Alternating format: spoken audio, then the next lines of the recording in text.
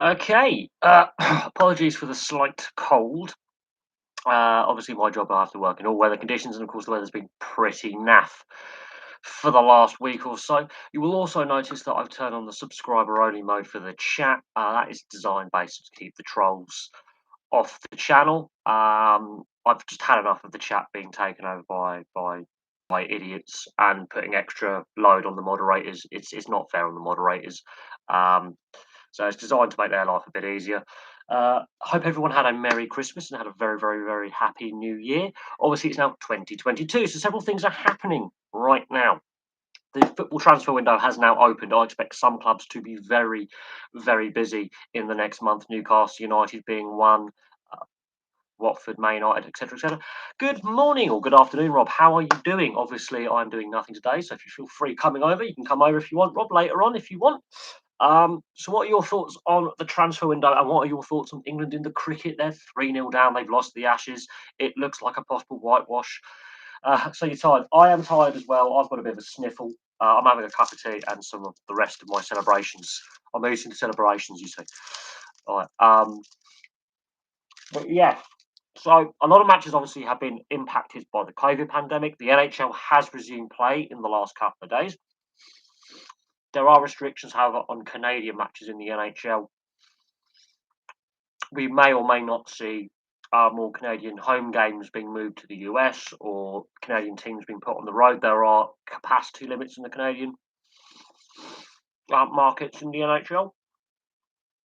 And some Canadian franchises have stopped selling tickets. England and the Ashes is not worth talking about. It's a disaster.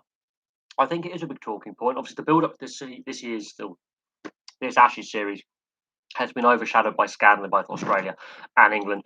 I think that is actually having a massive impact on both sides. The scandals galvanised the Australians. You know, they've lost Tim Payne as captain. They've won the first three tests easily. There is no doubt that they have won that with room to spare, and this is not a good Australian side. That just puts a perspective on where England are at, which is to say England right now aren't good enough, which then raises questions about the selection policy, the captaincy, the vice captaincy, the coaching, and that is a different kettle of fish. Let's be honest. Let's get the sports news up. Let's see what's happening actually in the sports news. So yeah, I've covered what's happening in the NHL. No further movement in Major League Baseball as well. That lockout is continuing. I'm lucky enough to have BT Sport. I was watching New Zealand versus Bangladesh last night. I was enjoying that much more than the Ashes. It's more competitive.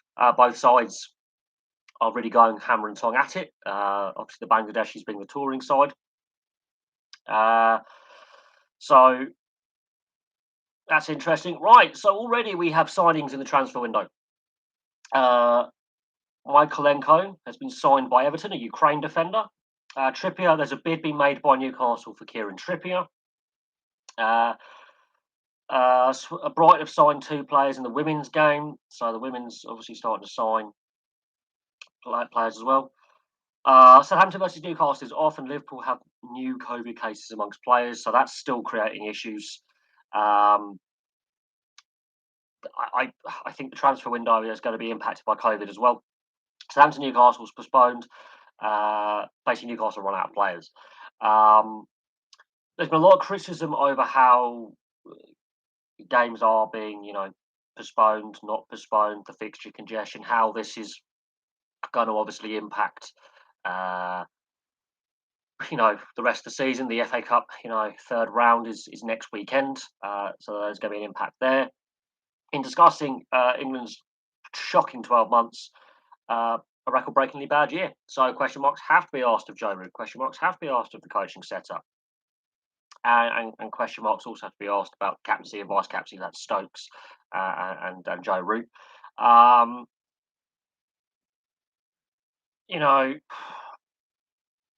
let's have a look.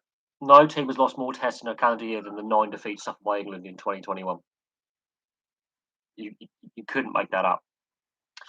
So the cricket does have an impact, I think, in this stream. I think we can discuss the disaster that is England's last 12 months. Fulham haven't played in 3. Yeah, this is the problem. See, even teams that haven't had COVID outbreaks or recorded cases aren't playing games because the opposition has been shut down. There's been regular meetings had with maybe the Snickers, formerly known as a Lion Bar if you're old enough. So if you remember these in the early 90s, they weren't called Snickers, they're called Lion Bars. Right. I do think the COVID situation is impacting, you know, teams that haven't had issues like Fulham, like Blackburn. We went to Hull and the game was called off hours before kickoff in the last few seconds. And the way the EFL handled that was a disgrace. I'm on a fan forum. We're all pissed, quite frankly. A local under 11 Sunday youth league side would be better prepared for that. Shame on it. Right. Two ideas to fix English cricket.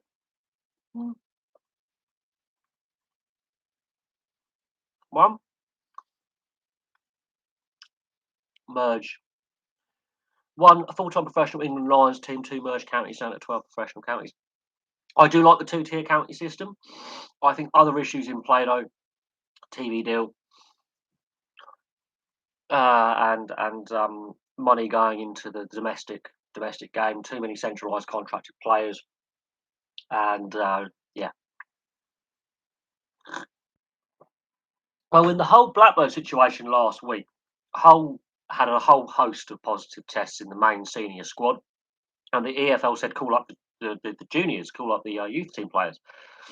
The thing is, they were testing the youth squad and the senior squad at different times, rather than going into that game knowing we've had an outbreak. Let's test every player on our books, and it got cancelled at the last minute. Much like Aston Villa Burnley. Now, obviously, I'm a great dislike for Burnley because of my fan in Blackburn, but they're in the same position. The away fans and home fans had already travelled to the ground. They're waiting to get access to the stadium, and they were said the game's off. So the communication between the Premier League, the EFL, and the FA to the fans leading up to kick-off is not good enough. And yeah, you should be testing daily. I think these clubs have the money to test daily. These leagues have the money to test daily and support those clubs lower down the league pyramid or those with limited finances with test kits. Other teams are running out of fit players. We've seen it in the FA Cup. I think there was one FA Cup match I watched in the last round where they one team were literally on a skeleton bench. They had no one else. They were two players short on the bench. Do you like? I still like the county game as it is. I think I wouldn't merge Somerset and Gloucestershire. I don't think that works because again you've got the issues are with the county game is are far more complex than just merging teams and reducing the size of the top level of the game. There's declining attendances. That the money's a mess where it's distributed. The TV deal, as I say, taking Test cricket off free-to-air TV was a disaster and has been proven to be. So I have absolutely no sympathy for the ECB. I have sympathy for the fans and the players. In my regard, the team we put together to go to Australia is shocking, absolutely shocking, in my opinion. So that's on the selectors. That's on the ECB. Anyone wants some stroppy kids? Take them back to their mothers. Take them to your mums. And go, look, I want a day off. I just have the kids. I would suggest bring them over here and we could go for a walk in the woods or something and just lose them. Because I'm doing nothing today. I want to get out and about and go for a wander. I'm still a little bit under the weather, but I've got to do some shopping, so I've got to go out. But the weather isn't looking too nice out there. I don't know what the weather's going to do. Warmest New Year's we've had, I think, on record. Although the weather is going to turn bad later this week into next week. Weather is going to start snowing at some point. It's 14 degrees outside and it's 1st January. I saw a bumblebee the other day at work. The rain's going to start at 3 o'clock through till 5, and then at 9 o'clock through till overnight. It's going to chuck it down tonight and late this afternoon. The weather's going to be really mixed next week, up and down temperatures. But I can see the temperature's going to be a lot cooler next week. Not horrible and wet. Yeah, I mean, I've got to go to the shops anyway, so bring them over, go for a wander. Flat's a bit of a mess, but it's only rain. Yeah, give the kids COVID. Yeah, give the kids a cold. It's pneumonia, pneumonia. I've got my barber fishing hat on, so shit's got serious. But yeah, how about a full-time professional Red Bull Lions team touring in the winter, playing Australia A, India own teams like Ireland? Again, that's down to the ICC because they're the International Cricket Board. They're the ones who've got to come up with these ideas and sanction them. So while it's a good idea, you've got to get all the countries on board. And bear in mind, Ireland are a test nation now, so that really wouldn't work. The Netherlands, however, countries like Namibia and Canada, who don't have test status but do compete in the one day and T20 World Cups, absolutely, you could do a 4 day kind of first class cricket where you invite the Netherlands and you invite countries like Namibia and Canada into like the county championship, sort of mix it up by by taking a county all stars team or cobbling together, yeah, a reserve grading team. But again, that would have to be through with the ICC. That can't be done at national level for some stupid reason because how cricket is governed. I think that could help develop these developing nations, um, but they already have associate status. It's getting them up to test status. So you want the Netherlands, you want Canada, and you want Namibia, for example, as the next, wave of nations wanting to get test status. You need to up the level that they're playing at domestically, and I think that could be a way to do it. Take an England A touring side around these countries in the summer, but put it on free to air TV. Put it on a good carrier that's going to get a good wide audience. Um, or you invite the Netherlands, Namibia, and Canada, for example, because they do play a decent level. They have played at World Cups to base them in the count. I mean, base them in the Netherlands, for example, and then have county games against them. Uh, it's a difficult one. What's Lukaku actually said? What's Lukaku actually said? Because I haven't really been following the news the last couple of days. I've been really busy with work. I've been a bit under the weather. We've got a lot of illness at work. We're short staffed. I didn't get in till 6 o'clock last night. I was awake. I was on my feet for like 17 hours. So I've had a really, really crappy end to 2021 and not a great start to 2022. Financially, I'm a bit of difficulty. So it's not going great. But I've resigned myself to the fact that I'm going to be in debt for a couple more weeks. I will get out of this debt cycle. I will break it. It's just going to be I'm going to be a bit poor for the first beginning of January and have some issues with the bank and tell the bank to do one. England are a tier two test standard team at the moment. Australia not much. This Australia side isn't actually that good an Australia side.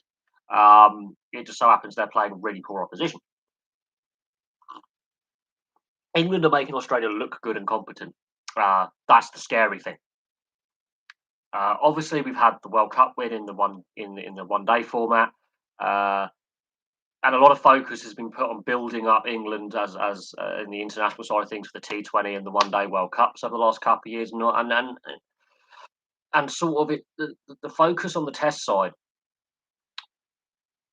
Broad and Anderson are still England's best bowlers. You've lost Moeen Ali from the Test setup, which is a key all rounder.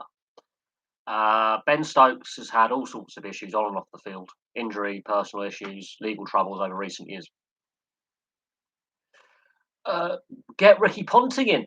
I mean, great enemy of England, but not the most successful against England as captain. However, he was still one of the best batsmen and one of the best captains I think Test cricket's ever seen.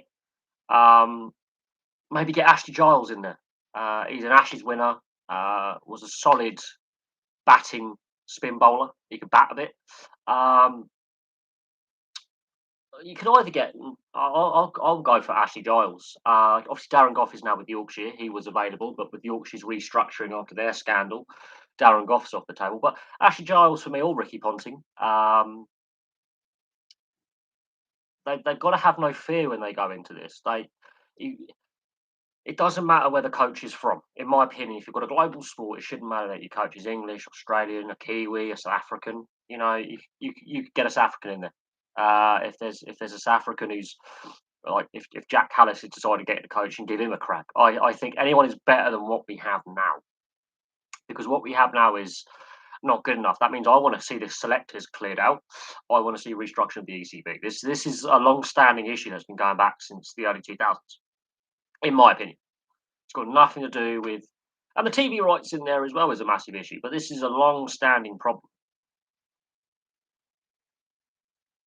Oh right, so Lukaku says he's not happy at Chelsea at the moment, and he regretted leaving Inter Milan. There are several reasons why he had to leave Inter Milan, and Tuchel is known to be a little bit prickly to get on with. He's not necessarily a player's coach, um, and but Tuchel's been very critical of how the FA and the Premier League again have been dealing with the COVID situation in the last couple of weeks, with players being forced to play with not a lot of player welfare has been coming up, and a lot of people online are going, well, they're paid a lot. I don't think a lot of casual fans realise how physically demanding playing football is now. My mate Rob is a football coach. His knees are shot. He's 30. Played a bit of Sunday league football, not high level, but he's blown both his knees out. My mate Rob could tell you. If I can get him over here, I might do an evening or afternoon live stream. My mate Rob could tell you how physically demanding playing 90 minutes is at any level. Any level. I do think the Football League and the Premier League and the FA have mismanaged things this season. I think there is a lot of pressure because of the World Cup next year. Why mention the World Cup next year? Because we are having a shortened off season, and therefore the international breaks have been really compressed into the first half of the season. If we had less international breaks and basically had the World Cup qualifiers basically in the summer, which could basically also be pretty much warm-up tournaments for the World Cup, put that in there, we may have got more games played before the winter period, the festive period, reduced fixture congestion. The fixturing department of the FA, the Premier League, and the Football League have decided to have all these, and that's UEFA as well, and FIFA have decided to really condense the international schedule at the end of this year. Between September and December, there was a lot of international breaks in there in a very short space of time. Considering that the Euros have been delayed by a year, we haven't got a Confederations Cup this winter, which normally happens the year before a World Cup. So we can't test the venues out. We can't test what the playing conditions are going to be with the champions of the various regional federations like UEFA. So hypothetically, Italy would be playing in a Confederations Cup as the holders of the Euros. We don't have that miniature World Cup test tournament to work out what the playing conditions are going to be like in the end of November, beginning of December in Qatar in the desert. So we are actually going into this tournament as nations blind on the conditions of what it's going to be like. Every other World Cup has had a Confederations Cup beforehand, where you get to see what the stadiums are like, the playing surfaces, the playing conditions, like the air temperature, the humidity. Is it a dry heat? Is it a damp heat? Is it going to be cooler, warmer? When it does rain, is the drainage good? Does altitude affect things? I remember the South Africa Confederations Cup quite vividly, and that was quite a decent tournament. It's actually better than the World Cup that followed. And it did expose a few things. The stadiums look wonderful, by the way, in South Africa. It's just the tournament wasn't great. But I don't know with that. So that's an interesting thing on the football side of things. Talk about there's a lot of cricket questions here. A lot of cricket questions. Shane Warne, I wouldn't have him as a coach. There's a lot of controversy with Shane Warne. One of the War Brothers might be good. That's an interesting subplot. English prioritised red ball cricket. White ball cricket should not be a priority. Well, we've got that World Cup monkey off the back here when it comes to the 50 over format. The T20 format, we just can't do it. The 100, no one wants that. Let's be brutally honest. That is a gimmick. That is showing a sport in crisis.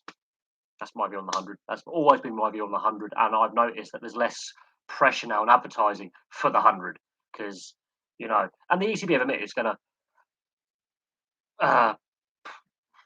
to lose money, which is something the ECB can ill afford, is losing revenue. How long until the England test team is good again? How long's a piece of string? It might be just a couple of players.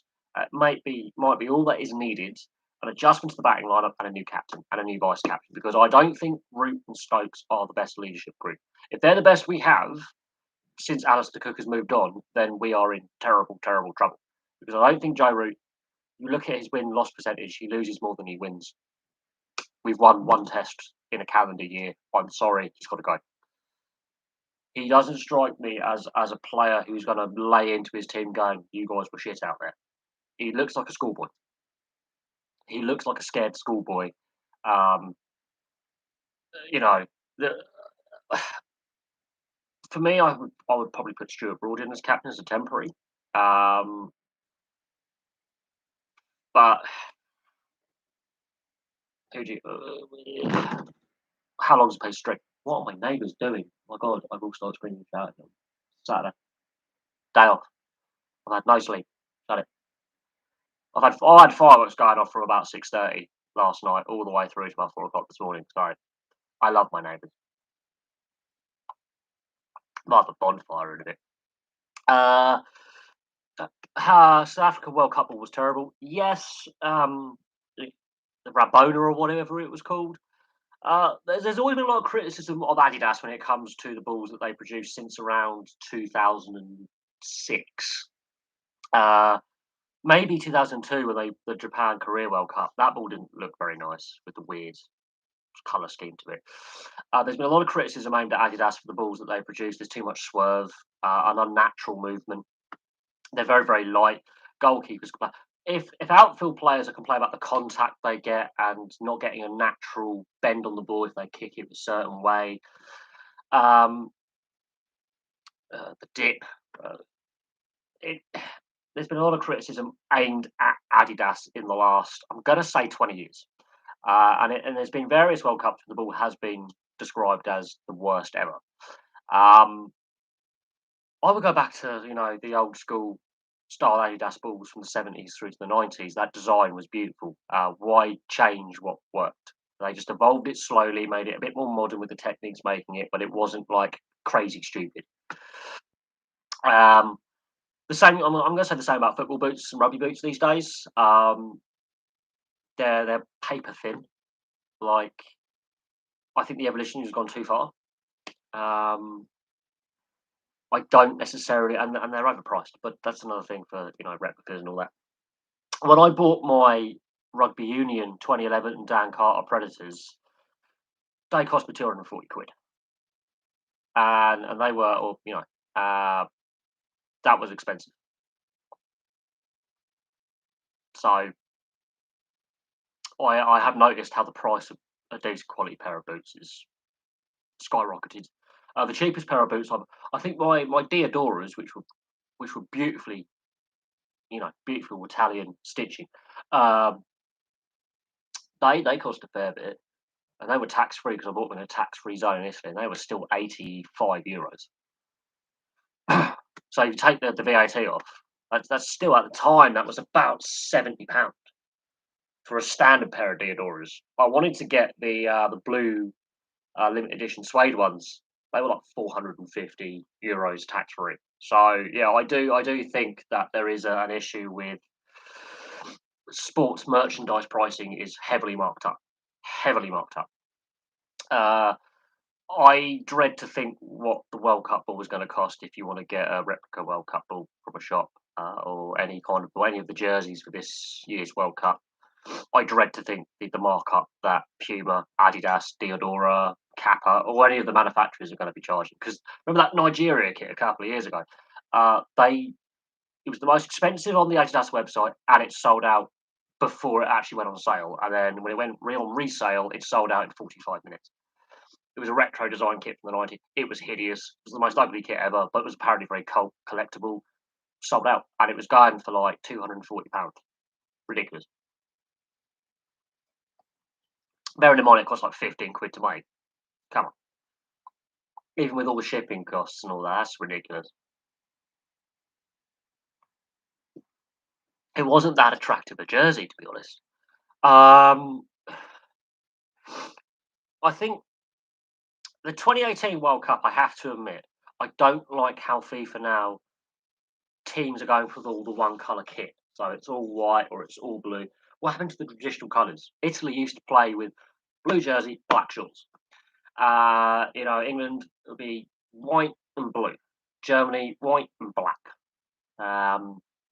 France, blue, possibly with a tricolor down if it was Adidas sponsored, white shorts. Holland would be orange jersey with, the Dutch symbol and white shorts. If it's the reverse, white jersey with blue. Gone. Gone are the days where you could have multiple colour kits. You've got to have this single. They're trying to ban green colour kits in Italy from 2023 because apparently it clashes with the high definition TV, which is a load of horseshit. So Sassuolo are going to have to completely redesign their kit and their nickname and their branding, which is ridiculous. And the traditional, Newcastle kits and the traditional Sunderland kits, Southampton kits with the vertical stripes, they're not traditional anymore because you can barely see the striping. I don't like modern football kits. I think they've lost the connection with the tradition a little bit, and the traditional designs, and now they're becoming very one size fits all for your colour scheme. I don't like the current Blackburn kit. Although the last couple of seasons the blue was lighter, I really hated that. It looks better, but I remember the days of the old collars. Bring back football collars. Bring back the Eric Cantona put the collar up. Bring back the Alan Shearer with the collar up. I mean, I prefer '90s kits. You know, we've got another one. I put that that chat thing in place. I'm going to have to extend the length of time that person has to be subscribed to the chat because we've got another moron who's got in. And I did that to ease the stress on the moderators because it's not fair on you guys to constantly have to deal with you know away kits still have some kind of traditional value to them.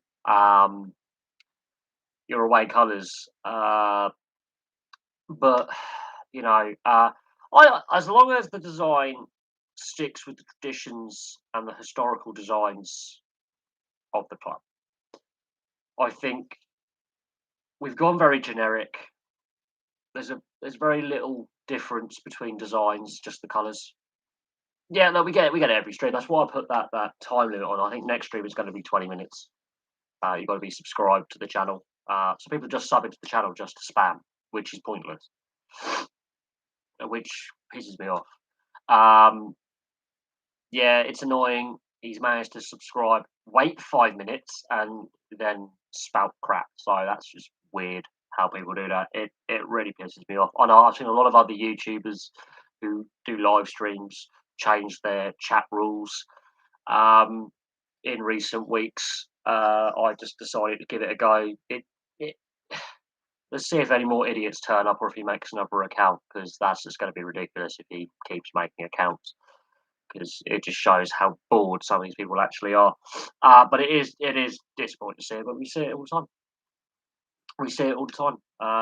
It's not gonna change. Oh god, this cold is doing one. But yeah, so already signings are happening in the transfer window. Not big name players. I'm not a big fan of the match day. I like the logos. I like when you get. I have got some NFL jerseys in my cupboard. I have had other NFL merchandise, growing up because I've got, my wider family has extended family and friends in the US and Canada. So I've got a lot of North American sports merchandise. I've had some Dallas Cowboys merchandise. Wasn't a big fan of some of their merchandise they were selling from the team shop. Just going to put it out there in the mid 2000s. I very, very quickly got rid of my Dallas Cowboys stuff, much to my grandparents' dismay. But I did ask them not to get me anything from the Dallas Cowboys. This was at the time when the Brokeback Mountain was in the cinema, so you can imagine the crap that I got at sixth form. I wanted some Green Bay Packers stuff at the time, and so they got me Dallas Cowboys because words don't mean things when you give them a shopping list and they come back with completely the wrong items. I'm not a fan of because they're very. I don't know how to feel about that. I prefer NHL because Some of the NHL designs are amazing. I like some of the NFL logos, I will admit, and some of the other merchandise you can get. Um, but I was looking at the NHL website, and oh my god, some of the prices were off. I always say get authentics, not fanatics. That's 3 days worth of work. I've got to work just to get an authentic Jets jersey or an authentic Arizona jersey. It is a lot of money. Seattle and Vegas are very popular. The Kachina is one of the most popular jerseys out there for Arizona, so it's very difficult to get your hands on those particular jerseys for cheap. And unless a player has moved on and been traded, you're paying a lot of money, like £300-400 for some of them. Some of the hoodies, yeah, some of the hoodies are pretty cool. I've got the old design Howling Coyote Arizona hoodie from the Reebok era. I think it was from the season they rebranded as Arizona as well, but it doesn't matter because the logo is still the same. It doesn't have any of the patches. It's just got the Howling Coyote and Reebok. So I think it was the last year Reebok were, so that'd be 2014, 2015, 2016 season. I think 16-17 was the last year that Reebok had the rights to NHL. Because I've got a couple of authentic NHL Reebok stuff on Winnipeg jerseys. The last season of the Reebok authentic. It's got the patch down here to prove it's a Reebok authentic. That's the last year they had it. Adidas, which is the parent company of Reebok, came out in 2017. And the price jump of about £20, $25, $30 isn't, or euros, depending where you are, is noticeable. That it goes up by a small percentage. It is a bit more expensive. Quality's basically the same. I've got a Vegas t-shirt. I've got a Vegas CCM jersey hoodie because it's got bits I've got to find. I think it's again in the cupboard. So I've got some Vegas gear. I've got Arizona and I've got Jets gear. My Vegas gear is from 47 Fanatics. The hat. I've got a Vegas hat, Vegas t-shirt with the crest and a Vegas hoodie. I've got Arizona and I've got Winnipeg stuff. I've got a Washington Capitals CCM authentic as well. So I've got some NHL gear, but it is expensive, and that is the problem. Speaking of the NFL, no, still Washington football team. They still haven't come up with a new name. Washington Chieftains. I don't think they can have the Senators because Ottawa have the rights to the Senators' name. Although, on saying that, it's possible they could go for like the Senators or the Republicans or Federals.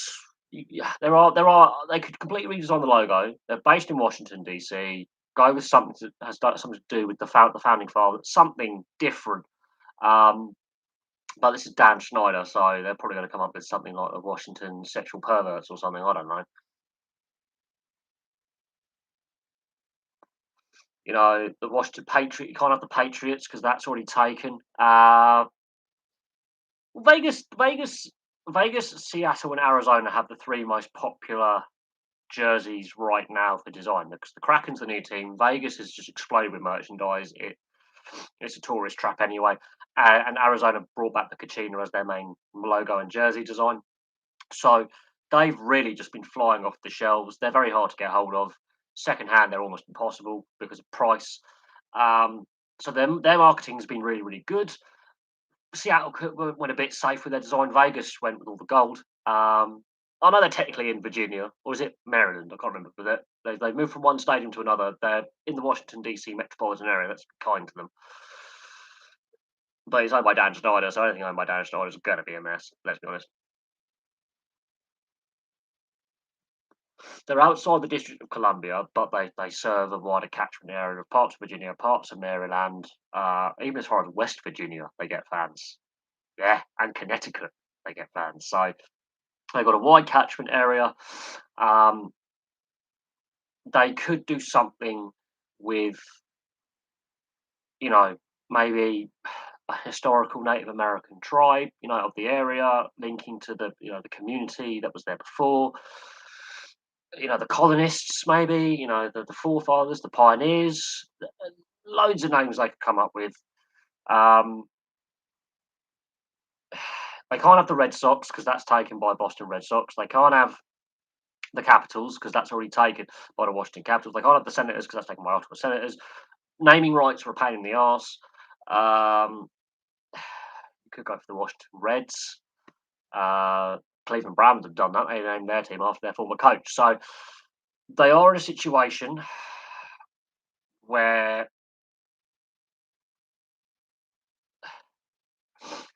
bits of Maryland and Baltimore are, bits aren't. It's a very the, the catchment area is it's a difficult one. I think the Washington Federals or could be a good one. They might. I don't know, but the fact they've taken this long to come up with a new name is ridiculous. But the team isn't great at the moment either. So the whole thing, yeah, other teams are also facing a backlash against naming and housing. Well, the New England Patriots, they've got the Minutemen logo head. Everton technically is in Liverpool. Everton is actually used to be a village in Lancashire before Liverpool exploded. Um, and Everton used to own Anfield when they were called San Domingo, and then they moved to Goodison Park and they sold Anfield to the new Liverpool FC for pennies. So Anfield isn't technically Liverpool's stadium; it's Everton's old stadium. But yeah, there we go. Everton is part of Merseyside. It is part of the city of Liverpool. Stanley Park is there. Um, I think it's Tranmere is the one you're looking at that isn't actually in Liverpool. But as the city expanded, it encompassed the original little villages and hamlets around that part of southwest Lancashire, and it became Merseyside. And Everton was actually a village once in Lancashire, and it's now part of Liverpool. Uh, um, Exeter Chiefs are facing a bit of backlash, but you know, cultural appropriation. We've got into this period now where there's cancel culture. It's you've got Chelmsford Chieftains that they're often a minority sport and don't get a lot of coverage. I don't know where you go with this. Really, um, it's I, I don't think there's necessarily a fence behind the names. I just think traditionally, but there's awareness now. There's more of a what will they rebrand to? Bristol rebranded to the Bristol Bears. I don't like their new logo, and I don't like their owner. I think he's a tosser. Um,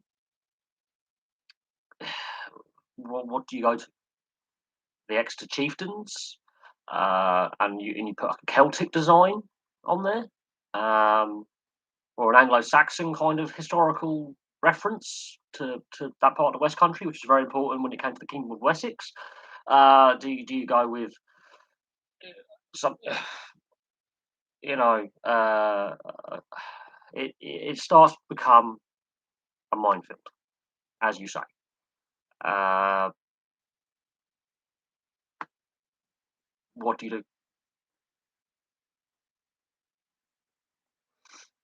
You could call them like the Knights, the Crusaders, but that's already taken by the Crusaders down in New Zealand. You know, Cornwall's got the Pirates because they're linked with the old, piracy and bootlegging. It becomes difficult. Are there any football teams in the town that do not represent?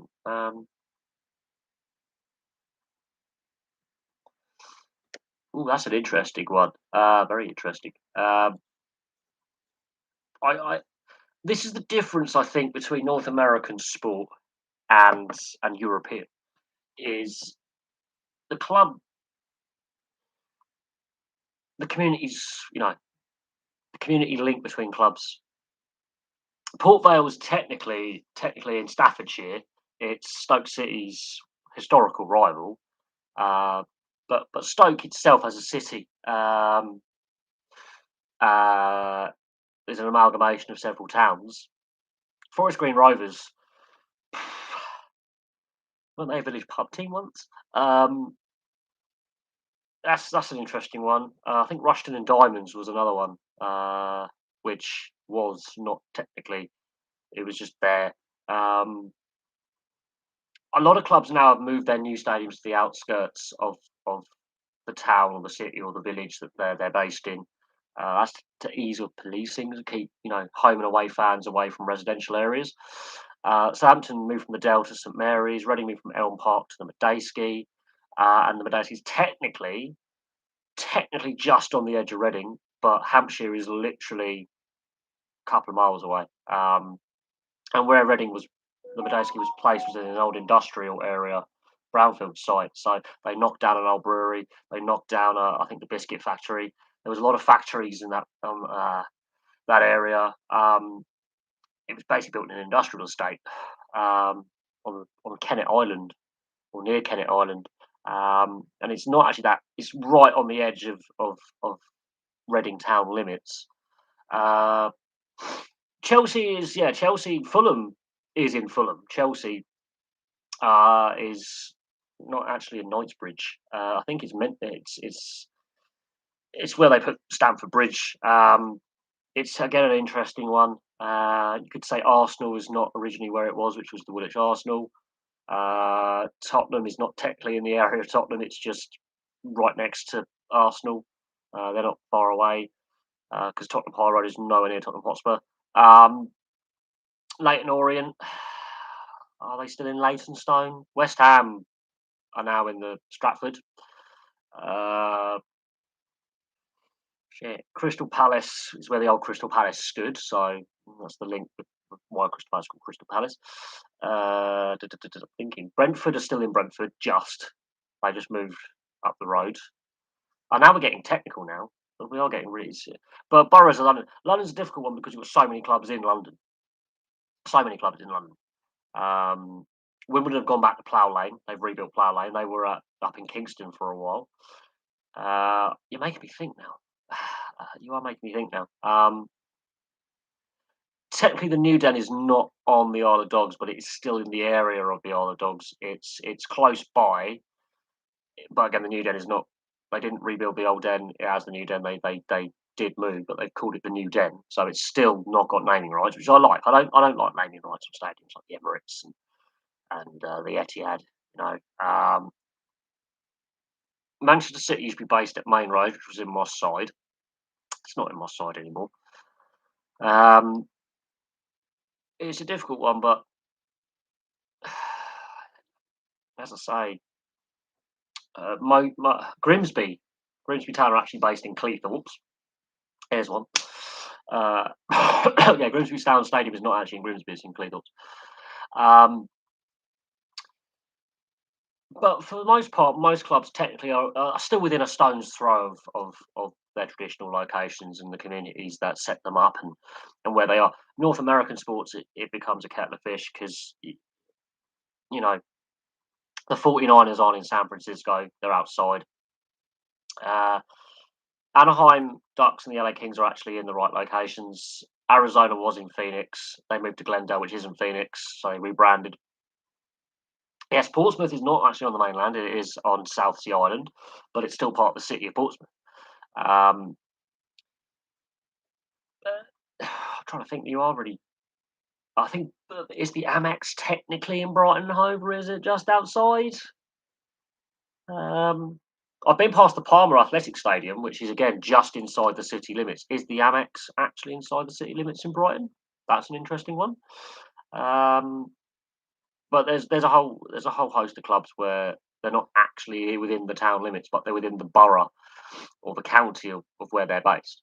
But the interesting one for me is actually Grimsby is not actually in Grimsby; it's in Cleethorpes, which is the next town up. But that Portsmouth one has come up before in conversation when we're discussing football stadiums. I have been to Fratton Park. They have now got rid of the bumpy slope. The pitch is now flat. It used to have that little ridge in the middle. That is now being completely redeveloped. which takes away some of the quirks of some of these lower league stadiums or some of these historical stadiums, which are quirky and interesting, which is a shame. But I will say this, I've been to many stadiums. Some don't exist anymore. Obviously, the old Griffin Park's gone. Others have been fully redeveloped, like Vicarage Road. When I used to go there, the old terracing was still actually in place, but because they're in the Championship and the Premiership at the time, they weren't allowed to use a few sections of their stadium. That's been completely redeveloped. So that stadium looks completely different now to what it was when I first started going there. Yeah, Chester, yeah, that's not technically in Chester, but they had to reform as a club, so there's a whole different kettle of fish there. Farnborough Stadium is not technically in Farnborough; it's in Cove, which is a suburb of Farnborough. It's not actually traditionally in Farnborough anymore. Been there a few times. Aldershot Stadium is directly by the train station, so there's one that is literally where it should be. You see it as you get the train in. But again, I think in the modern game, I mean, Everton are planned for their new stadium in the Docks, which is not near the Everton area of Merseyside. It's completely moved away. Uh, what happens to Chester Stadium? Wales will never get independence. They wouldn't survive as a country. Economically, they'll be destroyed, and their legal system and everything, and all their laws and everything are basically linked very strongly to the English legal system. Historically, have been since the 13th century. So I don't think that's going to happen. But it is an interesting one. If there was issues there, it's Monaco. AS Monaco Stadium is technically in two countries as well. Um, Prince Albert II Stadium, wherever it's called, Prince Rainier Stadium in Monaco, is technically in two countries. That's an interesting little quirk that not a lot of people know about. Um, Thoughts on British Football League, Scotland Island, Northern Ireland clubs joining EPL. There are a lot of issues with that. Away days would be one. So if you've got like a club like Inverness, Cali Thistle playing Bournemouth, work that one out. That's technically the furthest away that would be Plymouth, Inverness, Caledonian Thistle would be the longest away day in the Football League. If that was to be the case, it wouldn't happen. Would not happen. If we're trying to encourage people to use more public transport rather than private aircraft or flying, think of the train ticket from Plymouth to Inverness. Take about 10 hours on the train. Just put that one out there. Who do I think will be relegated from the Super League, Rugby League? I would say Wakefield Trinity Wildcats. I'm going Wakefield Trinity Wildcats. They've been middling near the bottom for several seasons now. I'm going for Wakefield Trinity Wildcats. I wouldn't mind Scottish and well. I think we need to bring back like the top flight Anglo-Scottish Cup games, but again, you've got to think about fixture congestion. You've got to think about fans because fans always get put last in this. And while it might seem a good idea on paper, and there's been questions about like, oh, let's bring in the old firm into the English Football League system. The reason why Cardiff, Swansea, Wrexham, and Newport are in the English League system is they've got great transport links to the West Country, and they're on main lines to get into the Midlands, Bristol, and then suddenly you're in London within an hour and 40 minutes. The difference between those clubs and the old firm is Welsh football historically has been linked to English football for a very, very long time. The big clubs in Welsh football were invited into the Football League long ago, almost from foundation. These clubs from foundation were put into the English league system from foundation. They're from some of the biggest urban areas in Wales, and Wrexham to Shrewsbury is about 20 minutes by car. So you're already into the North Midlands, the south of the north of England, basically.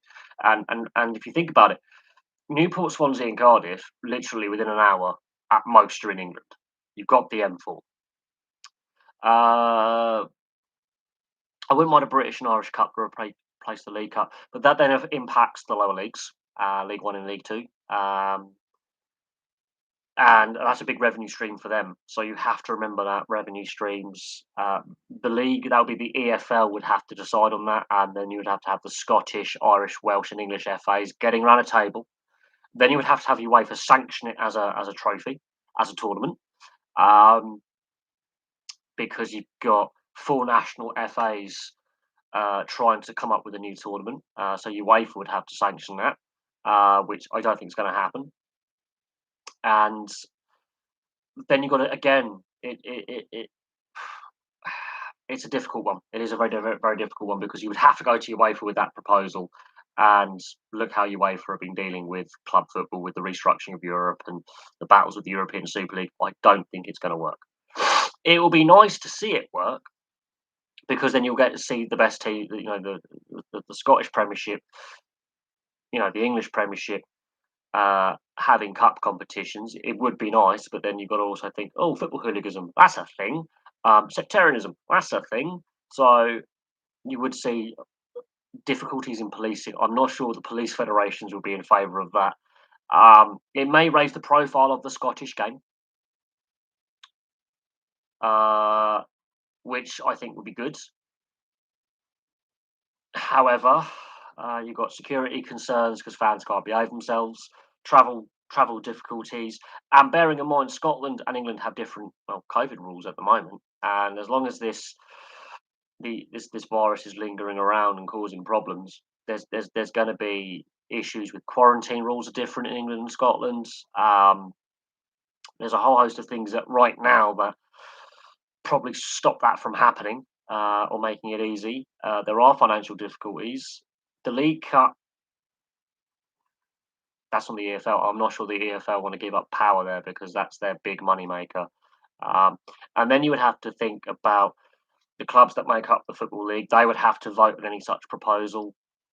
Then you would have to get the 4 FAs round the table and have a meeting with UEFA. And we know how competent football governance is of getting things right, and working things like that out.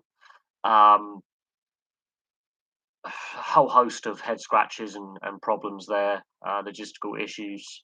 Um, that could be a precursor to breaking up the Scottish League and bringing in Rangers and Celtic into the Football League pyramid. And then you would have to do it with the Edinburgh clubs as well because they've got good transport links to Northern England. And then does Aberdeen and Motherwell decide to go, and St Johnstone decide to go? Well, we'll join as well. You then decimate the Scottish League system. That'll be a forerunner to destroying Scottish football. And does that actually help Scottish football in the long run? It's a slippery slope when you're starting to come up with these ideas, and these ideas have been floated around for a long time, and they've never come to the top table. They've never made it to the stage we're at. We're discussing it as an idea. They've been ideas for a very long time. They've never made it past the idea stage. They always get thrown in there every couple of years, much like the European Super League kind of idea. That's been thrown out. They got brave enough this time to well, St Johnstone managed to break the cup monopoly that the old firm have had for a long time and did a cup double last season. So there are cracks appearing in the facade that is Rangers Celtic. Aberdeen were the last club to challenge in the 80s and won several league titles and were a very dominant side in the 80s for a period under Sir Alex Ferguson. I'm not sure if it was Falkirk or Dundee. I think it was one of the Dundee clubs that did it at the end of the 70s as well. So other clubs have won the top flight in Scotland in what we call the modern era. The issue is, unless there's massive injection of funds from really wealthy benefactors, and Hearts did try about 15 years ago with wealthy fund money coming in, and it backfired badly. Hibs have given it a go. It would be nice to see a new name on the SPL trophy, or a club that hasn't won for a long time win some silverware. And that is the problem. Is breaking that monopoly, even if it's for a couple of seasons, and just breaking the run of Celtic Rangers. It's got to a point where it is harmful to the league. It has weakened Scotland when it comes to the UEFA coefficient, when it comes to European club competition, but then their clubs fail in Europe regularly. So there has to, either they bring in spending caps for Scottish football, which will then lead to the old firm league, or you have to have outside investors come in and pump money into the league by buying clubs. Like a Ryan Reynolds buying Wrexham, you have to then suddenly have that injection into the Scottish league system. Yeah, well, well, you say that. I think that's the spin on by the Scottish media. I'm not sure. I mean, I don't know how fans would feel if Rangers and Celtic and maybe Aberdeen, Hearts and Hibs, for example, Motherwell would feel them joining the English Anglo-Welsh league system, basically, because you've got the biggest Welsh clubs already in there. I'm not sure how fans would react to that. Um, they fear this Britishisation. Well, then they're going to be the Scottish sport's in a financial mess. There's no denying that. The only sport they compete in a national league is ice hockey, and the Scottish sides actually produce a fair few players for the national side. They are very, very solid, successful teams, apart from the Edinburgh Capitals, who went out of business. Um, they do have some pretty good quality players, and at the level they play at, who then go on to the national side and player development, who then trickle down into the other teams in the league structure. That is the only unified British league we have. The resistance there is a really stupid resistance. It's much like rugby league with its resistance, just stay in the north of England and not really try and develop the game properly in the Midlands, the South, um, and and and therefore it harms the grassroots level of sport um, massively. Harms Scottish sports in a mess. The only sports where they compete across Britain is the touring car setup, so motorsport basically, and ice hockey and cycling.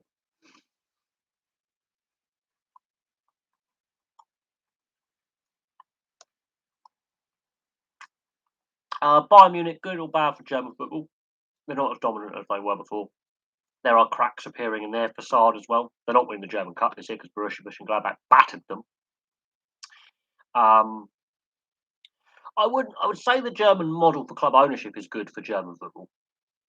A higher percentage of German players playing in the Bundesliga than English players playing in the Premier League. And Bayern Munich haven't always been the dominant team in Germany. There will come a point where there either is rule changes brought in German football to prevent them from winning every year, but they're not going to win every year. Let's be honest. They've had a purple patch. As soon as Robert Lewandowski retires or decides to wind down his career elsewhere, which he will, they lose their top goal scorer. Suddenly it opens up again. Uh, Other clubs have had successful spells. Borussia Mönchengladbach, Bayer Leverkusen, Borussia Dortmund, Hamburg, Werder Bremen. They've gone through their own purple patches at various points. So I can't. I mean, Bayern Munich have been a one of the top sides in Germany for 40, 50 years, and they've always been, there or thereabouts. Even if they're having an off season, they're always solid. Um, but it would be nice to see, new names on the Bundesliga title. Someone breaking it up. Yeah, I think it is possible. I think it will happen sooner rather than later. Um, but look how the German national side over the last 20 odd years has been so consistent until recently. The cracks are appearing in the German national side in the last World Cup and the last Euros. The Germany aren't this consistent team anymore. They're struggling to get to the later. They didn't get out of the group of the World Cup. They're struggling. They struggled in the Euros. They look bereft of ideas. Obviously, changing in coaching setup in the German national side with Jogi Löw stepping down. Well, they didn't look great. They didn't look like world beaters. They didn't look like the team that won the World Cup in Brazil in 2014. They've been on a decline, for some time now.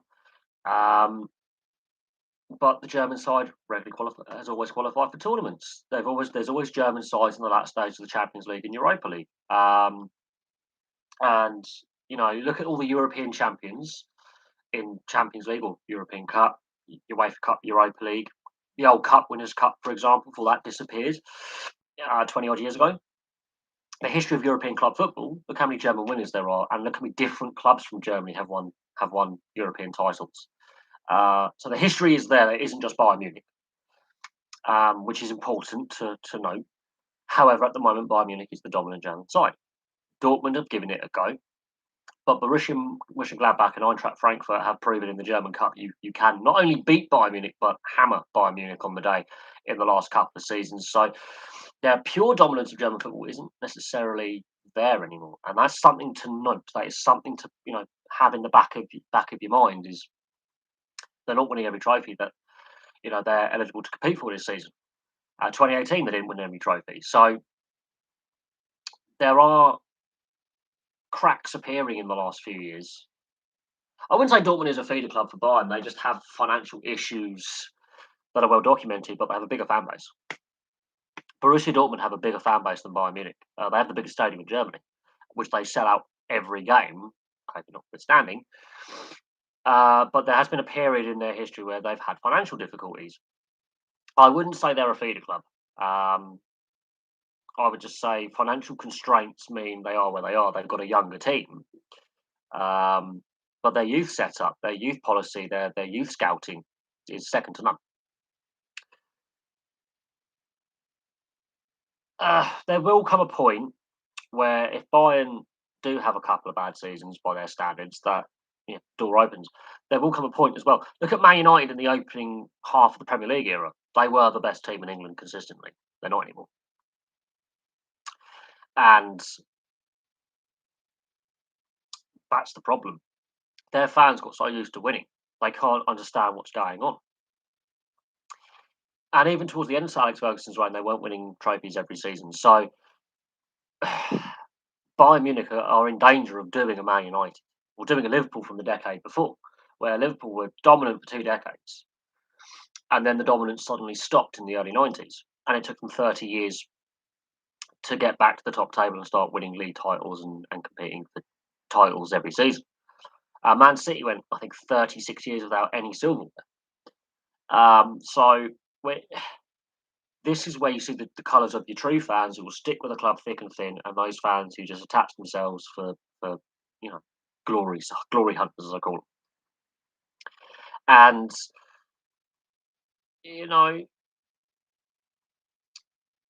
and then you've got these owners who are completely batty, as I call them, completely not all upstairs, who expect success immediately, and when it all goes horribly wrong, they keep sacking managers. Failure's not an option. I wouldn't say money can buy Man United out of trouble. That's how much money they've spent to be an upper mid-table team. I say that with love. I've got mates from Man United fans. The whole thing is a shambles. They're overpaying players, and they've overpaid for players. Shows how powerful player agents are. And a lot of the younger generation don't remember when Man United were in the second division. Just putting it out there. They weren't always up top. Same with Aston Villa in the 80s. Arsenal. Some of these clubs now that we see as Premier League regulars, competing for Europe. Man City were in the third division at one point in my lifetime. So a lot of them, these young fans, believe football started in 1992. And don't fully understand the history, the highs and lows, the missteps their clubs have taken. And how fortunes go up and down. And this is what I find infuriating with modern fans. They're so fickle. Absolutely fickle bunch. And it does frustrate me massively, especially when I'm doing club history videos. They're like, what are you talking about? And I'm like, well, this was the history long before you were born. Yeah, it is interesting. Like, I've got books on sports history and the highs and lows and consistency, and you look at stats. But I mean, I think advanced stats, paint a certain picture that you can put into a discussion about how well a player is doing or not doing, and it's more to do with is the effort there. If the effort's there, then the player's got the right motivation and the right energy levels. If the effort's not there and the advanced stats are showing that he's struggling, that's a different thing. So Paul Pogba's advanced stats would be a nightmare to try and understand, especially when you put him with the French team. But the French team didn't have a good Euros. But yes, loads of sides that we see now as Premier League regulars, always competing for Europe at the top table. Look at their history, and you'll be stunned at some of their trophyless seasons in the league, and the seasons they had real downswings and they weren't doing very well, and disasters everywhere, and how up and down league seasons can be, and form is, and it really will surprise you. It'll also surprise you the history of the Premier League, the foundation clubs of the Premier League in 1992, and where they are now. You've got teams like Oldham Athletic and Swindon Town were in the first season of the Premier League, and the last season of Division One in 1991, 92. Again, then and now. So if you go forward, 30 years, the last, 1992 top flight English football, the clubs then to what is now, comparing where they are, you'll be stunned at some of the clubs that are in the top flight anymore, and some clubs that were in the top flight. It is something mad. I think 40 odd different clubs have been in the Premier League or something in its history. Like Ipswich have been in there, you've had Hull in there, Huddersfield, Brentford are there now. They're Oldham and Swindon. People are like, what? They're in the Premier League? And a lot of people don't realise because they don't pay attention to the actual history. And the modern era, as I call it, or the Sky Sports era, has warped people's perception of the history of the sport, what came before. Apparently, that's not important anymore. It is, because it's how the clubs, go up and down, fluctuate. You know, it. Barnsley were an ex-Premier League club, but they're not doing very well in the Championship at the moment. Yeah, it is. It is. I mean, Oldham were having problems while they were still a Premier League club. Had they actually won the FA Cup and Premier League, then in 90, I think it was 93, between 92 and 94, they were challenging at the top. Had they won silverware in those seasons, the story could be completely different. We could have under Joe Roll, the situation would be completely different to what it is now. Absolutely, no doubt. That's hypothetical. That's in hindsight. Um, Unfortunately, yeah, they had money problems back in the 90s. Swindon have gone through all sorts of turmoil. Notts County, that's a disgrace. But they said Nottingham Forest were too big to go down. So I always say it's no club is too big to get relegated. No club is too big to get relegated. And so there is a warning from history. And people just laugh at me when I say that. No club is too big to fail. Look at Barcelona now. Look at Barcelona now with their money problems. No club is too big to fail. If you run your club appropriately, and this is where I think football has lost the plot, because I don't think the sport itself has been run appropriately and with enough oversight of the financial dealings of clubs and owners to make sure it is sustainable. Football is not run sustainably financially. The economics of football is boom or bust. There is no sustainability and long-term planning. It's a win now mentality. Money, the financial laissez-faire attitude of just throwing money around is not a healthy attitude to have. Weak governance across domestic leagues, domestic governance, international. Yeah, if Oldham do fall out of the Football League, they will be no, I'm not so sure on that. They will be the first Premier League club. They won't be the first top flight club, however, because Luton Town have done it, and I think Oxford United have done it as well. They won't be the first former top flight club, but they, I think, will be the first Premier League to non-league. Yes, Portsmouth gave it a go by falling to League Two, and look what's happened to Portsmouth in the last 20 years. That's a disaster. It is shambolic that this has happened, and it. I did see a very, very good discussion video on the history and behind English football and the clubs, and the financial side of it. And it was from an American point of view asking a British point of view. I think it was on NBC Sports on their YouTube channel. And it is a very interesting breakdown when you get the financial experts going, well, this is how much the sport's worth, but this is how badly it's run. They're basically saying that the promotion relegation system works. It's the owners behind the clubs and the regulations in place that are failing the game, and they are. The transfer market is heavily overinflated. Heavily. I'm going to be looking at the transfers that happen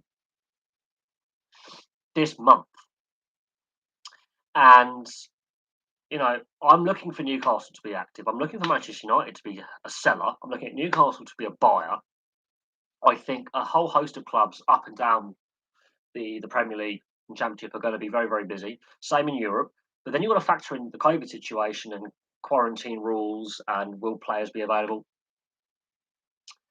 Yeah, Grimsby, yep, Luton.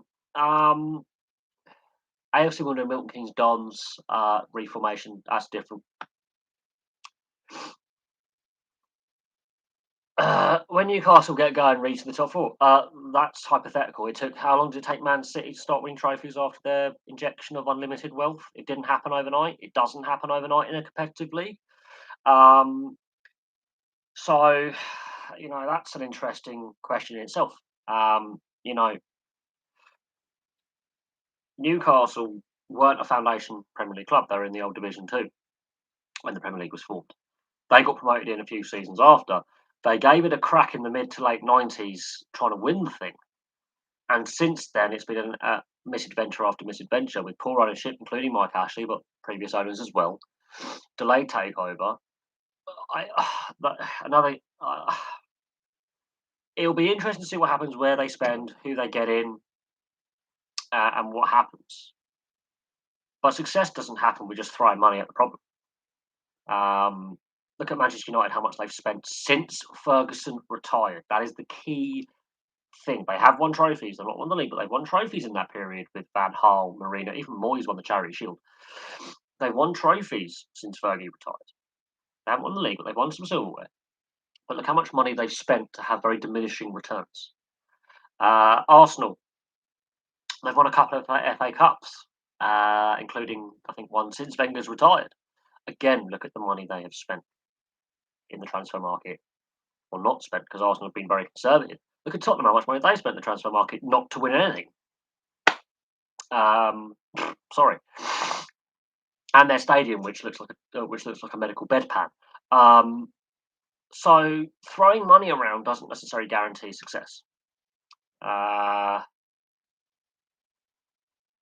It's going to be interesting.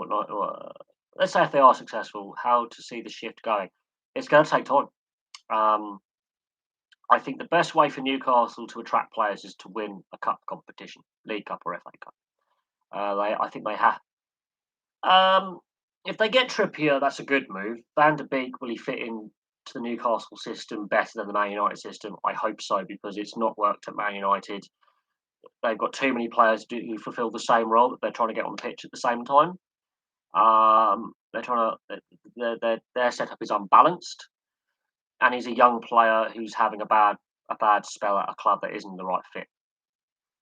He was very good at Ajax, fit into their system, hasn't fitted into Man United. Get him into Newcastle. He'll get game time straight away. I have no doubt. And he can play brilliantly. He's playing in the wrong system at the wrong club, where it's a very toxic atmosphere. A lot of managerial changes, a lot of negativity around the place. Newcastle, much the same, but there's new positivity with new owners, new manager. Performances have improved. They've lost St. Maximin, which is a massive blow. He's going to be a creative player. Trippier will definitely help them as well. And Trippier's coming from a very, a winning mentality. He's won big trophies. Experienced player.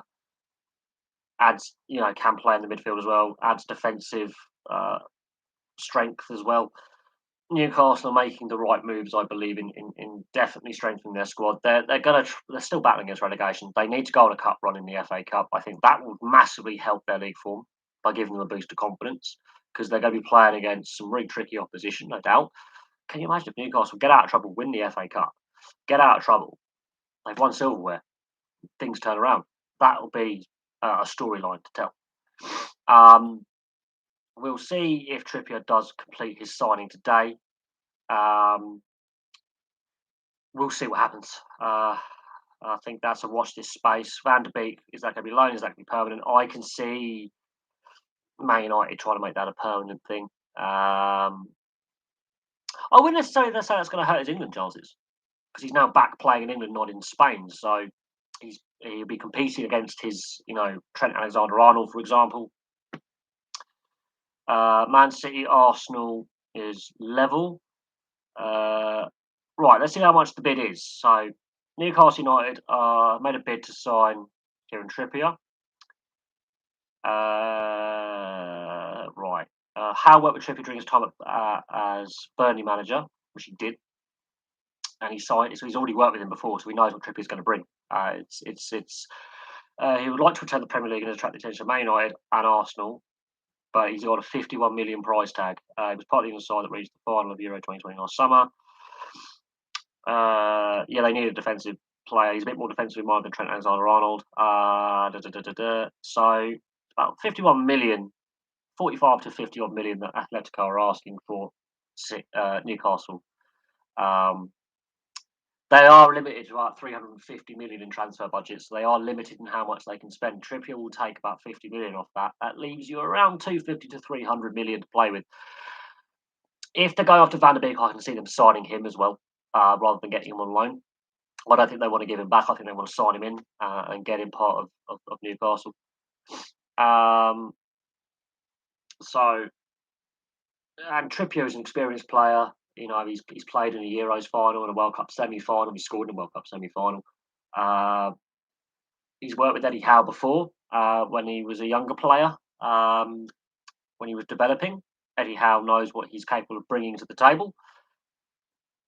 They obviously they obviously still stay in contact. There's a reason why Eddie Howe wants to sign him. I think when he was at Bournemouth as manager, he tried to get him as well. He was very interested in watching his career progress and constantly, scouted him. And he knows how to.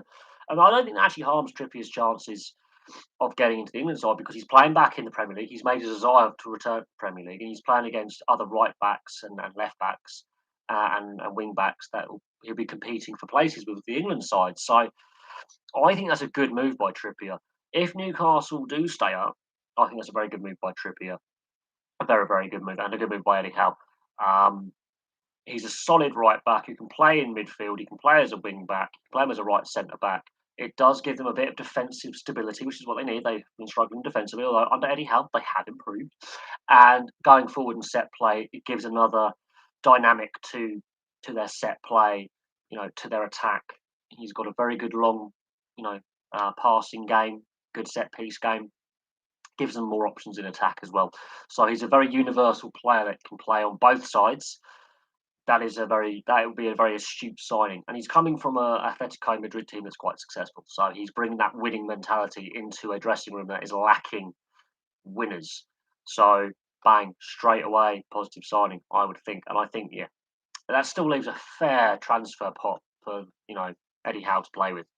Also, I can see Newcastle offloading some talent as well. They've got some injuries, long-term injuries as well. So Maximum is out, which is a problem. That's where I think Van der Beek comes in. Even if it's online for 6 months with the option to sign at the end of the season, I think Man United are going to be selling players. Ranić's going to be offloading some dead weight. It'd be interesting to see what happens with Paul Pogba because there's always speculation over Paul Pogba, where he ends up.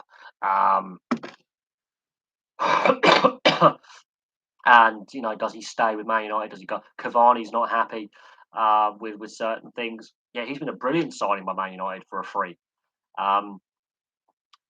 I think Cavani's still got a good season and a half, 2 seasons of football left in him. I think he wants to play at the World Cup in Qatar. Cavani's still a decent depth player who brings a lot of experience to the table. And if I was Newcastle United, I'd be signing Cavani as well as Van der Beek. I'll go, right, I'll have all 3 of you. I'll have Trippier, Cavani and Van der Beek. Okay, here we go. And you're not even spending a lot of money to do it because Van der Beek's his advanced stats have diminished his value. So Man United have got to get what they're given for him. He's not, as valuable as they think he is. And Cavani, they go on the free, so if they sell him, they can sell him for $5 million or something. Cavani's not a key asset, although he's actually turned out to be a key asset. Do I see Do I see Qatar, the Qatar ownership group, selling PSG and buying a Premier League club? I hope that isn't the case. I the issues we had with the Saudi takeover was bad enough. Um, they're looking at tightening the rules over club ownership, the fit and proper persons test. Who's in charge of the money is we want to take bad ownership and dodgy ownership out of things. And PSG have been investigated for some suspicious ownership practices and breaches of financial fair play. I It'll be interesting to see what happens with the PSG ownership group because it really is just it's extension of countries that have a very poor human rights record, trying to basically seem like they're westernizing and look at us, we're a nice nation now, we're investing in your economies and all that. It's called soft power, it's diplomacy, um, and the interesting thing is behind all this is oil and gas are becoming less important, and Qatar has got a massive banking sector. So they're diversifying their economies by, tourism, soft power, like, buying into state infrastructure by selling, financial products and bits and pieces, and investing in infrastructure projects and setting up these companies so you can, so yeah, mm, I PSG. I mean, they're not even the most popular French club, and unfortunately, it has devalued French football domestically, and French club fans. I've got many French friends who are passionate about their football clubs like Saint Etienne and Marseille and Lyon and Dijon and you know Nantes and Lens and Rennes and Lille. None of them like PSG. None. I've got friends from Paris. They all hate PSG. It's not as popular as people realise in France. And the French TV deal is look. If you're buying a French club, you're not going to get TV money. Let's just say that you're not. If you're a French owner or a part of an ownership group, you're not in there for the TV revenue. Let's just say that you're in there for the love of the game. Um, Even the AS Monaco owner, who's a multi-billionaire himself, one of the wealthiest owners in club football, has said, "No, we've got to live within our means." 19 of the 20 top-flight French clubs at the start of this season signed up to an agreement saying we will limit our expenditure and live within our means. PSG were the only club not to do that. PSG do not care about the health of the game at the lower levels. They don't develop their own players. They nick them from other clubs. So, how many French players are actually in the PSG squad? How many players have actually come through the academy, if they even have one? Player development, youth team, all that. The other French clubs have gone, we need to live within our means. We need to be more financially responsible. The TV deal isn't great. They know that. And they've come together and they've had an agreement between the top two French flights saying that we need to be a bit more financially aware. We need to look after our fans. PSG have gone, yep, no, we're going to do what we want. So PSG is a law unto themselves. There will become a breakdown in. And what was interesting was when PSG did not sign up to the European Super League. I think they realised very, very quickly the Qatar World Cup is not overly popular.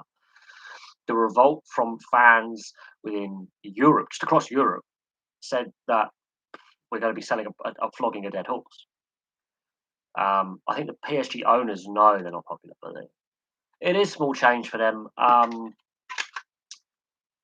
But at the same time, how much is PSG actually worth as a brand? Messi, Mbappe, and Neymar. I mean, Messi's at the end of his career. That's a vanity project for him. It's a retirement home for him. He's not even playing that well. Mbappe is just he's got an attitude problem. Neymar's just something else. You take them out of Icardi, you take some of their superstars out of that team. I don't know what the team chemistry is like there, really, but it's not beneficial to French football domestically. And the best French players, most of them don't play in France anymore. So again, you know, it's worrying when other owners who are quite wealthy in France are saying we need to be more responsible, we need to spend less, we need to look after our fans, control wage expenditure, be a bit more prudent. PSG, no, we don't care. And as long as that's the case, there's going to be the us and them argument.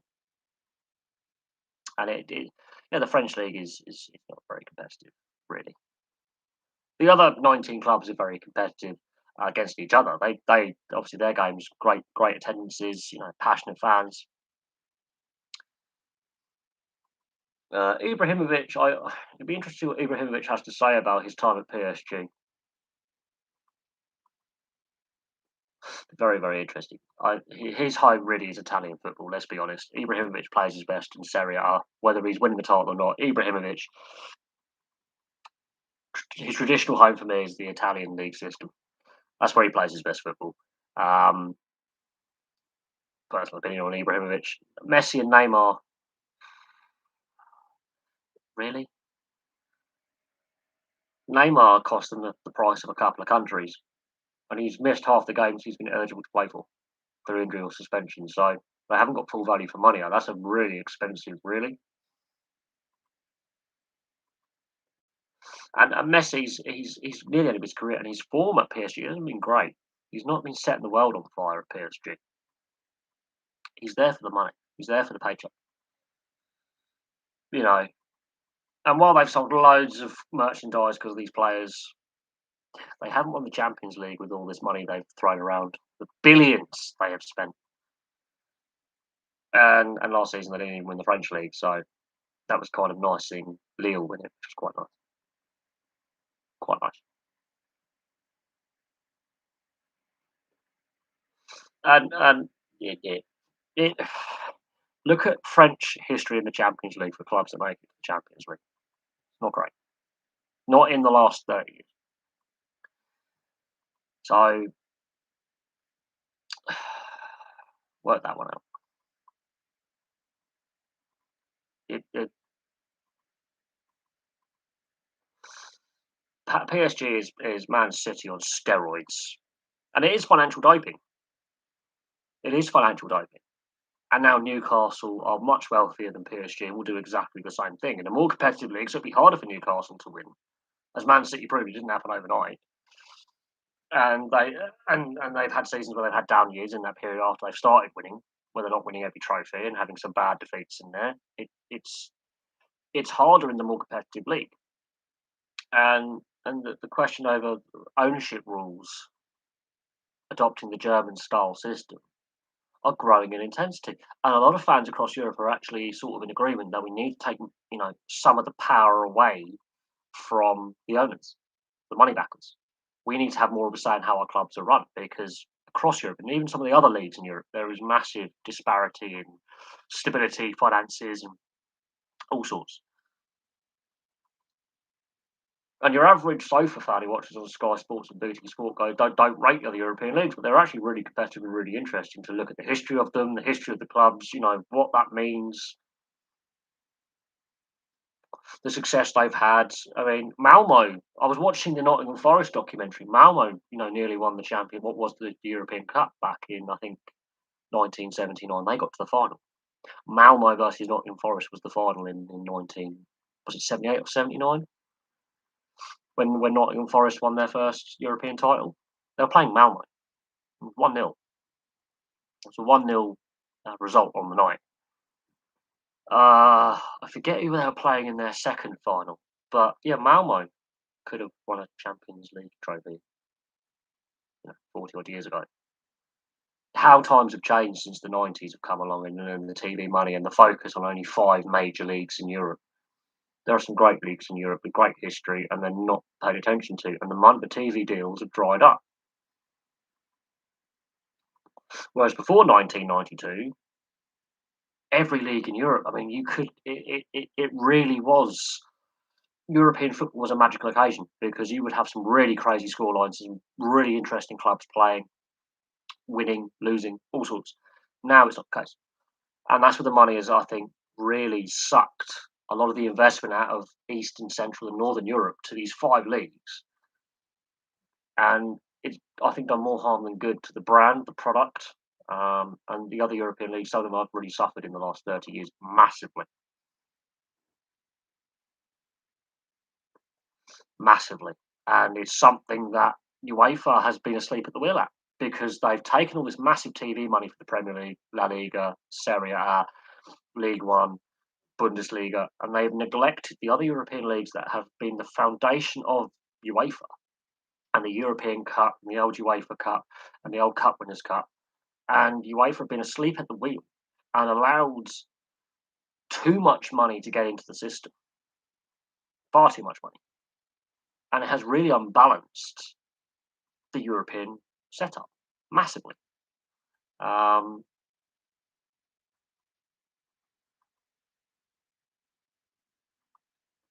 Italian rugby was good before they joined the Six Nations. They joined the Six Nations 5 years too late. They should have joined in the mid 90s, and it would have been a different development path they went on. Hamburg, there you go. And Hamburg are a great. They had Kevin Keegan in their side at the time, one of the best English midfielders of his generation. Um, Again, like I would say, Malmo were 90 minutes away from winning the European Cup. 90 minutes away. Nottingham Forest won it back to back. You know, you don't get that story anymore. Not with the modern game. Not with how the money is distributed and the mess. I personally believe that the weakness of UEFA and the TV companies basically now calling the tune and UEFA reacting to what the TV companies want. So we've lost the Cup Winners' Cup, which was a great competition. I used to love watching that as a kid. That was actually my favourite European football to watch was the Cup Winners' Cup. That was. It was the most fun out of the three. It was the most competitive out of the three. Um, and unfortunately, that's gone. And that is the problem with UEFA. They are very reactionary to what the TV companies want, rather than what the game actually needs, which is I wouldn't say conservative growth. Well, actually, no, I would say Forest's story goes all over Leicester's a little bit. Well, I think they're about similar. I think Leicester's is just as difficult to do as well as Nottingham Forest from where they were, except in Leicester's case. No, yeah, I would say they're about the same. I wouldn't say it trounces. I think it was actually easier to have a story like Nottingham Forest winning the league at least back then than the cup. I think the European success is something. I think Leicester and Forest are about the same. I think it's about the same. But Leicester had better finances behind them with the ownership, whereas Forest didn't. Forest really were struggling financially at the time, and were middling when Clough took over. Uh, I think it's going to be interesting to see what happens in the future. But Leicester have now built a foundation, but Forest built that foundation, and they were told, and everyone was saying they're too big to fail, and they got relegated in 1998. So, and they've never been back to the top table since. That is something to note.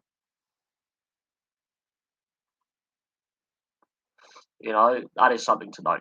Um, their fairy tale was that brief period between the mid 70s and the mid 80s, and then in the 90s they were still a solid side, still very competitive, didn't quite reach the heights. But people were saying in the media they're too big to get relegated. They were having a poor start to the 97-98 season, and people said too big to go down, and they went down.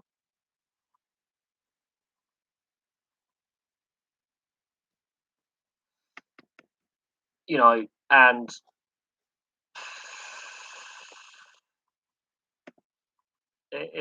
yeah, it is a shame what's happened to Nottingham Forest. But again, bad ownership in there, some bad decisions financially have contributed to where they are right now. Although they are having a decent season right now, some really bad decisions were made. Lille have won the French league before, however. They are a historical club in French football. They just had a very long period in between drinks at the bar, at the top table. But yeah, I think PSG. I think there's going to be rules brought into French football to sort of curtail PSG winning all the time because it's doing nothing to develop the French player base, and the best French players don't play in France anymore. It's a very unbalanced league, and I do honestly believe, how long will Neymar stay there? Messi's near retirement. Um, you know, how long can the PSG juggernaut continue? You know, how long? Um, you know, and I always hark back to Arsenal and Man United, who were very, very dominant in the first half of the Premier League era, where most of the titles were shared between Arsenal and Man United. Um, Look where they both are now. They're scrabbling around the lower European places. They've had managerial changes left, right, and centre. There's a lack of consistency. There's a lack of stability. Be careful what you wish for. So always Arsenal fans going Wenger out, Wenger out, Wenger out. He still won you two more FA Cups by the end and became the most successful manager in the FA Cup. He still won you silverware. He still qualified for Europe every season with diminishing resources. And again, ownership questions have to be asked. Why did they move away from Highbury? It was a brain dead decision. In the end, I think the Emirates is a brain dead decision. It's hampered Arsenal going forward, for a generation. Spurs are going to find the same thing. Um, um, they've got a soulless stadium, which looks like a medical bedpan, and they can't get naming rights for it. And they've won no silverware to back up building this overpriced vanity project. And now they've cut the ownership because I said, "Oh yeah, we made some bad decisions." Who would have guessed? And they flamed out. They had a period between 2015 and 2019 where they flamed out. They got close and won nothing. And they put all their eggs in one basket towards the end of that flame out, and they built a stadium. Well, rebuilt the stadium on a 90-degree axis change, which was held up with planning application problems where an owner of a building refused to sell.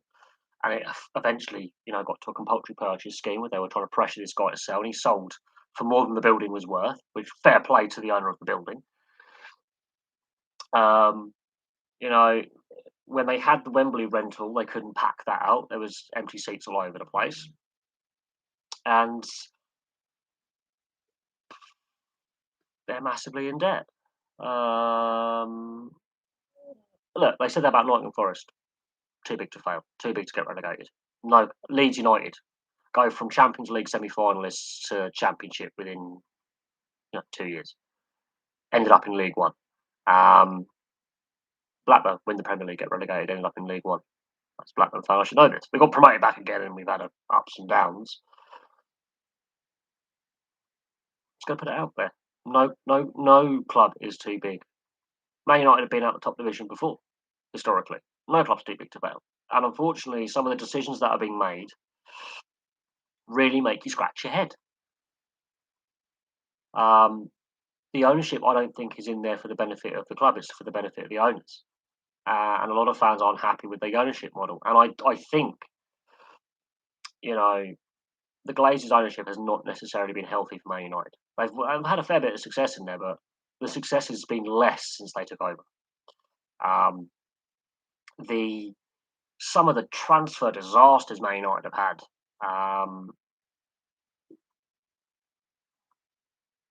I don't know. I mean, look, we've seen, you know, it's a cutthroat business, but no club is too big to go down. Aston Villa is another prime example of a founding club of the Premier League that's been relegated and poorly run and poorly owned. Liverpool at one point were really struggling under Gillette and Hicks before Fenway Sports Group bought them. They were all over the place. With terrible squad selections and transfer policy and scouting and managerial appointments. They were really struggling. I don't think any club is too big to go down, and that's my personal opinion. No club is too big to go down. Uh, yeah, Arsenal, Man United at the moment are basically mid table teams that are scrabbling for European places, but no club's too big to go down.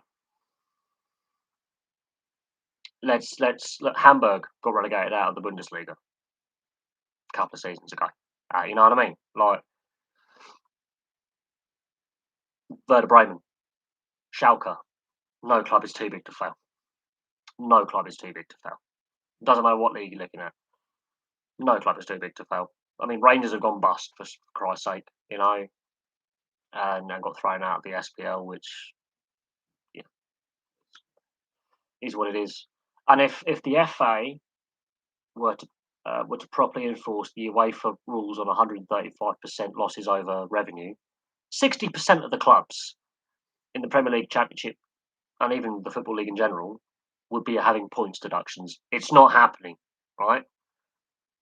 The authorities, the governing bodies are so weak in governance. They cherry pick the teams they're going to punish. So in the Championship this season, that's Derby and Reading about points deductions. Derby's just a complete and utter basket case of a club right now with ownership problems. And if we are going by the 135% rule of losses out exceeding revenue, then yeah, 60% of clubs would be facing massive points deductions and fines. And they're not willing to do it because it's the majority of clubs rather than the minority that are in breach of the rules, that so they're not being properly enforced. That's weak governance. You know, oh, you couldn't make it up. It is shockingly weak governance. And it's leading to problems like Derby County, like Bury, like Rangers north of the border. What happened with Portsmouth, Sheffield Wednesday, loads of clubs going out of business and reforming. So AFC Wimbledon, Chester City, Boston United got done for financial. They were cooking the books. I remember that. Yeah, I keep bringing that up, don't I? Boston United. People are like, you remember that? Yes, I do. The list, Hereford. It doesn't matter what level you're at. We've seen it with Premier League clubs like Portsmouth, and they were like, "Oh, it's a Premier League club; it can't go into administration." It did, because of dodgy ownership that was allowed to take place, no proper checks and balances, and a weakness of the governance of the game. And UEFA have got these rules in place that have just been openly flouted, and Blackburn have done it. We're guilty, but it's over a 10-year period. We're guilty over the last 10 years of being stupidly. We were a Premier League club over a decade ago, so you have to bear that in mind with the wage outlay. We've been as low as League One. You know, every club pretty much is guilty of this to some extent, even if it's just for the one season or a series of seasons. And because of the weak governance at the top table, at the FA, at the EFL, at the Premier League, at UEFA level, and it's the same across Europe, you've got situations like Barcelona, Real Madrid, up to their eyeballs in unstructured debt they cannot service. You've got clubs like Derby County, which have got great history behind them, who are basically facing liquidation and being expelled. Will they finish the Football League season? If COVID has an impact on it, probably not. Um, Bury going out of business, 2 years ago. These problems were massively, well, clearly avoidable. And I can see if Man United and Arsenal were standalone clubs, they are bankrupt. And if we are going to properly enforce the rules,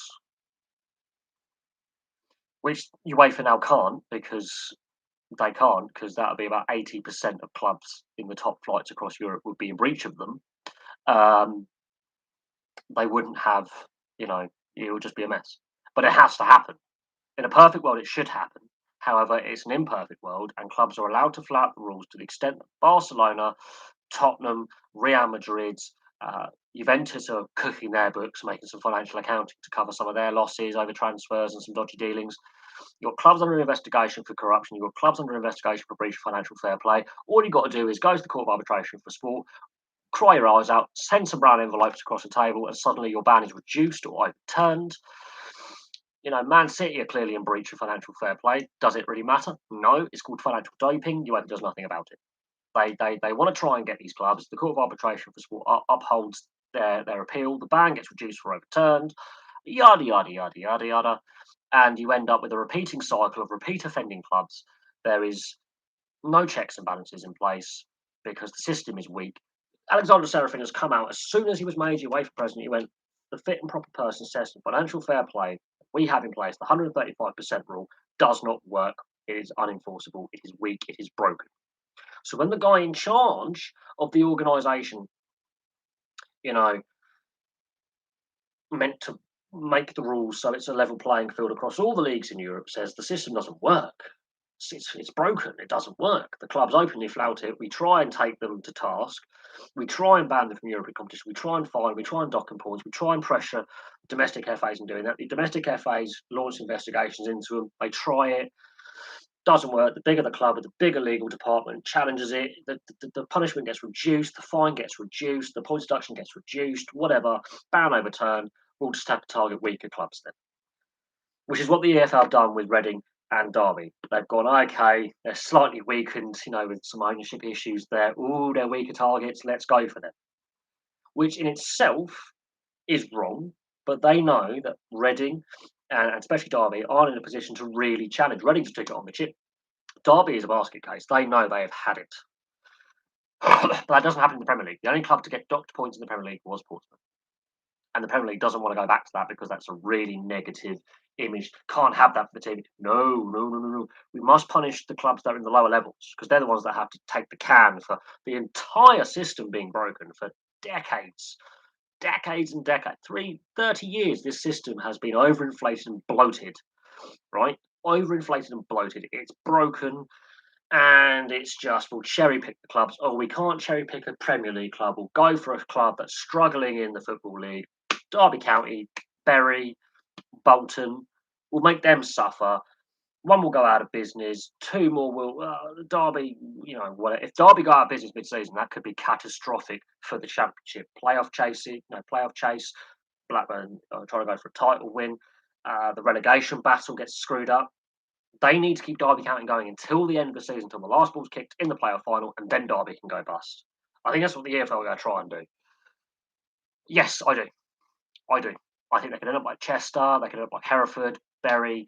It'll be the biggest collapse of a football club in English football history. If they go mid-season, that's catastrophic for the Championship because they've won a lot of games. Remember that they've won a lot of games, and that then affects the relegation fight, the promotion fight, and the title fight. Now, my club is involved in the promotion title fight. I've got friends who support Reading. They've had a points deduction, but they've been sucked into the relegation fight. I think now other clubs are going to be exposed if the EFL allow Derby to go to the clappers, which I think they're trying to do. Burnley have gone from being a financially well-run club with a small budget to overextending themselves. They're struggling in the league. I remember when Blackburn, before they got bought by the Venkies, actually were the best run financially club in the Premier League. We were breaking even. We had a small profit margin. We bought well. We developed our own players. We brought really well on the cheap. And occasionally we sold a player for a profit. We were a upper mid-table, edge of Europe team. And it's all gone to shit. It's taken over a decade to get where we are now on the verge of getting back to the Premier League. Should this great run of form continue? We've had a great season, better than expectations, in my opinion. We're doing really well. I'm concerned that, again, if Derby go tits up, it will completely alter the Championship table because Derby have taken points of clubs. If those results are null and voided, it completely redesigns the table. Completely. It also affects the promotion battle from League One, the promotion battle from League Two, because if they go out of business, you have to then promote a second team, another team from the non-league. So it really screws up the promotion relegation system we have, very much like Bury did. It screws up the fixturing. It means other clubs in the Championship and in the FA Cup will have to go. We've now lost out on a club to play. So that's reduced revenue. So that at this current time with the COVID pandemic, I think the Championship, the Football League, will keep Derby going until the end of the season, and then it goes from there. Reading have had a points deduction as well. As I say, if we were to properly enforce the 135% losses over profit margin or whatever it is rule, 60%, the entire Championship is fucked. The whole half the Premier League is fucked. I think 60% of clubs in the Football League to Premier League are absolutely screwed when it comes to that rule and would all be docked points and fined. And it would be very, very embarrassing for the FA, the EFL, and the Premier League going, oops, oh dear. And if it was to be properly enforced across Europe, you're looking at a similar level of overextension. So Barcelona would be docked 30 points. Real Madrid docked points, and they're pretty much relegated from La Liga at that point. Plus they've got the financial losses they've already got. Then you go into the Premier League. Only one of the 6 Premier League clubs that signed up for the European Super League made a profit last year. That was Chelsea. So the other 5 will be dot points because their losses exceeded revenues. And that's COVID notwithstanding. And that was on the last year before COVID. Chelsea were the only club to post a profit. And I saw an article, I forget where it was on, and it had the top 60, had the top clubs in England, I think all 4 leagues. And it was focusing on the Championship, League One, and the Premier League, because obviously promotion, relegation, and all that. And it was Blackburn were, yes, we were an ex-Premier League club, so you have to bear in mind that 10-year period we're looking at. We were at a higher division. We've been to a lower division than the Championship. We've been in 3 different divisions, so therefore you have to then look at League One. But then you have to look at League Two then. And it covered the Football League. Now, some of these clubs were obviously non-league clubs before they got promoted into the Football League. Other clubs have dropped out of the Football League into the non-league, and then the movement between the divisions. Brentford have really gone all hog to get the Premier League. They've done that.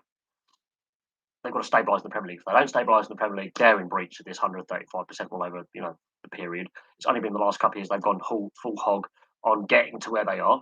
Blackburn, we were a Premier League side, then we were a Championship side, then we were a League One side, back to the Championship, overspent in the Championship to get to this point being at the top end of the Championship to get back to the Premier League. You've got Leeds in there.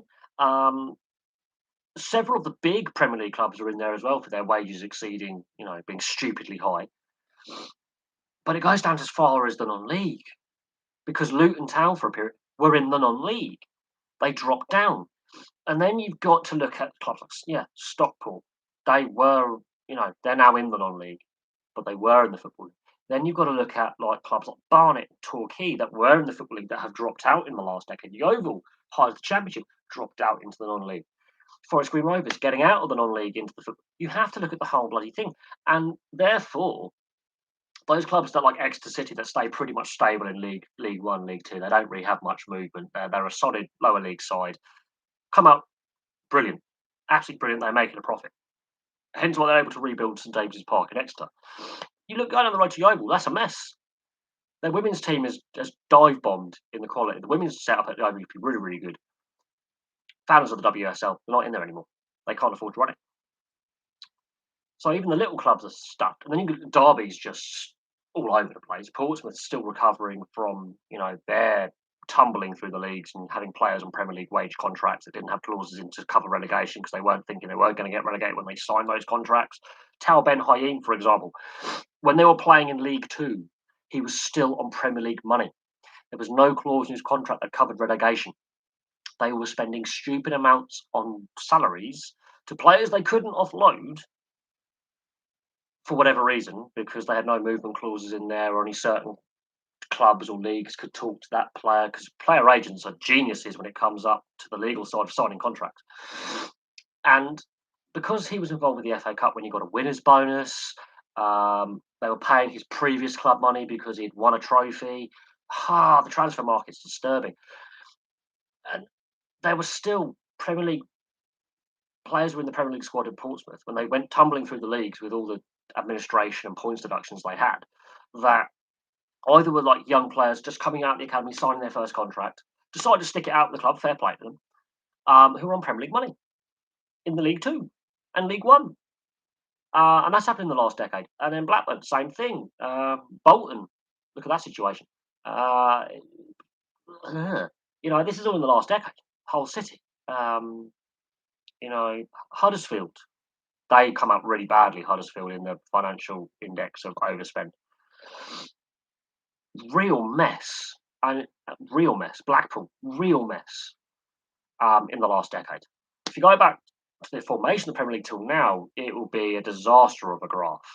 It really would, because Oldham and Swindon, for example, were in the Premier League, and people forget that. Sunderland, for example, and they're now where they are.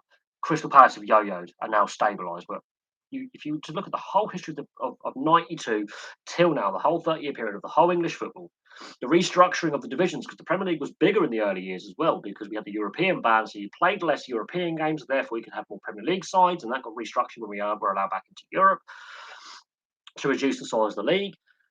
The whole thing becomes a graph, bar chart, or a pie chart of mess. It really does. And the lack of fun, just the amount of clubs that have hit financial difficulty in the last 30 years in all the leagues is ridiculous. Ridiculous. Absolutely shambolic. When Leeds were still a Premier League club the first time round, then they were all over the place. They were facing administration. They were facing, a meltdown. Bradford City facing meltdown. They completely destroyed themselves to get to and try and stay in the Premier League. When they got relegated out, they had to have a fire sale to save the club. The players and managers are whinging about the amount of fixtures when it's these fixtures they're playing. Yes, but again, my mate Rob was on the live stream earlier. He's an ex-player in the lower non-league. Like we're talking Sunday league football, like regional FA kind of, non-league. He can't play anymore. He's still a coach. He's still a referee. His knees are shot. Trust me, playing 90 minutes, he will tell you, is brutal. Doesn't matter what level you play at. The issue is fixtures are getting cancelled at the last minute. Then what the protocols are in place, because we're now getting higher test results than last year. Hampton Oilers going right now. I can't wait to see the David play. Obviously, with the NHL, some of the Canadian teams will be playing a lot of road games in the next couple of weeks. As a Jets fan, that's to do with empty arenas and less attendances because of the Canadian dollar. Like the Montreal Canadiens, Toronto, Winnipeg, I think, their provinces have reduced capacity, so have no capacity at all. So the NHL is looking at moving the Canadian teams, or all the Canadian teams, to away stands over the next period of time. So the league is still keen to get all 82 games done per team. They've got to play this backlog of cancelled games. I think it's about 70 odd games that have been cancelled. They've increased the size of the taxi squad. You'll have 3 goaltenders now. They should have had that from the beginning of the season. That is going to impact the AHL and the ECIHL. No, the ECHL. East Coast Hockey League. The ECHL, yeah, that's the one. So the 2 minor league affiliates of the NHL will be impacted because they're giving up players. They've now got to try and get players who are free agents or from other, like the SPHL, to fill their rosters to make sure they've got a full roster. So the taxi squad idea should have been kept to mitigate for these circumstances. It's the protocol time frame has been reduced to 5 days.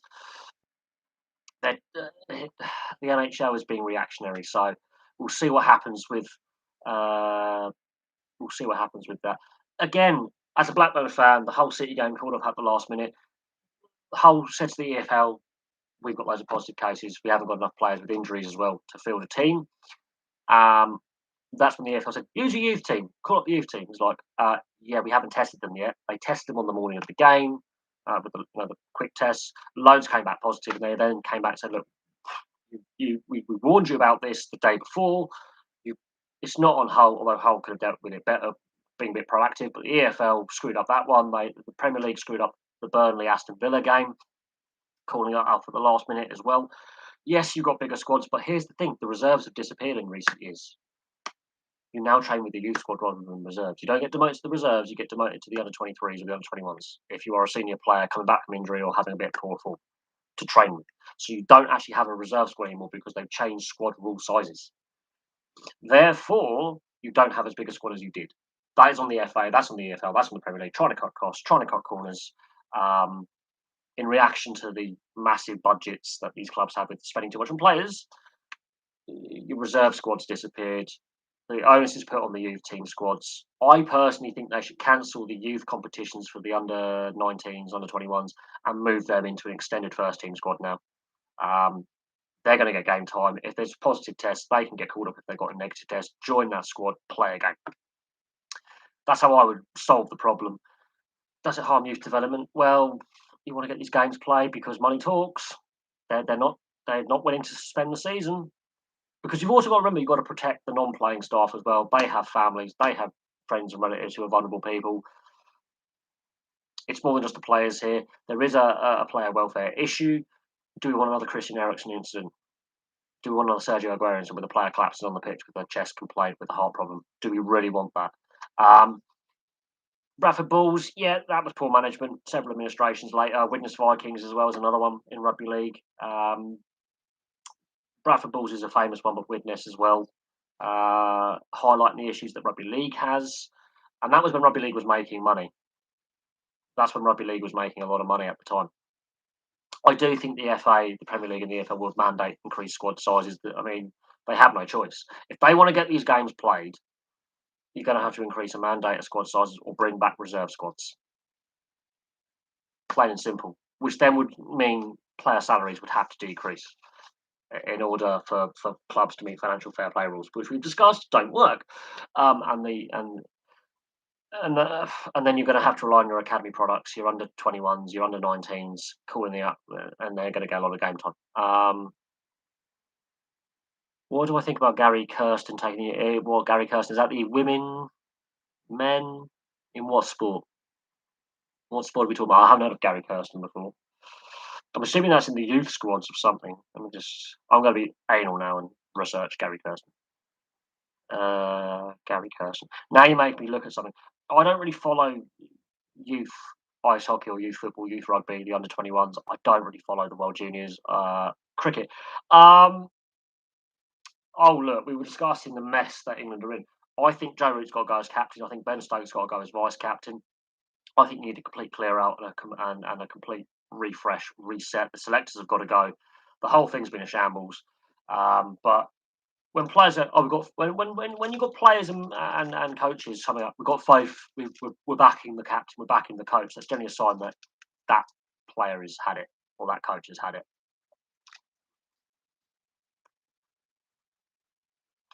Generally, when a board come out or someone within the coaching setup or team setup comes up, we're backing this individual. That's generally a sign you're on the way out.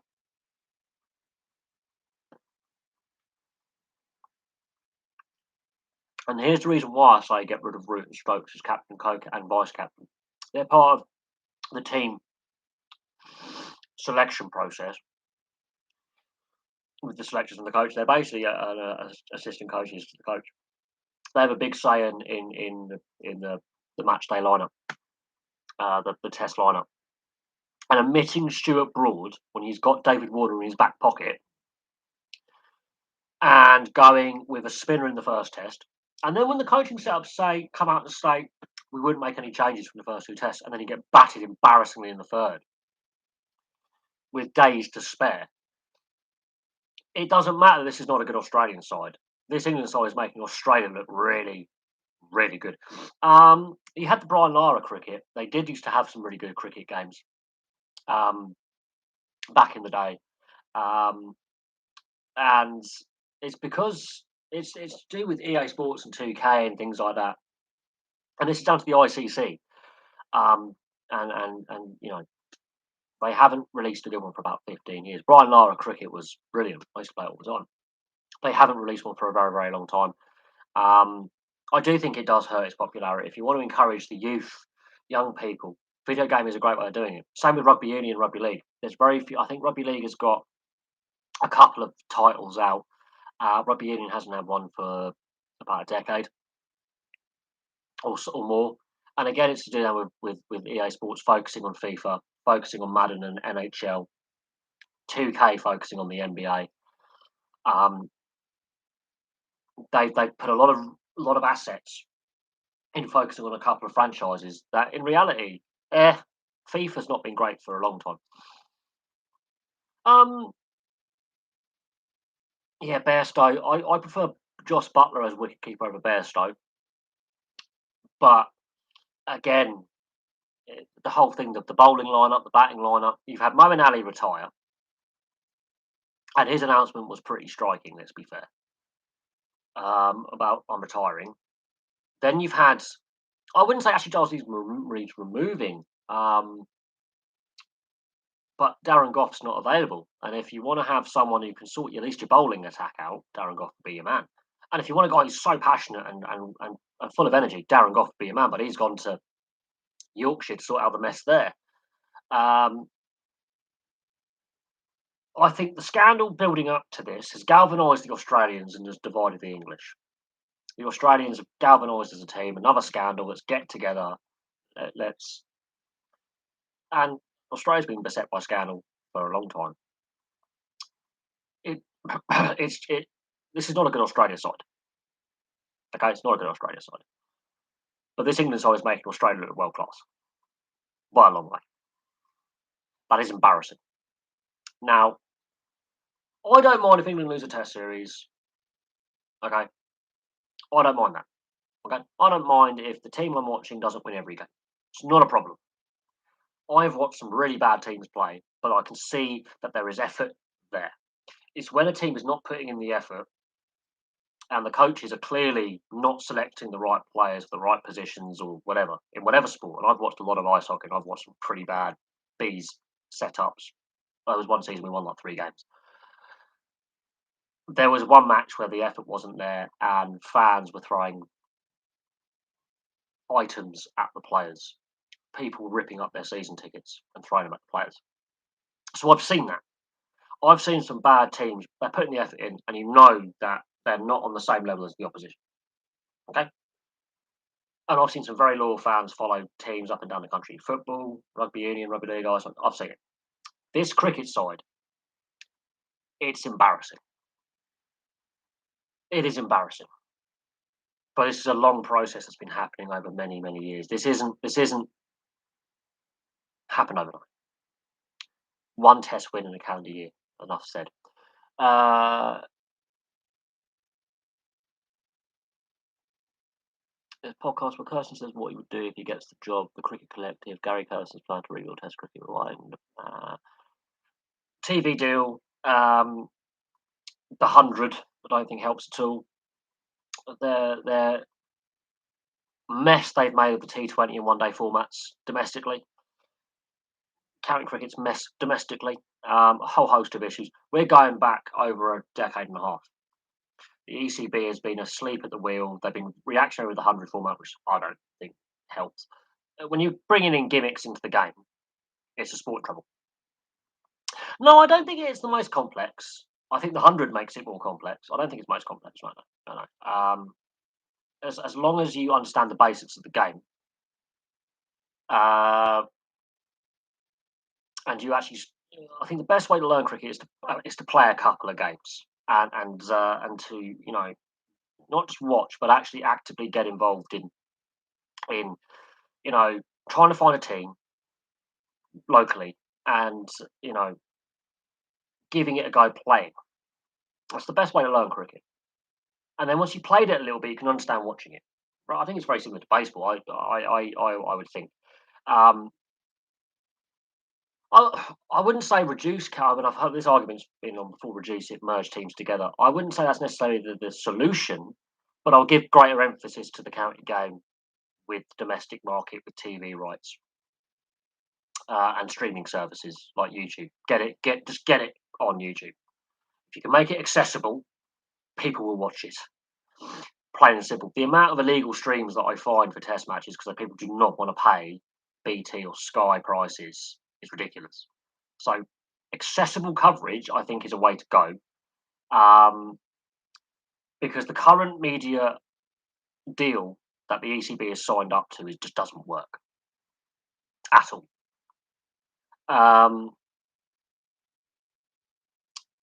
Get rid of the centralised contracts. Some of these players don't deserve the money they're getting. That might humble a few of them a little bit into focusing on their game rather than how many sponsorship deals we can get. Ben Stokes. I'm not a fan of Ben Stokes. As a playing wise, he's an all-rounder. But his fitness is always questionable. His attitude is always questionable. And yes, great World Cup in 2019. His off-field antics, some of his off-field antics, historic. There's a lot of them. It's not just the bar incident in Bristol. There's a lot of off-field drama with Ben Stokes. That I don't think helps. But cricket in general has this problem. Every test team has a handful of players who are on centralised contracts who regularly misbehave, but they're there because they're talented, which I think has a negative impact in the dressing room and on the team chemistry when you're constantly rewarding bad behaviour. But Alex Hales gets the cam, but Ben Stokes is still there. Alex Hales. And then you've got to look at the issues that, Yorkshire are facing and Essex, regardless, what Um, we have different opinions on what's happened with the scandal in the build-up to the Ashes, but that's clearly had an impact. I think the coaching setup, the captaincy, the vice captaincy, and the selectors go back to square one, rebuild it from square one, rebuild it from scratch. I think the ECB needs a clear out, and and there needs to be more emphasis for free-to-air coverage of the domestic game and domestic test series or domestic one-day series or T20s.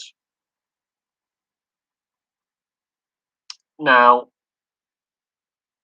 I don't think Ashley Giles necessarily his point that he's making is necessarily a bad point. We have to, there are pros and cons. I don't mind T20 and one day formats. I really don't.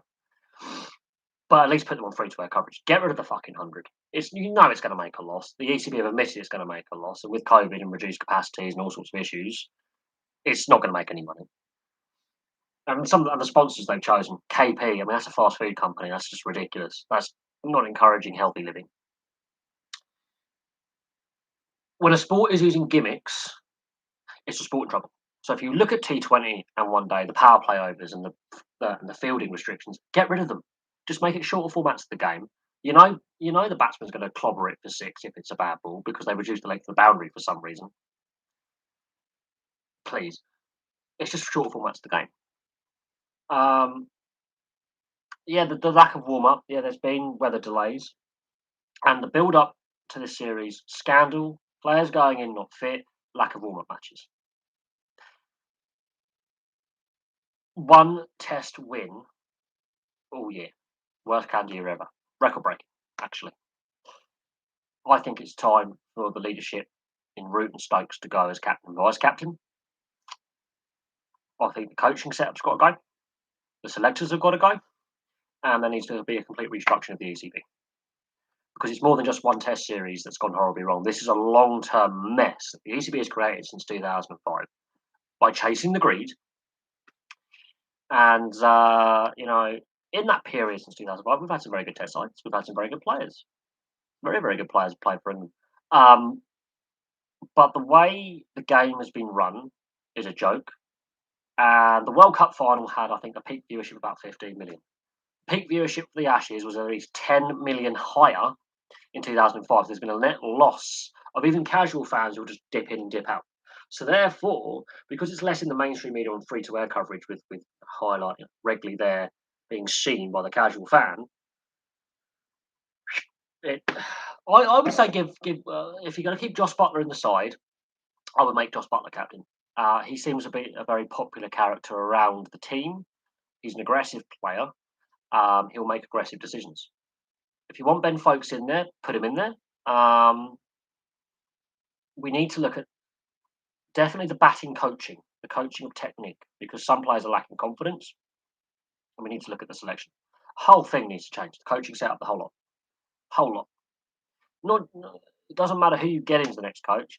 Darren Goff's obviously not available because he's committed to Yorkshire. I would have Darren Goff in there. If you want to have a passionate bloke who was an aggressive bowler,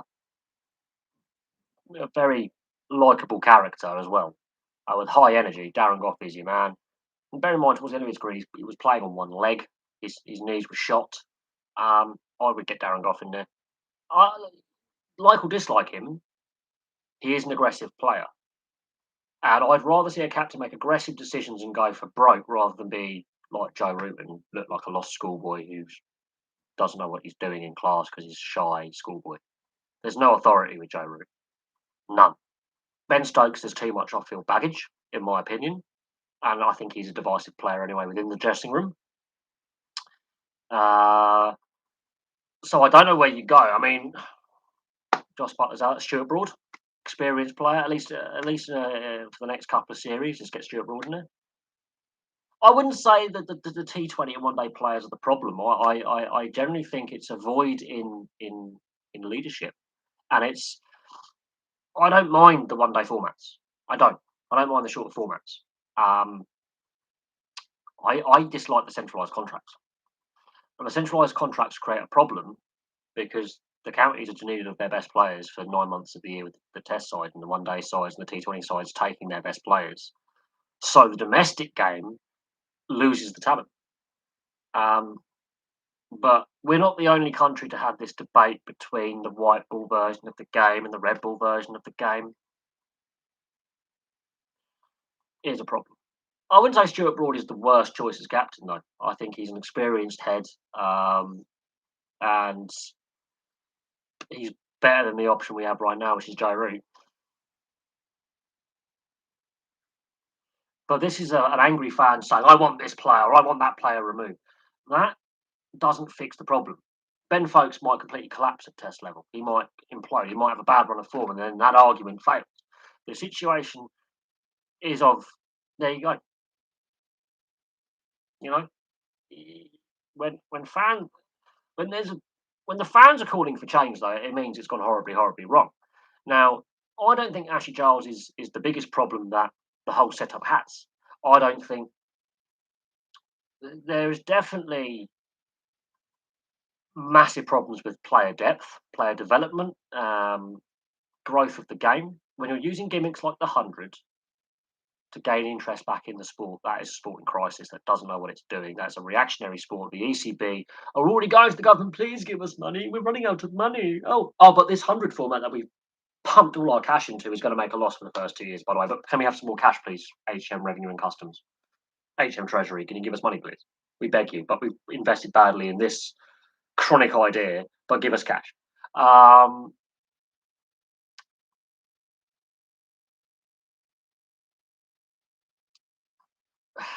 so it's, from top to bottom, the ECB needs a clear out, needs some fresh thought, some fresh faces, and get rid of those centralised contracts. Because every other cricketing brain out there who's not centrally contracted to the TV companies or the ECB has basically said they don't want the 100. It's a crap idea. It's going to do nothing. So when you've got that much negativity about competition, and then when you've got fans going, focus on the county game, focus on the existing formats, don't bring in this crap. It shows they risk switching off the fan base that currently exists in greater numbers than have already been leaving the sport for 15 years, 16 years since the Ashes win in 2005. There is the risk the ECB is taking. Is they're trying to get new fans into the game at the risk of the existing fan base en masse going, we're not interested in this anymore. You don't know what you're doing. And that's pretty much the feeling I'm getting from ex players, fans, you know, current players are not centrally contracted. The county game is basically saying, we don't want this. This is what we need. We know what we need. With people playing and administrating in the game and the fans who go to the game, this is what we want and need. You're not listening to us. Oh, you've done that. Well, that's a waste of ECB money, which could be better invested in the county game or in the 1 day format of the game in the county level. You pumped it into the 100. What's the point of even having a debate and having meetings? It's just an utter shambles, and it has been for a long time because the ECB got very very greedy, saw that cricket suddenly surged in popularity again in the early 2000s.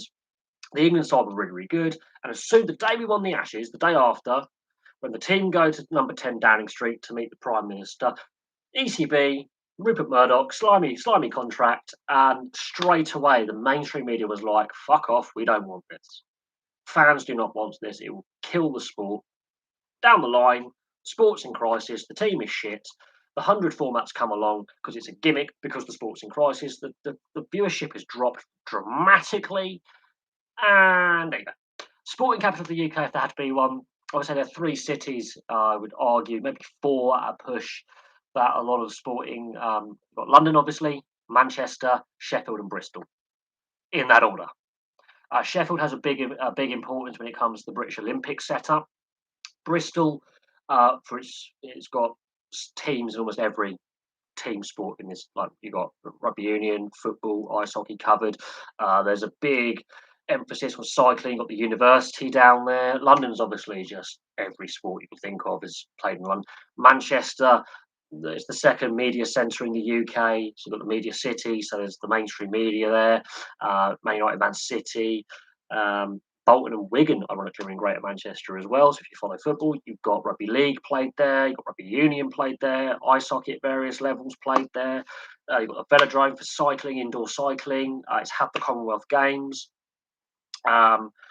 Huge university presence in Manchester, massive population in Greater Manchester as well. A lot of football clubs in Greater Manchester, like Oldham as well. You could name Rochdale, in the Football League. Um, it, you've got that. They would be the four cities I would name. Sheffield, as I say, has got a very big importance when it comes to the Olympic program for swimming, cycling, because there's a velodrome in Sheffield, ice hockey, the British ice hockey program as well, with alongside Nottingham, the two professional teams in Sheffield. So that's where I would say there's four cities that are the sport. There's no real one sporting capital. There's four cities in England. I think Glasgow in Scotland. You add that to the mix. Belfast in Northern Ireland, because they've got a fair proportion of Northern Irish sportsmen come from Belfast. You've got the university there as well. It's a very diverse population. South Wales is interesting because Cardiff and Swansea and Newport.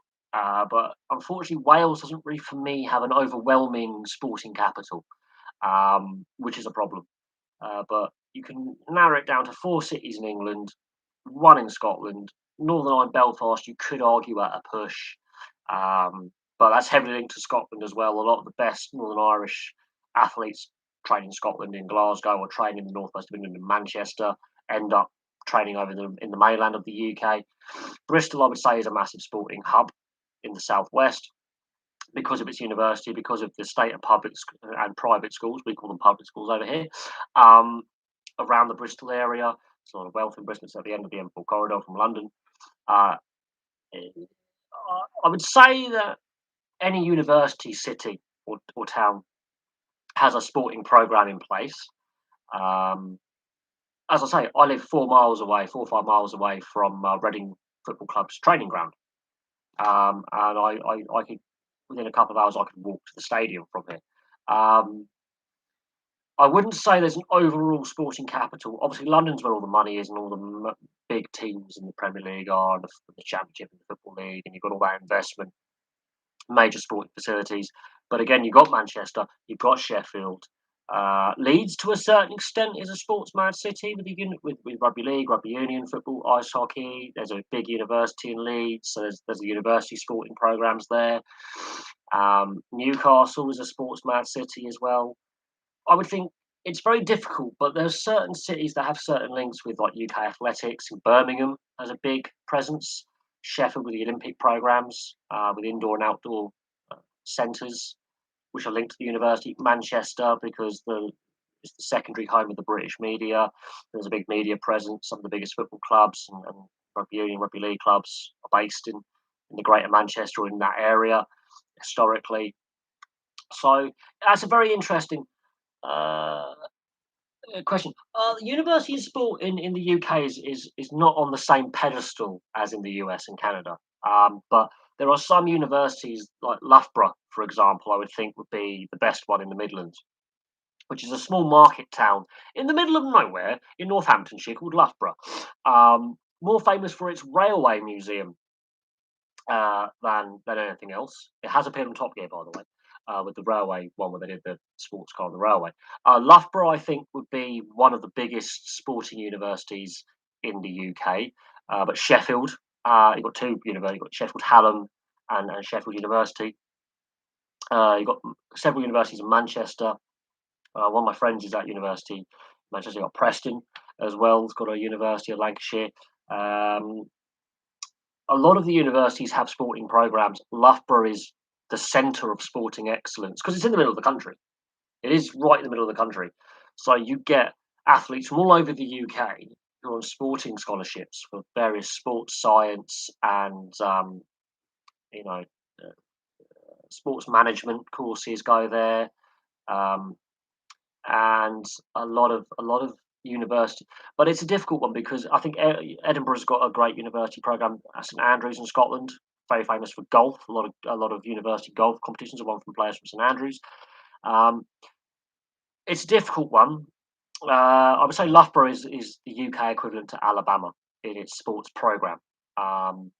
I wouldn't say it's the most dominant, but in women's rugby, women's netball, swimming, athletics as well, it's quite dominant. Rugby, there's a lot of rugby players that do actually, before they go on to be professional, play for Loughborough University. The field hockey, yeah, quite good at that. Loughborough is one of the few universities that your average, person would know about in this country. It does get many. If you follow sport in this country, you'll know about Loughborough University and its sports program and its sports research program that it has. Um, yeah, that'd be Loughborough. That'd be Loughborough. Would be one of them, which supplies a lot of the England players if they're going through the university system. London or Manchester as well. Yeah, yeah, that is true. London and Manchester are the sporting hubs. Sheffield and Bristol as well would be massive sporting hubs. But they bear in mind Birmingham as well. These are areas of massive population size.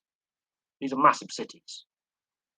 You're looking at populations that are 500,000 or bigger, right, for the greater metropolitan areas. And so when you're like a teenager playing like Sunday league football, you're playing, grassroots rugby and rugby league, you're going to be attracted to the bigger clubs, got more money, are in the bigger towns and cities, and they're going to scout you.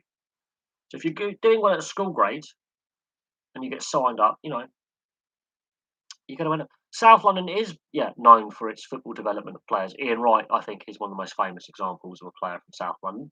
Gareth Southgate is another one. They're both from South London. Although Gareth Southgate, I think, is from Watford originally, but he did live in South London for a while. Their prime example, David Beckham, was from Peckham. There you go.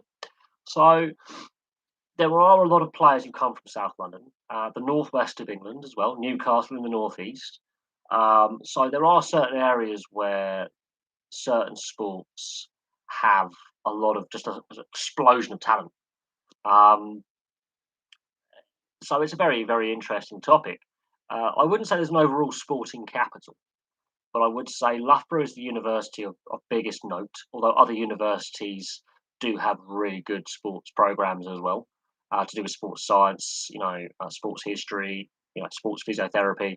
Um, I would do players from London over players from the northwest. I wouldn't say there's an overall different style of play. You just want to play the game. I would think more along the lines of um, it's just a production line of talent. Uh, there's a, I would say London in general. I think North London's got a fair few footballers who come through as well, and East and West. It doesn't matter. I think London as a general, just the population size. Um, but if you look at the general map, there's a lot of players come through from Liverpool, Manchester, the Lancashire area, the Cheshire area. Same in Yorkshire. There's Sheffield, Leeds, Bradford, Barnsley, York. There's some big population centres where football versus rugby league are the sports of note in the winter, or traditionally, and then rugby union's getting in there, and it's a very different. Weirdly, lack of. Well, my dad's best friend was, my dad was born in Dorchester, and my dad's best mate played for Watford and Reading. So there are players that do come from the southwest. Um, but again, rugby union is the dominant sport in the southwest, and that's where if you are a gifted athlete, what career path do you take? And that's why a lot of players decide to give up on professional sport, and this is where the scrap heap of youth talent. But I wouldn't say the rugby union is the southwest major sport. Yes, that is a known thing. Um, However, football, there are some big football clubs for solid fan base, regional clubs. You've got Bristol in there with two clubs. You've got Exeter. You've got Plymouth. You know, you got Yeovil Town historically as mostly as a non-league club that have been in the football leagues. There are some big fan bases in the southwest and some regional fan bases. There are very passionate football fans down there. There are there are a fair few players who come through those clubs and been developed by those clubs. Um, However, if you look at the England squads, yeah, London and the Northwest is generally where they're from.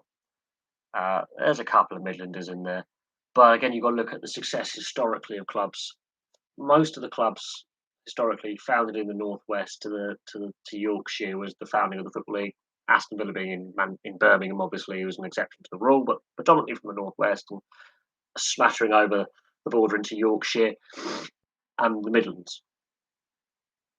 Football came to the southeast and London about 10 to 15 years after the founding of the Football League in the Northwest and Yorkshire. So there's your historical reference for the game. I wouldn't say East Anglia. It's because of the lack of, well, Ipswich obviously have I think are the most successful team from the East Anglian region of England, with Norwich the second most successful team. Would you class Southend as an East Anglian team or as a Southeastern team? There you go. So Ipswich, the lack of success by those clubs in competitions and the lack of silverware would yeah sum up why. But East Anglia is a weird place, historically. If you go back hundreds of years, most of the population of New Zealand originally because it's good agricultural land.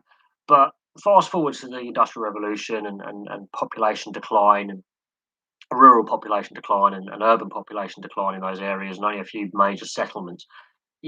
I'm going more from a history point of view because I'm a bit of a history buff. But you look at it, and it sums up basically, what you see really, and that is how, apart from I think motorsport at Snetterton and Norwich City and Ipswich Town and Southend United and Colchester United, there isn't really a lot of. Where's the rugby union? Where's the rugby league? There isn't any. The cricket, you don't have a Norfolk team, you don't have a Suffolk team. You have an Essex team in the county game at the highest two divisions.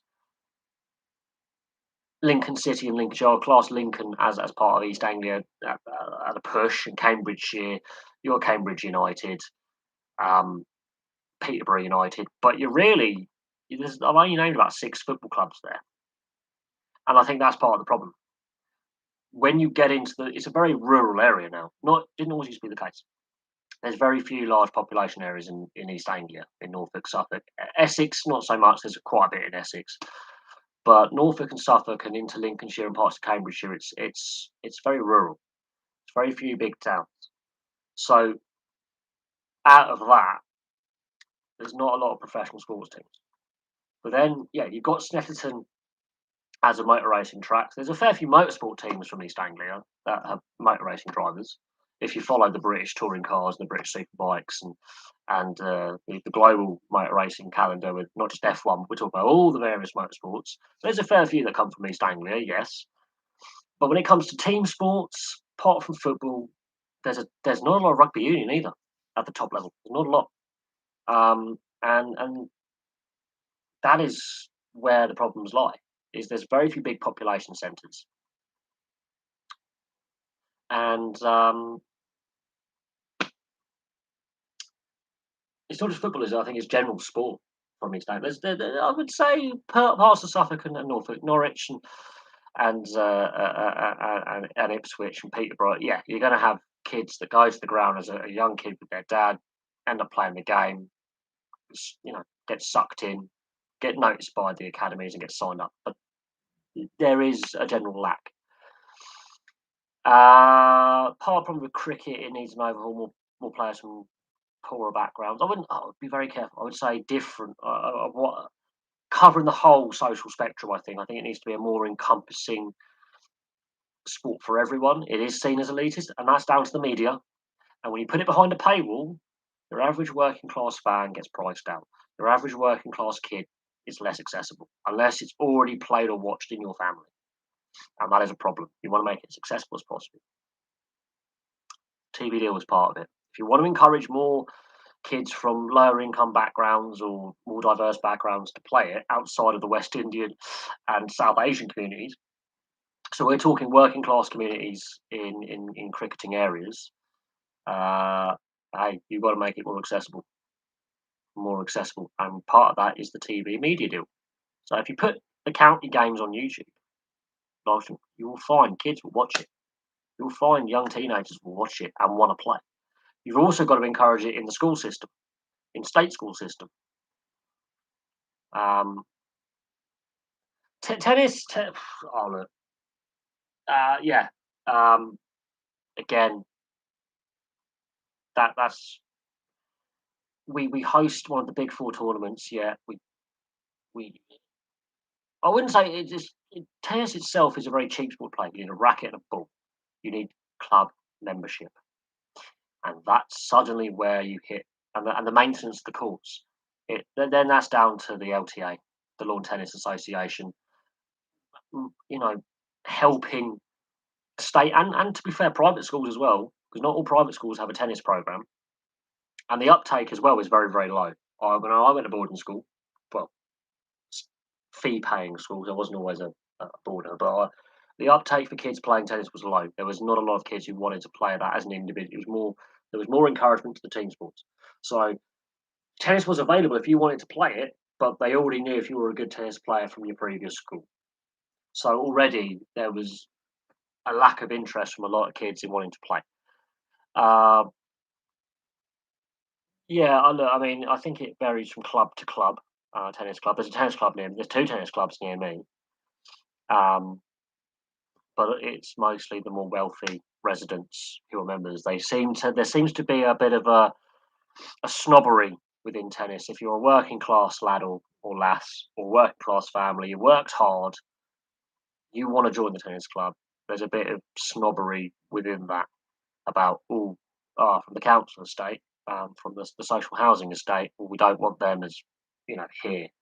Um, and that unfortunately is a problem. I think if you're going to have a community tennis club, it should be open for all members to be members. All members of the community to sign up and have a membership. You're going to put, a tennis club in a community. Actually, have a community outreach day to see if there is, same with the cricket club, same with the rugby club, same with the football club. Yeah.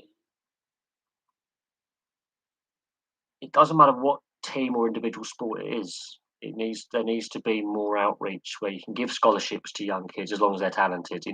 Help them along the way. Help with some of the finances if some of these sports are so wealthy as they claim.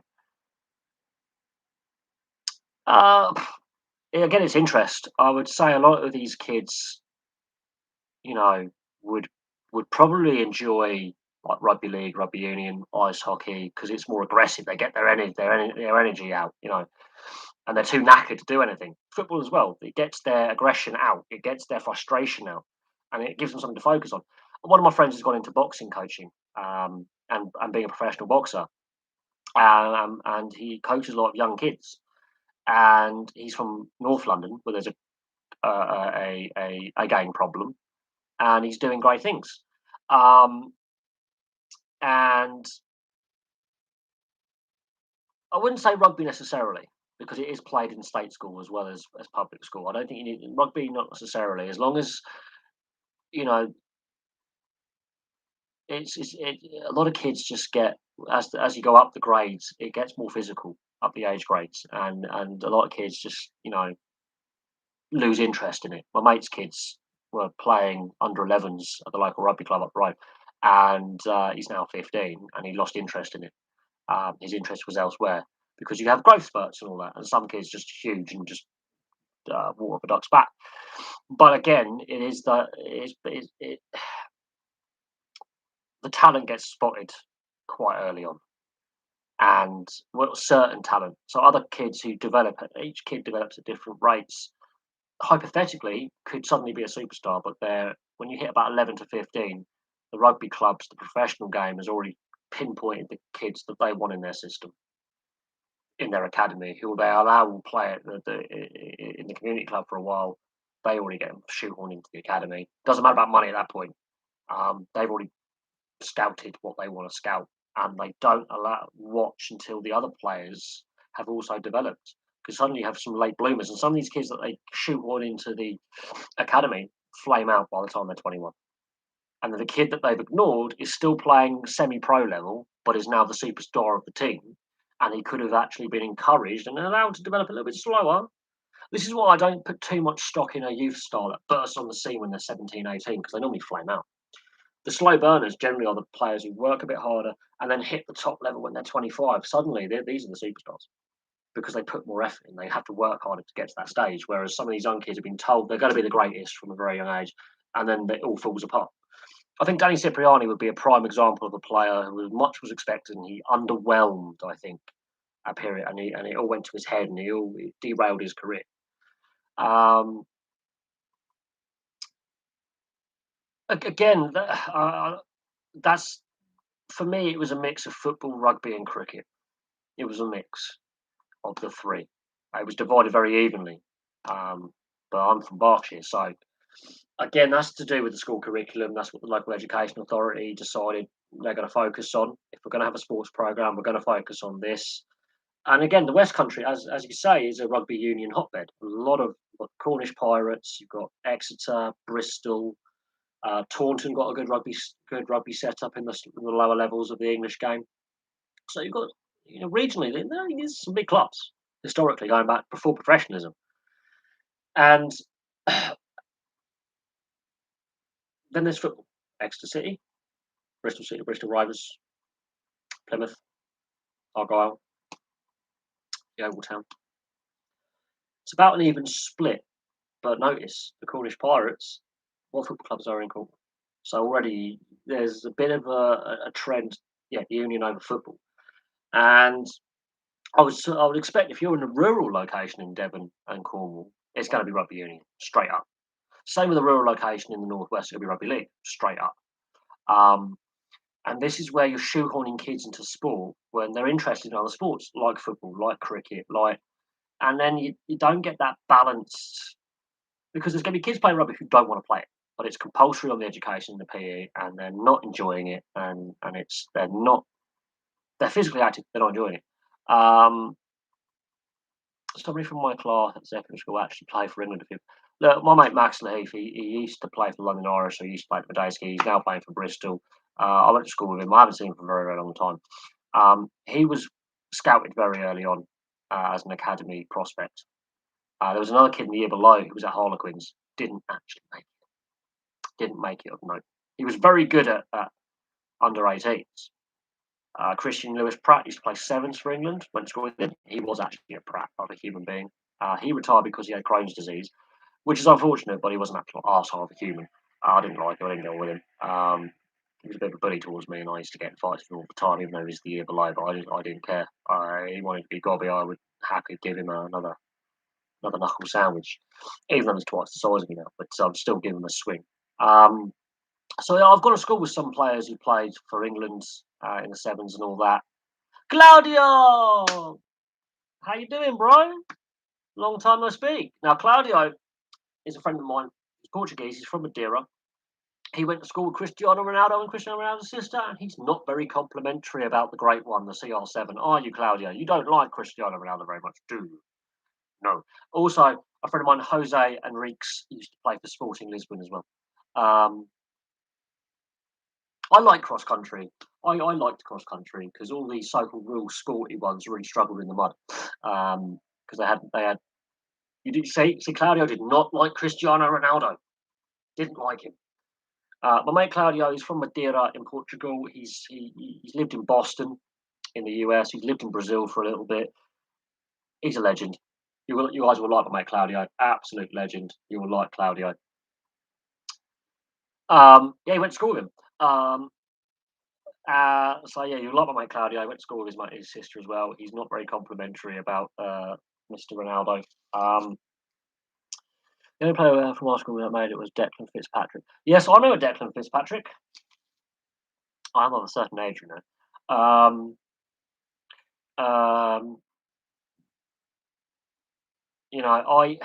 there was a couple other kids I went to school to. There was a couple of kids in the various like Saracens, Harlequins, Irish academies.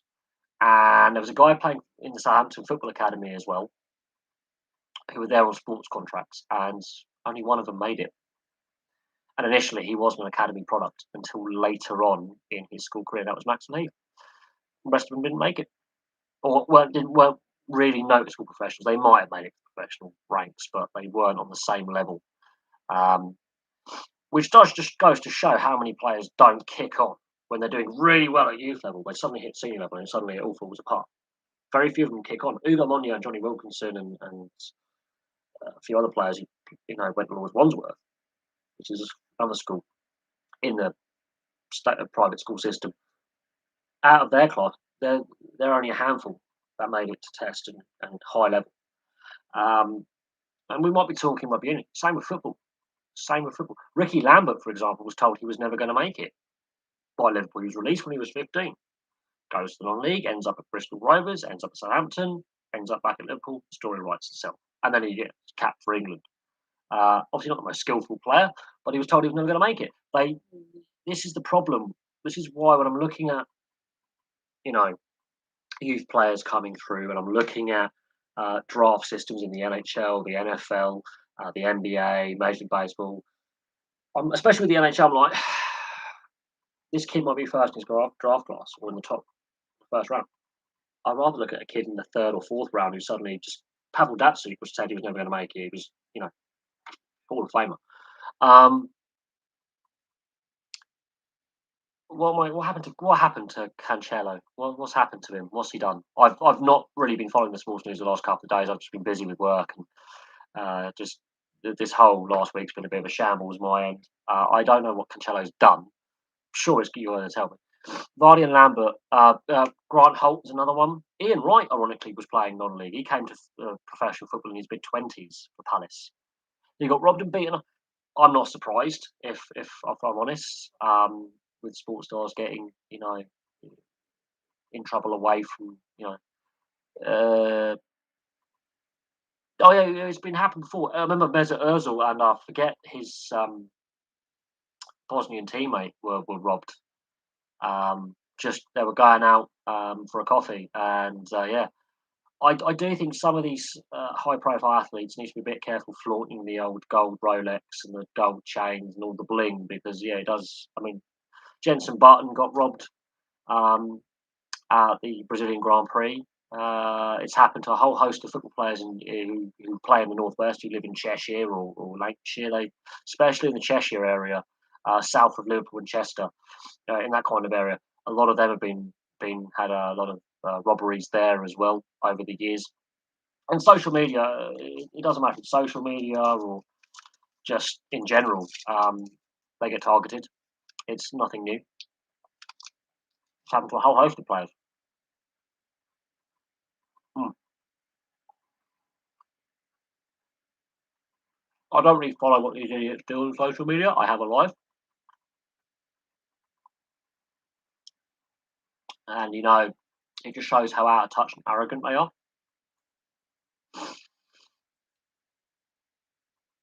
Yeah, that is true. I mean, some of these players actually off the field, like Wham Matter, for example, are exceptionally humble, and they don't really aren't really all flashy with Sadio Mane as well. They're really humble off the field, and in that case, that is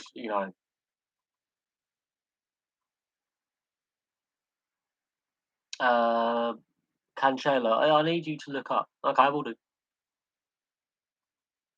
No, as I said, the FA Cup. This is where when I do my match reviews on the FA Cup games, and I'm saying, you know, when I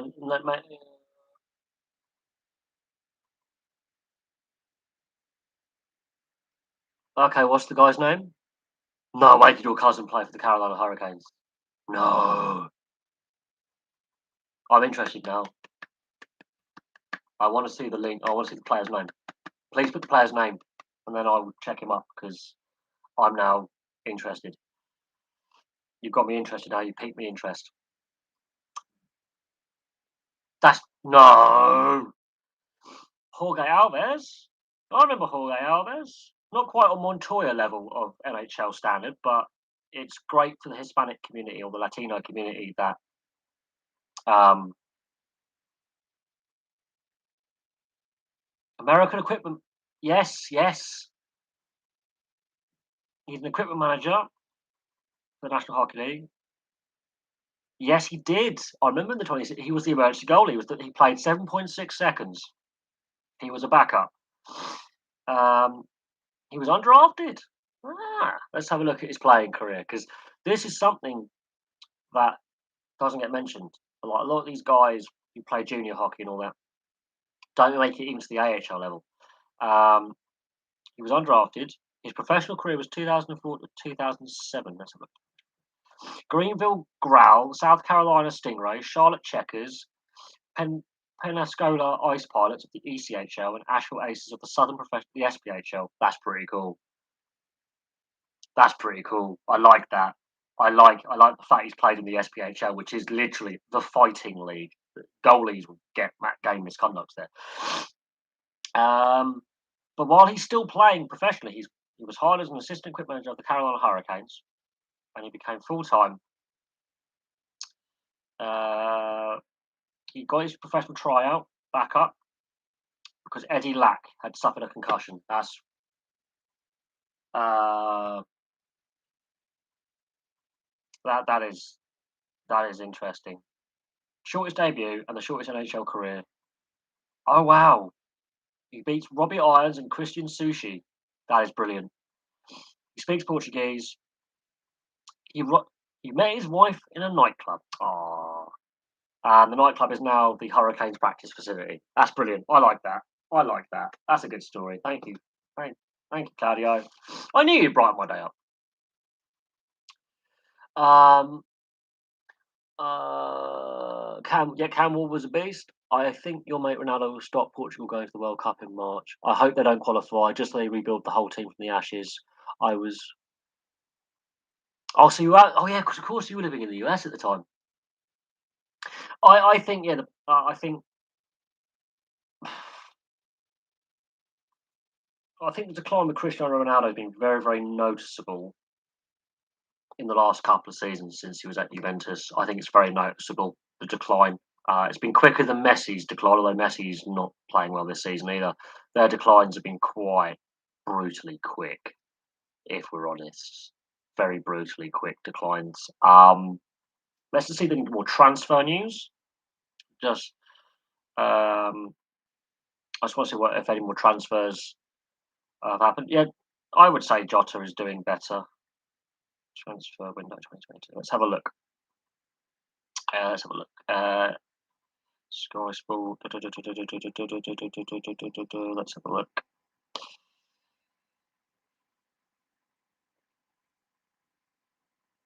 Let's have a look at the latest transfer news on the Premier League website. Let's see what's happening here. Quickly. Right. Okay. Go away. Everton have signed Mikalenko. Jonas Lossell has joined Brentford from FC Midtjylland. And Ferran Torres has joined Barcelona. So that's the big news. Brentford in. You've got Jonas Lossell. Details. Let's have a look how much that cost. Yeah, undisclosed fee, I think. He's a 32. He's a 32-year-old. That's interesting. That is interesting. Everton. Mikalenko has gone from Kiev. Man City. Torres has gone to Barcelona. Watford have made a signing recently. Okoye, Maduka Okoye from Sparta Rotterdam. So Watford have just got an average player from the Dutch league. Nothing big right now. I'm surprised that there's not more activity early on because of the COVID situation, because of protocols where you got overseas quarantine periods. I'm surprised that more clubs aren't trying to get in there early to make the movements early. But it'd be interesting to see what kind of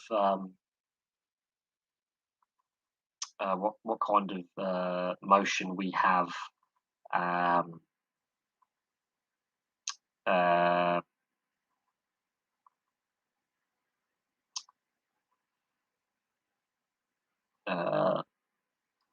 as we go. Right, okay. Just my bank telling me I'm poor. It is only the first day, but I'm surprised a few more clubs by 20 to 4 haven't made signings. Only 4 signings so far. And Fernan Torres going to Barcelona, I'm interested on that one. That would say to me that Man City are going to make some moves, I think.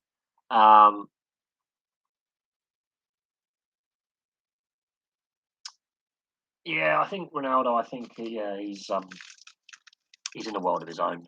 But I'll start listening to tax dodgers as good role models when they stop dodging tax and getting caught and getting suspended prison sentences. Eh?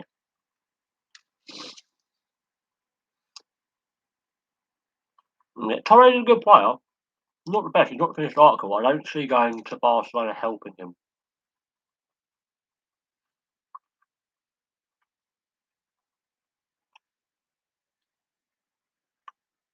Mm, I am surprised as well. I am surprised, but that's that Barcelona Real Man City connection again. I wouldn't be surprised if there's going to be possibly there is a few players who are a bit frustrated, and Pep doesn't. If you listen to some of the ex players who play for Pep, not all of them are complimentary about him. Remember, he always inherits a side that's already got stability, and a lot of the young products have already got established. So Phil Foden, he's getting more game time. It's his off-field indiscipline that I think is causing problems at the moment, with a couple of incidents. Um, but Man City players seem to be known for their off-field indiscretions, be it their current or ex-players, with Benjamin Mendy facing further charges against him. Do I see Raheem Sterling moving on? Raheem Sterling's done his rounds of the top six, hasn't he? He's been at Liverpool, been at Chelsea, now Man City. Um, It'll be interesting to see what happens with Raheem Sterling. Um, well, yeah, they haven't, I would say, adequately replaced Aguero, and that's the problem. Obviously, the Harry Kane saga ended. What would a what would I'm assuming that would be key signing. If I say, what would a key signing do for Spurs? Um,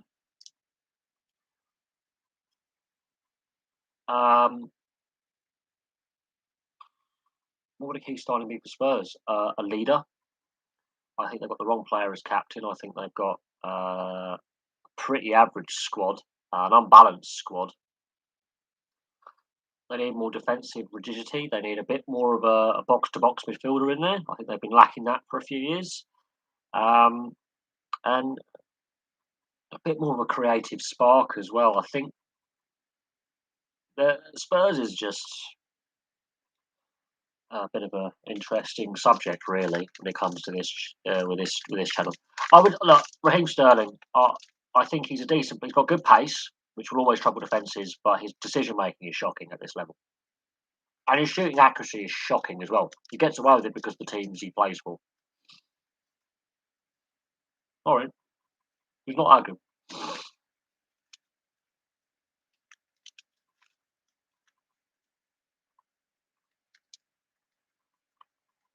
Yeah, they look better than like the contact with the worst team. That's because they got a decent manager.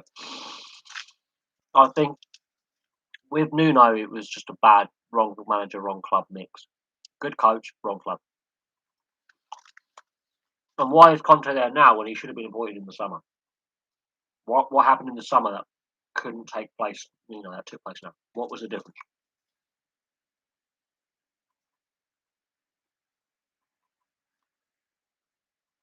Mm,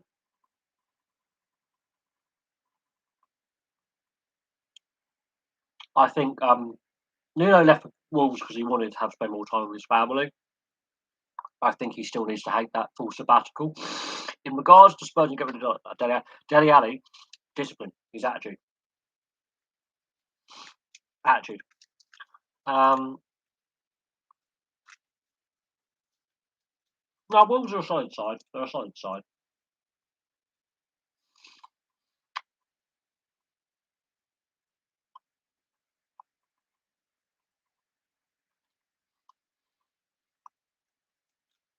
We don't score enough goals outside the box. We're too reliant on tap-ins, absolutely. And I do think Harry Kane's still overrated. But there we go.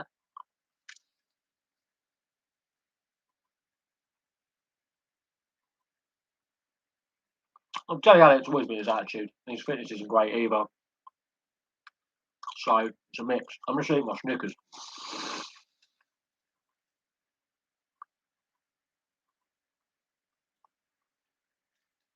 Yeah, Dele Alli, I think his attitude is a big part of the problem. Who doesn't love Jamie Vardy? Who doesn't? Jamie Vardy's got pace. and commitment and a better work rate and a better attitude. He's done it the hard way.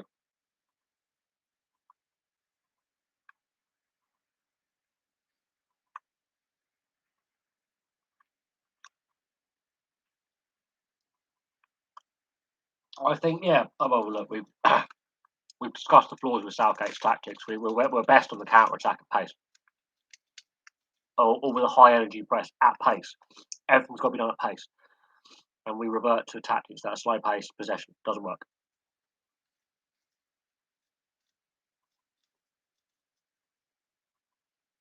So that's my opinion on that. My last mini Snickers.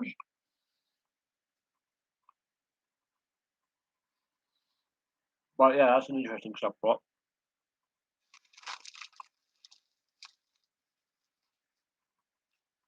Kieran Trippier to Newcastle is still not confirmed.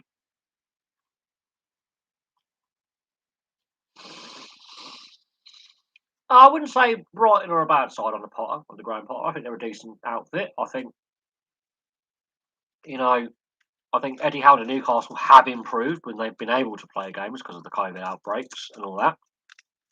And easily outplayed United the other night. Played them at the park. We're unlucky not to get a win there.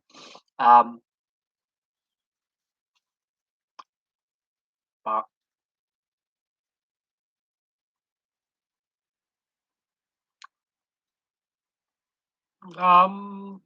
wait and see. I think COVID's going to have a bit more of an impact yet.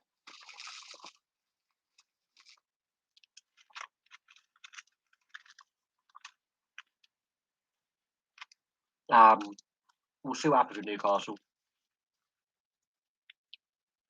because of so many postponements of games and all that. It's a difficult one. But if they're going to turn it around, this transfer window is crucial. I would say Eddie Howe is a good option as well, and Graham Potter, but they are committed to the clubs they're at. And that's the problem. And they've given give me 30 seconds. But they've given that contract extension to Southgate, so we're stuck with him, and it'd be a bigger payout to get rid of him. So the FA have made their bed, and they're prepared to lie in it. So there you go.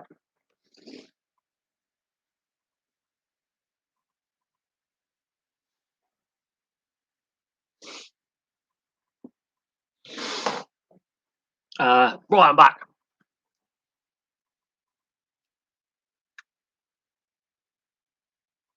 Dybala can leave at no cost. Woo. Potter's been asked about England, but I think he'd take it. I think he hasn't finished his. I think he is happy at Brighton, however, and he's got the backing of the board. And this is it's an interesting one with Graham Potter because he had success in Sweden. People go, "Oh, it's only the Swedish league." Not important. You learn how to win. You learn his trade with not a lot of cash to spend and actually developing players. And yeah, the FA decided Southgate gets an extension, but you actually look at his percentage record; it's actually quite good. If England win ugly every game 1-0, I don't care. The team is winning. However, we don't shut down games properly. We don't play the same style for 90 minutes. So if we're doing a more defensive style for the game because it's tactically important that we hit them on the counter attack, you've got to keep that intensity. So England don't shut out games. They allow the opposition to get back in and dictate the pace. And our shooting percentage of accuracy, not goals, percentage of accuracy is far too low. And Kane and Sterling are part of the problem. They're not accurate enough. And yeah, Harry Kane's got all these goals, half of them from the penalty spot. So, and you need more depth scoring. That's something we don't have. When you've told players like Jamie Vardy, you're not part of our plans, and they go, all right, so do you then. I'm going to remove myself from international selection, which I think is a problem. Imagine having Jamie Vardy up front. His goal scoring has started to taper off a little bit. He's less productive, but he causes problems and he creates space for other players. And he's always on that defender's last shoulder. And he's always keen. You can always switch up. So we've got to be a bit more brutally honest about how the team plays. And Southgate has played the political game as well. And I'm not. Look, apolitical, as in I don't believe in a political philosophy. Um, but the team is winning at the moment. We're winning more than we lose. We qualify for the next tournament. We're in the final of the previous one. And I don't particularly follow the Nations League. I don't put a lot of stock in that. And I'm more focused on the big ones like the Euros, like the World Cup, that actually really mean something. Um, it'll be interesting to see how this World Cup gets played mid-season, how that impacts the players. I will be paying close attention to it. I would say this: it got to the point in the Euros where I actually got exhausted watching all that football. Um, I actually physically felt exhausted watching that many games that I stopped doing match reviews. And my health was not in a great state at the time, but I just stopped doing the match reviews. I got generally overwhelmed. Same was in 2018. I didn't do a match review every single game. It got too much. Because bear in mind, I have full time work. Like if this was making money, then yeah, I can devote more time. But it did get, you know, overwhelming. But in the winter next year or this year, the weather's probably going to be as naff as it is now. Excuse me. And therefore, I don't mind covering as many games because the weather's not going to be nice. It's going to be dark when the game's taking place. But in the height of summer, I would actually like to go out and go to the pub and do things. Um,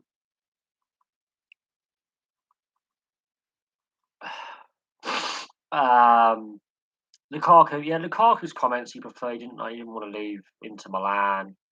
He didn't want to go back. Yeah,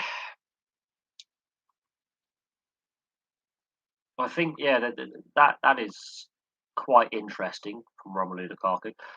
I wouldn't imagine if Tottenham made a bid for Lukaku in the summer because of Conte being the new Tottenham manager and the success they had at Inter. Be interesting. It'll be interesting if Chelsea are looking at that going, do we offload him? Does he get offloaded? But Tuchel is known as a guy who ruffles a few feathers.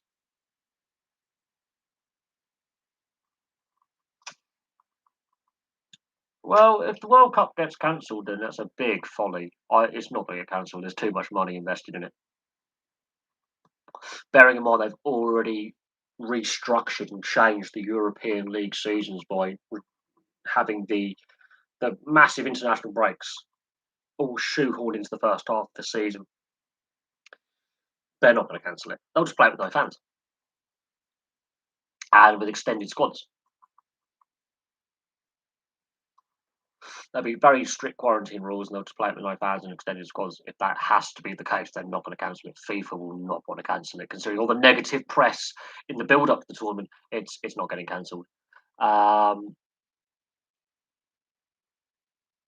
Chelsea free falling, Liverpool game was very interesting with our club. That could be a very telling game. Right, you got Leicester and Arsenal and some other club, West Ham floating around the European places. Leicester have hit some form now. So yeah, it's going to get very interesting, but much like last season with the European race, it's going to get very interesting. Man City won the title at this time of year. They're doing it again. And Man City aren't necessarily running away with the league. Well, if that's look, it's going to be having limited fans anyway. Think about it. It's in Qatar. Okay, the stadium, there's not enough infrastructure for all the fans and media and players to go there anyway. There's not enough hotel space. This is the first World Cup without a Confederations Cup in my lifetime to do a test run of the facilities, of the playing conditions. We don't have a Confederations Cup this year, which is what we should do because the World Cup is being played when it is in the middle of winter. So already we've lost out on some international quality football to watch at this time of year. And the World Championship Athletics a couple of years ago should have said there's going to be issues with attendance.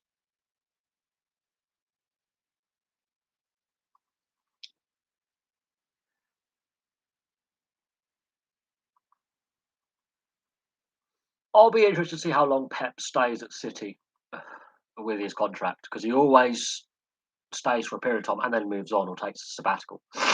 And Pep's already said he wants to be an international manager as well. So um, we'll see what happens with Pep, and we'll see if an international federation, looking at the fact he's got a contract extension coming up, whether they can entice him away or another club. I feel bad about watching the next World Cup knowing the work conditions and corruption behind it. Well,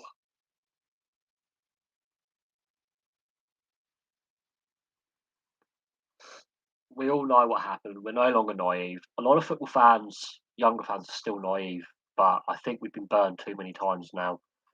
The European Super League plan, for example, the anger from European fans was the same over in the US and Canada. They were like, "No, we like the European game the way it is."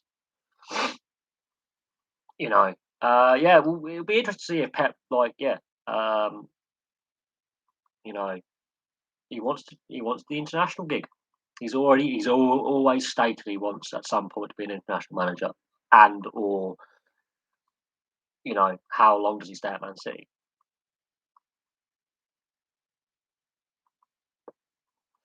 He's only won the Champions League at Barcelona, never won it at Bayern Munich, hasn't won it at Man City. So it's going to be very, very interesting to see. And there's the way Man City handled Pellegrini's leaving, announcing Pep as the new replacement in his last season. That didn't go down well. I think that was pretty shoddy by the club. Um, but yeah, we'll see what happens with Pep because he stated his time at Man City is dependent on him winning the Champions League. Uh, I think it'll be Spain. I think Spain. Maybe one of the South American countries might entice him, like a Brazil or an Argentina or an Uruguay. But they normally go with domestic coaches, so it will be interesting to see when he does decide to leave club management and go into international management, where he ends up coaching, who he ends up coaching, what his next club will be. Um, could it be a PSG bound Pep? It could be interesting. He's got money. There's money at PSG. If Newcastle do stay up with Eddie Howe and Pep's contract runs out, does he go to Newcastle? It'll be very interesting to see. It'll be very interesting. I don't think Eddie Howe is going to be the long-term solution for Newcastle. I think he'll have a period of time to stabilise them, and then they're going to try and get Pep. Uh, I'm not so sure his style of football will necessarily suit the rest of the England setup because, bearing in mind, you've got to bear this in mind. We've tried the international managers before with Sven and Capello, and you've got to be very broad-minded and look at the entire Premier League and sometimes the Championship for your player pool. And it's going to be interesting to see, if Pep was to become an international manager and say England came a calling, it would be very, very interesting, especially if we have a disappointing World Cup.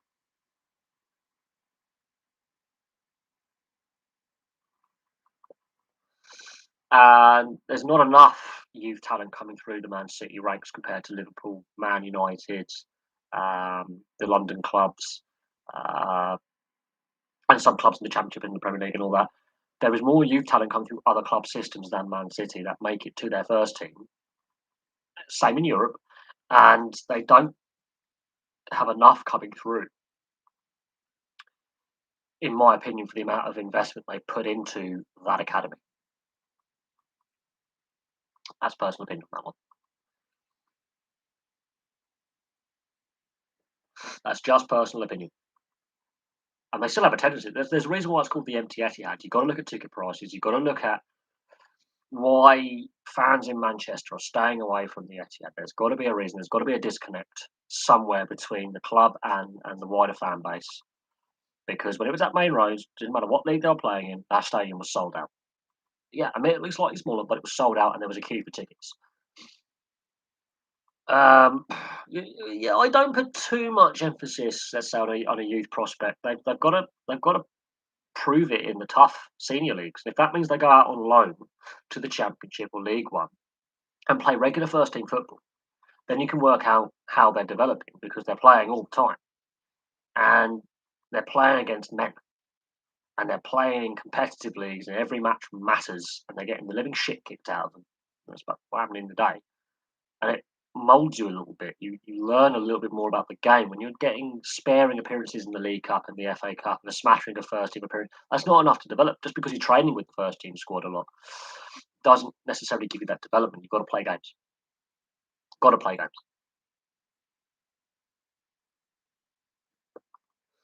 And you know that is that's the problem.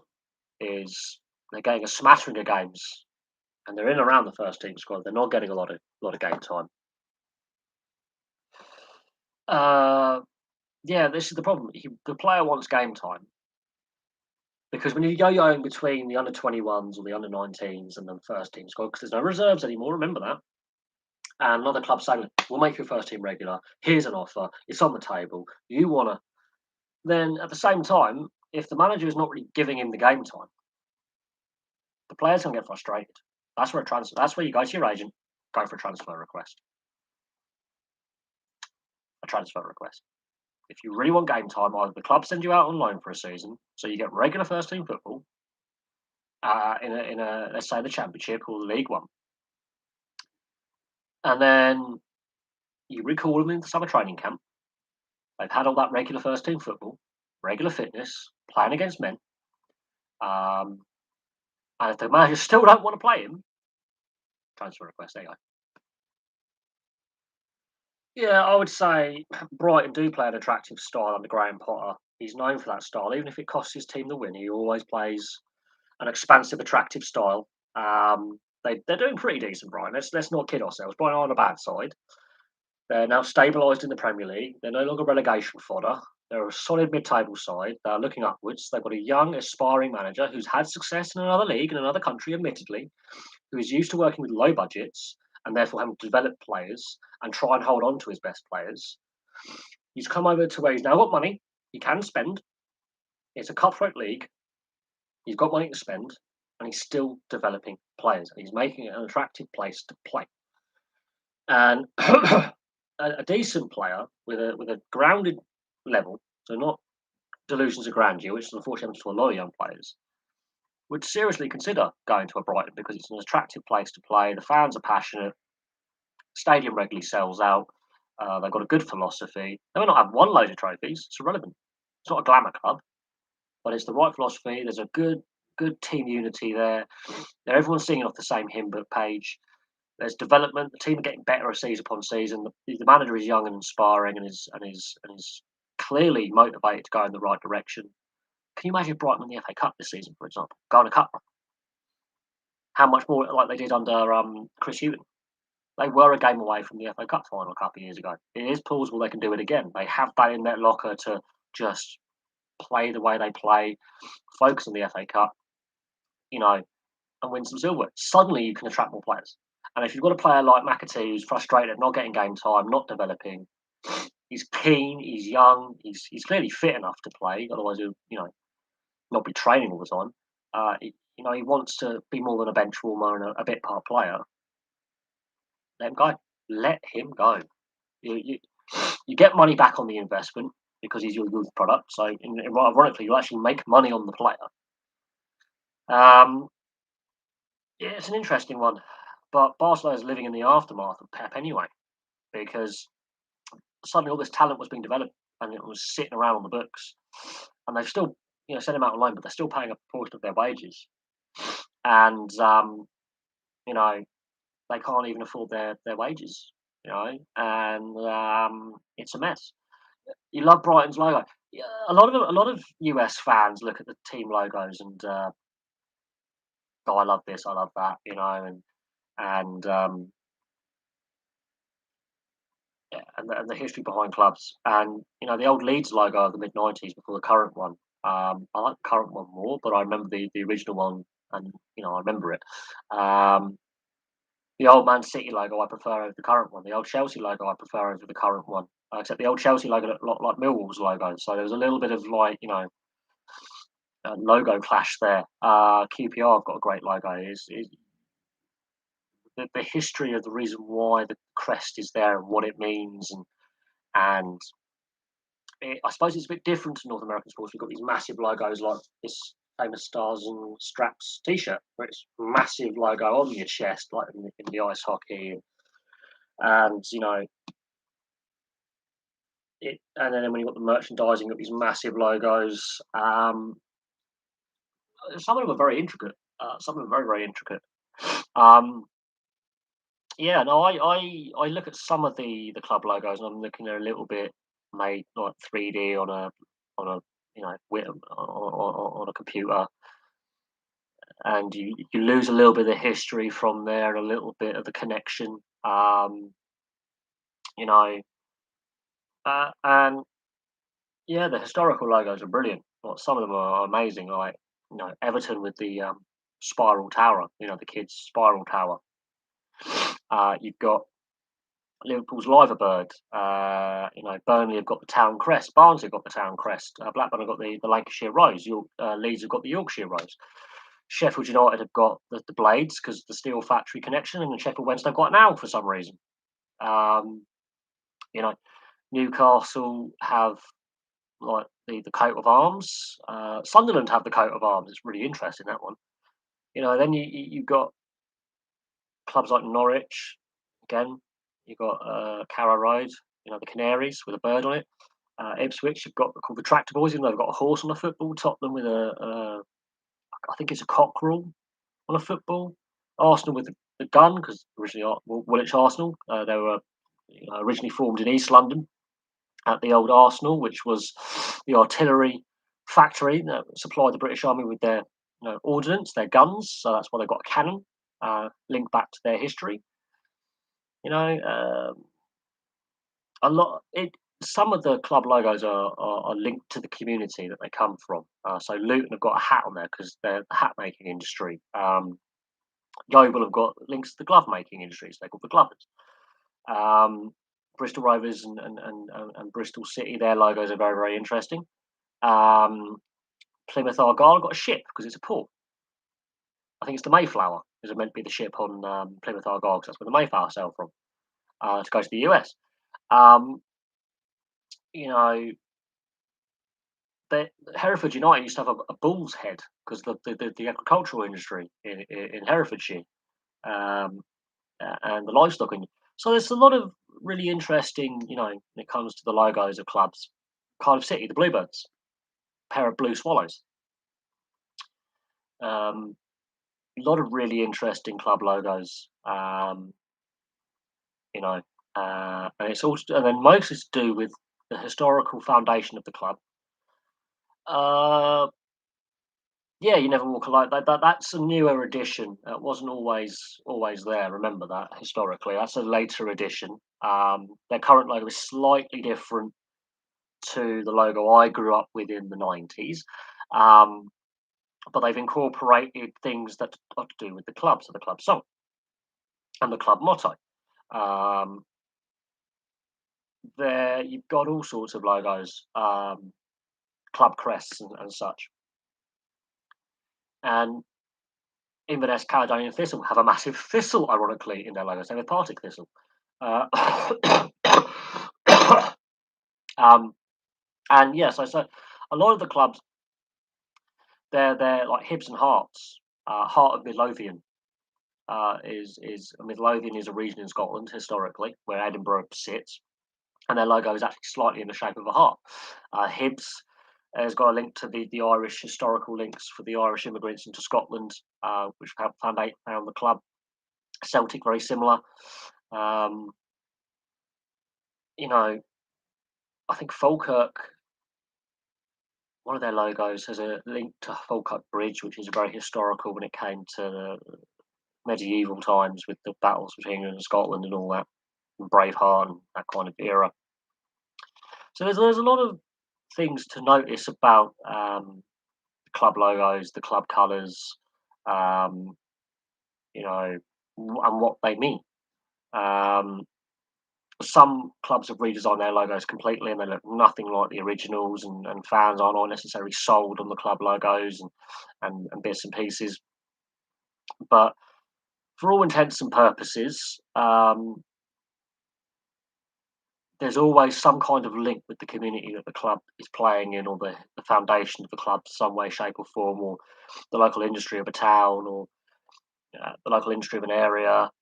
There's always a link to the community that the club is played in. Whereas in the US and Canada, you look at some of the NHL logos, um, really mad, you know, how they came up with some of the ideas for team names and their logos and how it all works out. The St. Louis Blues, I think, and the Utah Jazz, I think, are pretty good logos. To be fair, the New Orleans Saints with the French fleur de lis, harking back to New Orleans being a French colonial settlement and the French Quarter and the state of Louisiana. I like that. What percentage of sports fans play sport god? I was discussing this with the other week actually, um, and there's a guy who does my job in Reading for the Reading Council, and his brother plays professional football for Preston North End or Middlesbrough. I think it's Middlesbrough.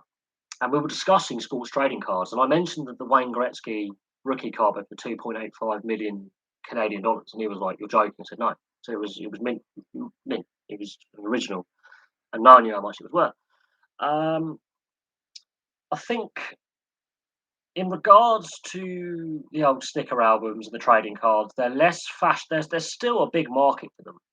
If you were to come over to the UK and go into a convenience store, as you would call them, we call them corner shops, you would call them a convenience store, a 7-Eleven, for example, um, or a 24-hour service station, you will find the Panini sticker books, as we call them. So you get a season sticker book for whatever league, and Panini's an Italian company, and each club will have, it's 24 day, man match day squad kind of thing, the 24 senior squad, at the start of the season. And you collect the stickers, and of course, then there's transfers, but these are all done at the beginning of the season. And you collect all 20 Premier League clubs, or all 20 Serie A clubs, or La Liga clubs, or whatever league we're talking about, and you fill your sticker album. And they're like, I think they're $2.99 a pack, and you get like 50 in a pack. So you can fill out your sticker album, and those that you don't use, you can trade. Kids trade them in schools, so they can fill out their sticker album by the end of the season. Um, and you still get trading cards as well.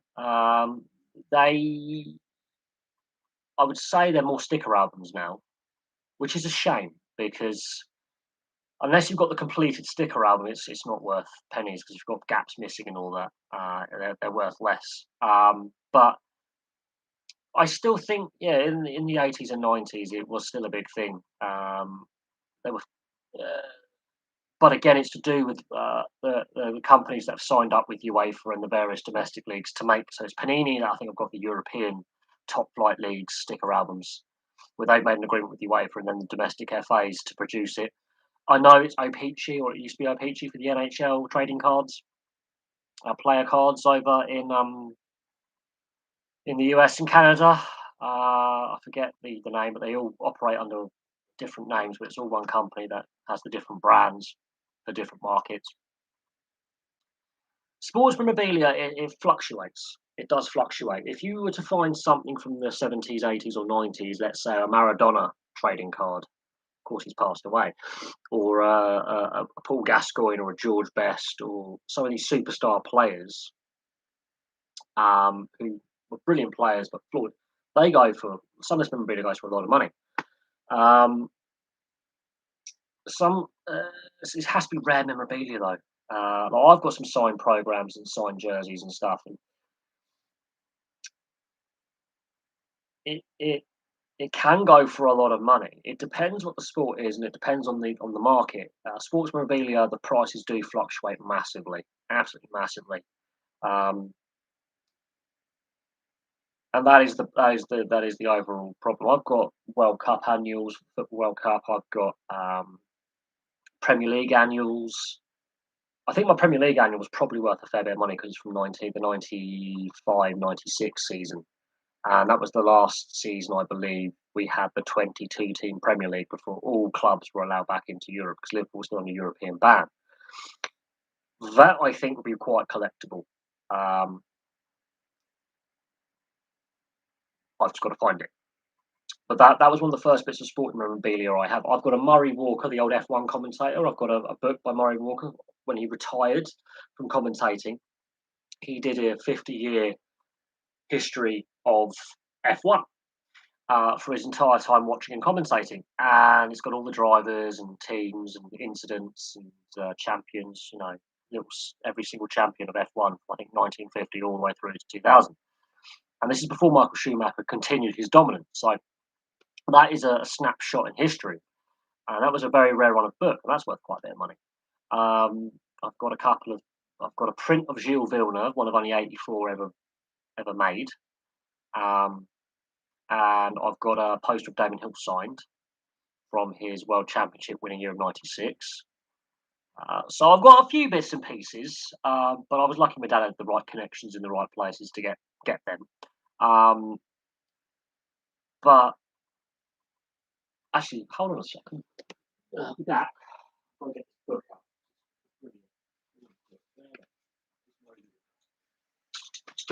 out. Here we go. This is probably my most, Murray. Oh God, you got a Formula One Heroes, Murray Walker with Simon Taylor.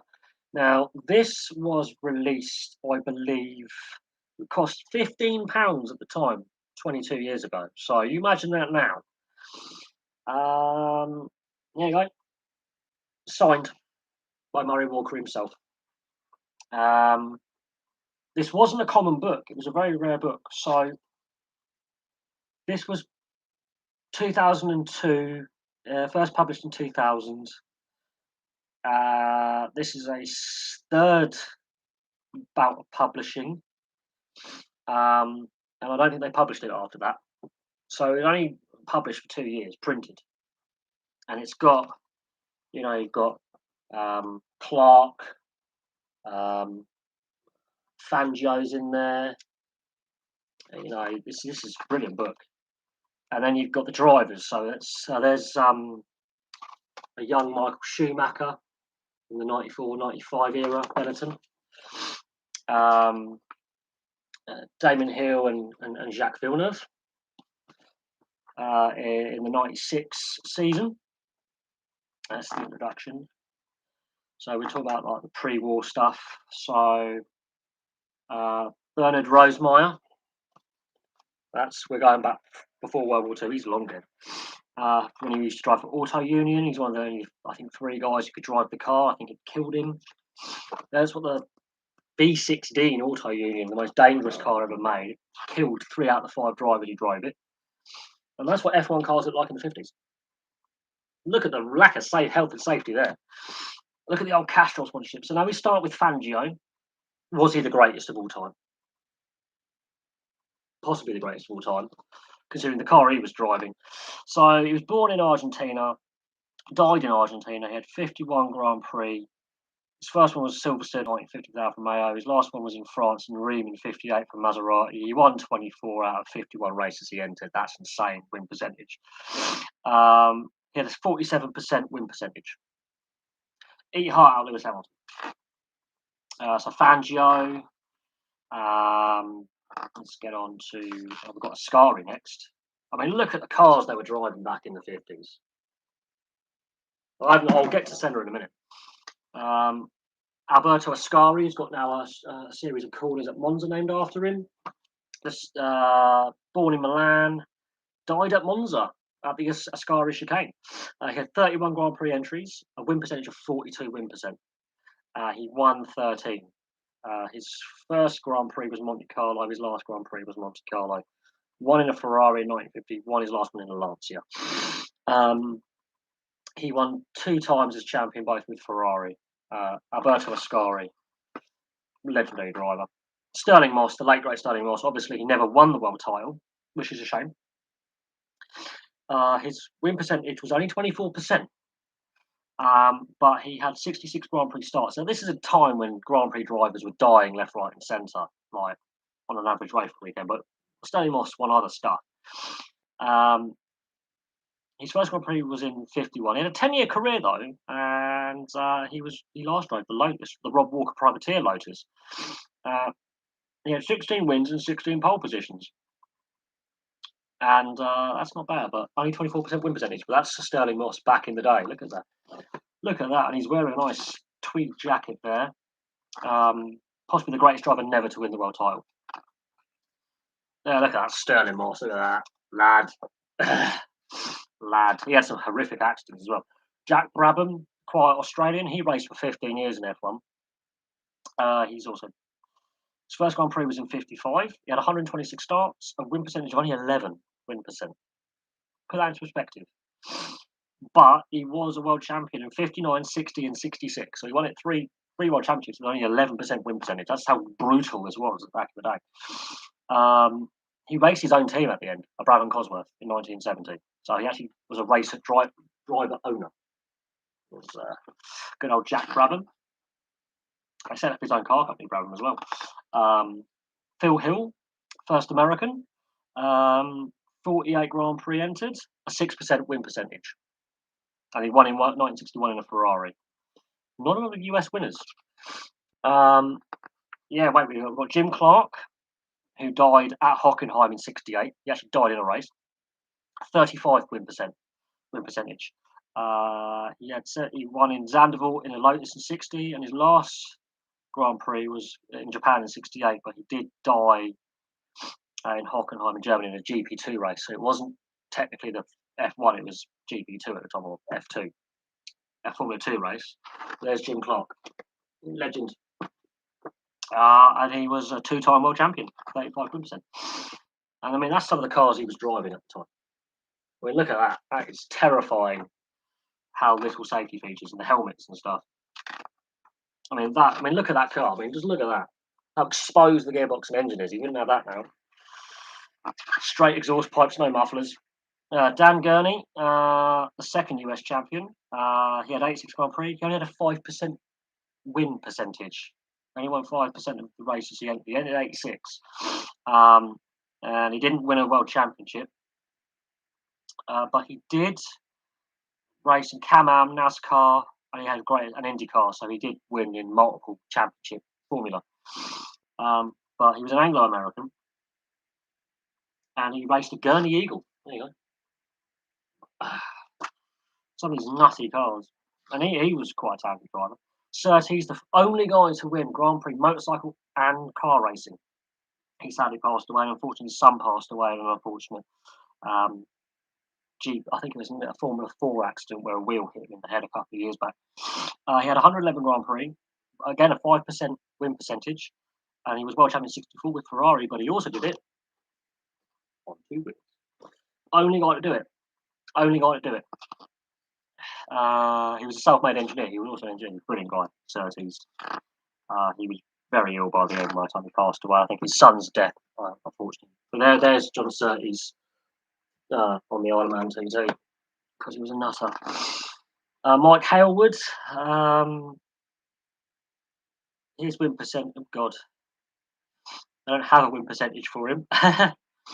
He only had 29 points. He never actually won a race, but to be fair, the fact he managed to get round, and he also raced bikes as well.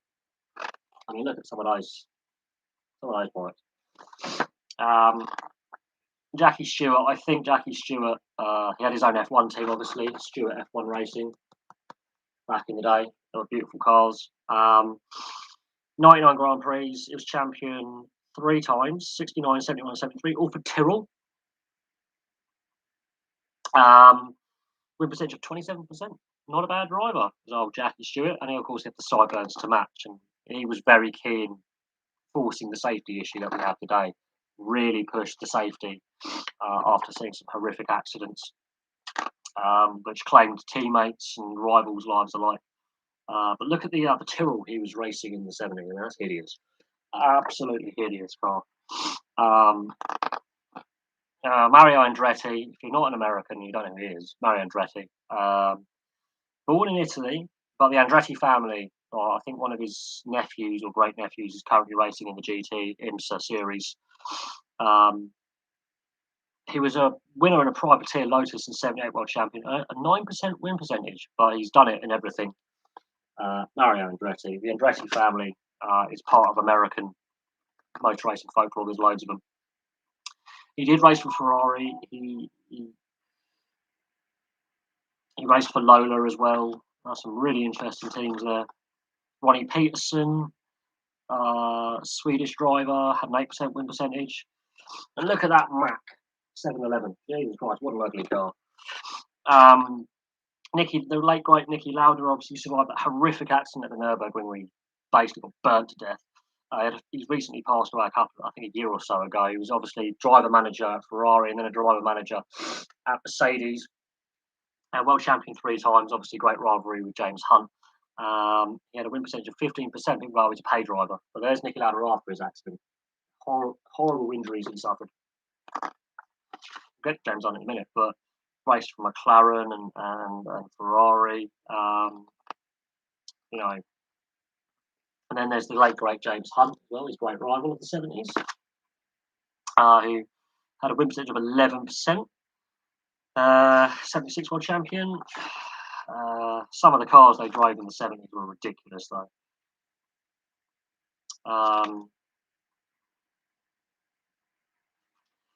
But there's James Hunt in his McLaren. Alan Jones, he's a great Aussie legend. 10% win percentage. And he was, I think, the first Williams champion. There he is. There's his championship winning Williams. We've got some great ones. So he was the first Williams champion. Then you've got Gilles Villeneuve. He had a 9% win percentage. And that's when he drove his Ferrari around when it was falling apart. The lap of the gods, as that's called. I've got a print of that. Lap of the gods. That was at Zandvoort, where they literally kept racing when bits of the car were dropping off, which he would have gotten black flag today. He just kept going until he finished, and he only had like 3 wheels left on at the end. Keke Rosberg, second father-son championship winning duo, because obviously Graham and Damon Hill did it. But Keke Rosberg, champion 82, he only had a 4% winning percentage. I think he won his world championship without winning a single race that season. I think he did, or something.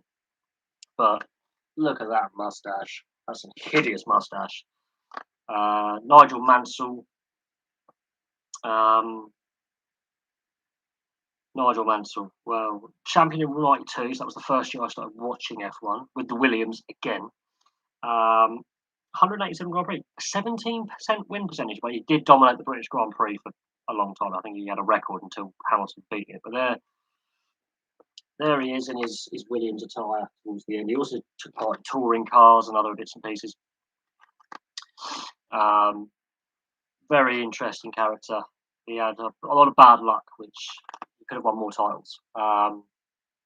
Yes, I do remember drivers getting out of cars being absolutely shattered. He also raced a bit of IndyCar as well. And I think he raced for Ferrari for a brief period, but look at that. That is a beautiful looking car. Beautiful looking car. Alain Prost, the Professor, he won 3 world titles with McLaren, 1 with Williams. And of course, he had a spell at Ferrari where he didn't actually, unfortunately, win the world title. But Ayrton Senna was his great rival, and Mansell. A great era of drivers in the 80s and 90s. The McLaren, he was racing in the Williams. Brilliant cars. Gerhard Berger, he was a very interesting character. Never actually became world champion, but he got a handful of wins and he raced for a whole host of teams. But there you go, Gerhard Berger. He's done a lot. Very affable Austrian. Martin Brundle, the worst commentator in the world. I'm not going to lie, can't stand him as a commentator. And I don't think he ever won a race. But there you go, Martin Brundle in his Jordan days when he was horrifically bad. Generally couldn't stand him. But he's done a fair bit of like Le Mans and GT racing as well. He was a decent driver, but I wouldn't say he was the best out there. But I have to admit that 96 Jordan was a beautiful car. Stunning car. The late great Ayrton Senna. Obviously, only 3-time champion. The 25% win percentage. So there's the late great Ayrton Senna.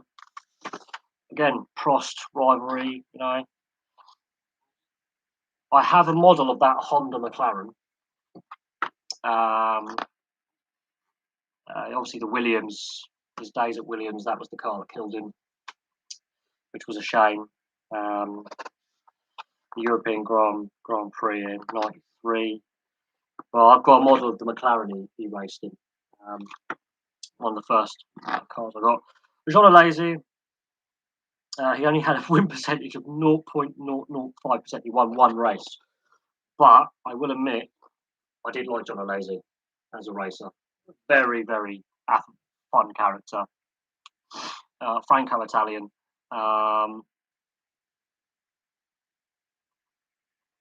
Brilliant. But his time at Ferrari, I mean,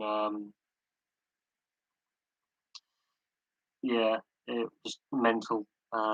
Absolutely mental. John Alesi. Damon Hill, I think. I grew up watching him. Brilliant driver. First father-son, because obviously Graham Hill, his father. He had a 19% win percentage, even though he was only world champion once. He still won a fair few Grand Prix. He won 22 of them, so he's not a bad driver, only winning it once, but brilliant. And then, of course, he went to look at that Jordan. That Jordan was I have a model of that Jordan as well. That was a beautiful car. Absolutely brilliant. And of course, the great Michael Schumacher. When this book was published, he was still an active racer. Shows how old his book is. A 34.7% winning percentage as of 2002.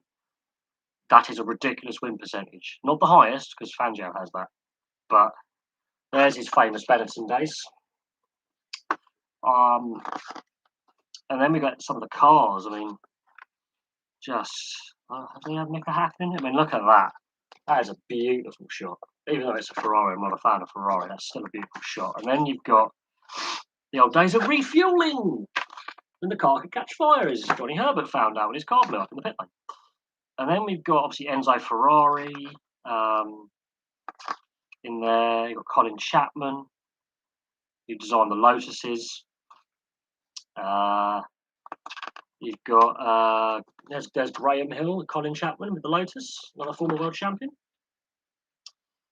Mario Andretti with Chapman. Ken Tyrrell, who founded the Tyrrell team, which obviously went out of business. He was an interesting character. I'll get to Bernie Ecclestone's in here as well. You've got Tyrrell and Jackie Stewart. The six-wheeled P34. Yes, they had six-wheel cars because regulations were a bit loose. I'll get to the question about who will win next year's F1. Bernie Ecclestone, the guy who ruined F1, in my opinion, this guy. He's the reason why we have the current crappy regulations and the crap deal with Liberty Media. That guy. But he started out as a used car salesman, and then he ended up. There is the annoying little toad there with his Brabham Alpha. Yeah, Alfa Romeo and Brabham teamed up. Max Mosley, the late Max Mosley, former FIA president, he was a bit of a controversial character.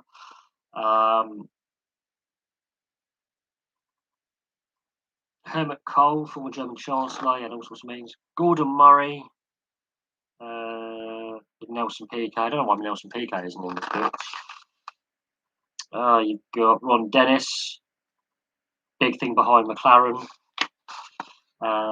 Patrick Head and Frank Williams. Obviously, Frank Williams has sadly passed away now. That was before his accident and left him in the wheelchair. Frank Williams. And Patrick Head, obviously. And then you've got, that's what the paddock looks like. Oh my God, you've got the TW, you've got the Arrows team. Jos Verstappen, Max Verstappen's dad used to race for. You've got Minardi, the famous privateers, the guy at the back of the grid all the time. You've got the back room, so you've got that's how many trucks it takes. Bob Darts, got Professor Watkins, he's dead now. Charlie Whiting, he was the race director, he's now passed away, I believe. There's all sorts in here. A lot of these people have now passed away. That's how old this is. But, you know, there's the heroic places, 3 great circuits to be raced in. You've got Monaco and Silverstone. So Silverstone's been very much redeveloped since that photograph 20 odd years ago. That's Monaco Harbour in 1957. Completely different now, isn't it? And there's Monza. Monza is different. So that's the current main straight, and that's the old banking. So Monza's gone through a lot of iterations in its time. And of course, there's the late great Murray Walker with the microphone. Yeah, so some of the James Hunt, Nigel Mansell, Martin Brundle, Ayrton Senna, Michael Schumacher, pit stops, pitch credits, bang. So that's the Murray Walker book. That is a fun bit of memorabilia, and yeah, it's an interesting read, to be fair. To properly read through it will take you a couple of hours, but that is 20 years old now. I got that 20 years ago, so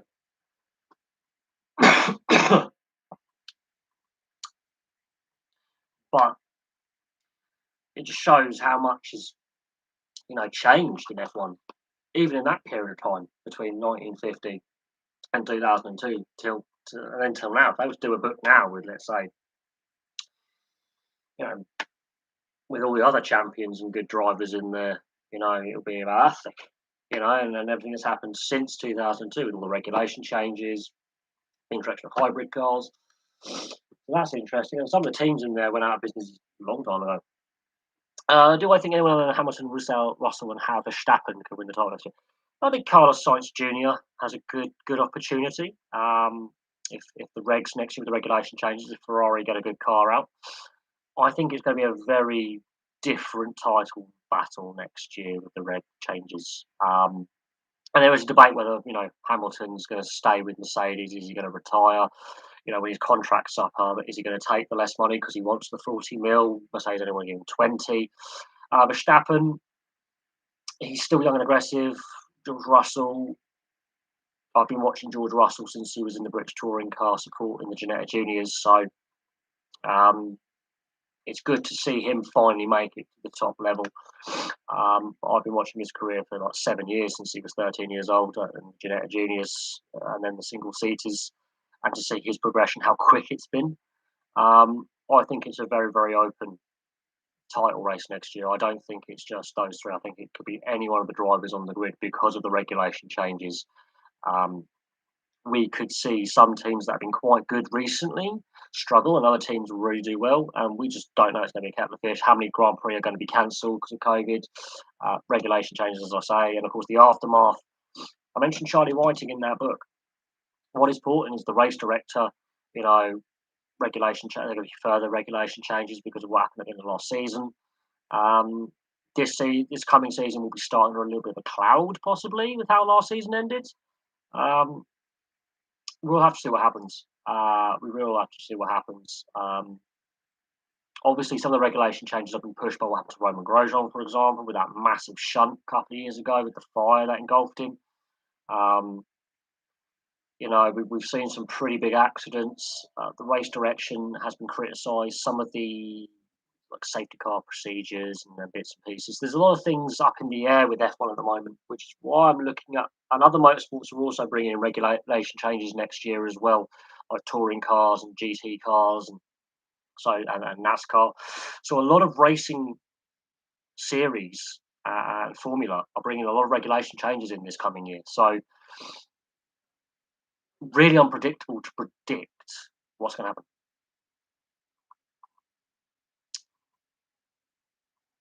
Oh, look, Eccleston has got nothing to do with the workings of F1 anymore. It's Liberty Media now.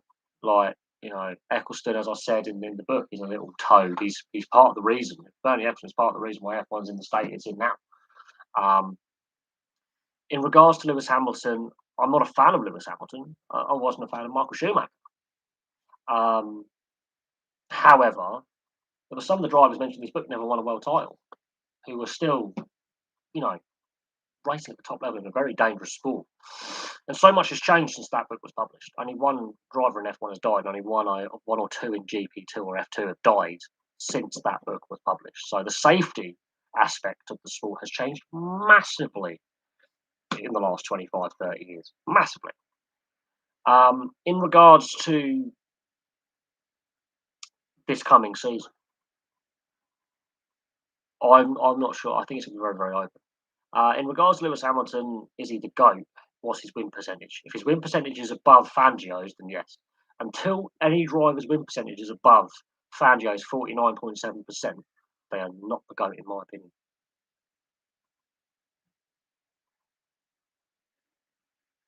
And in regards to if Hamilton wins an eighth title, he hasn't won the eighth title this year. That's Max's.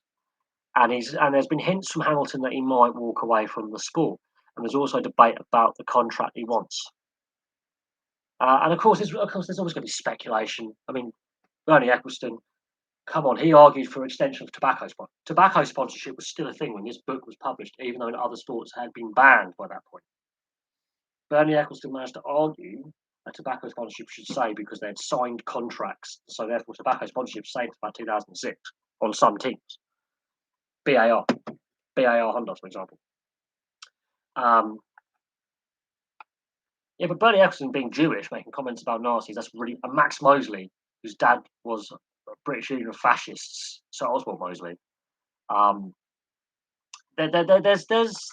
There's always been that legacy of a bit of suspicion. And then Jean Todt becoming head of the FIA after being Ferrari chief exec, basically on the racing side of things. Again, there's a bit of head scratching going on, but there's always been an allegation of some dodginess going on in F1, going back years. I've always said Bernie Ecclestone in charge. If you look back at it, Bernie Ecclestone becomes in charge of F1. He was a team owner to begin with. It was always the old boys club. The only thing that F1 has done right is improve the safety. And that started before Ayrton Senna's death, where they were already saying that the McLaren pointed noses from '94 would be banned. It took them 2 years. It happened that Senna and Ratzenberger died after they were saying, we're not so keen on these pointed noses. And regulation changes happened that gave us what we now see as the modern shape of the F1 car in the early 90s. That by the end, the Schumacher Hakkinen battle, those McLarens and Ferraris and Benettons and the BMW Williams, they look, yeah, if his win percentage is 35.59%, he's nowhere near Fangio's at nearly 50%. Fangio won half the races he competed in, apart from I think one, just below. I think he won one less race than half. I think Fangio is the GOAT, considering that when he was racing, people would die every race. Fangio is the GOAT for win percentage. Yes, he raced in less Grand Prix, but that's win percentage. If you are winning half your races, at a time when the sport isn't as global, it's still mainly based in Europe with a few races in South America and bits and pieces like that. You don't go to Japan, you don't go to Australia. If you're winning half your races, that is ridiculous. And this is at a time when you would get out of the car and you'd be unable to walk because you're exhausted. You'd have to be carried out the car. Ayrton Senna, no, not that high. It was still about the same as Hamilton's. I'll have to go and check Senna's win percent. I'll have to go back actually. I'm smoking though. God, I don't want to burn the book. That would be disastrous because this book is one of a kind. Ayrton Senna, let's have a look at Senna. Right.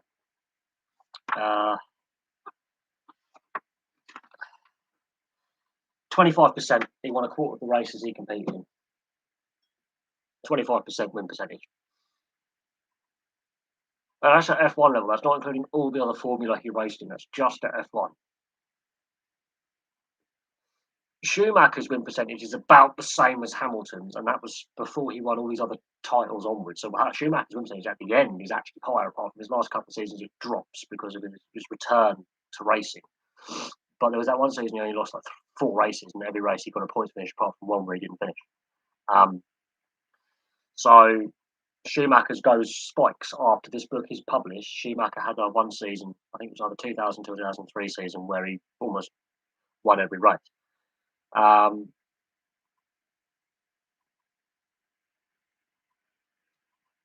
Yeah, the race direction side of the FIA is facing a lot of criticism. Now, the drivers are not at fault because they were following instruction given by the race director and the yellow flags, the safety car, being told you can pass, not pass, that kind of thing.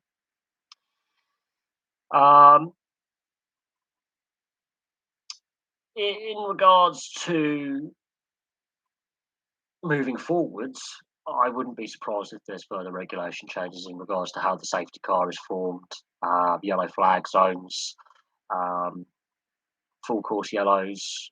Uh, they keep virtual safety. I don't like the virtual safety car.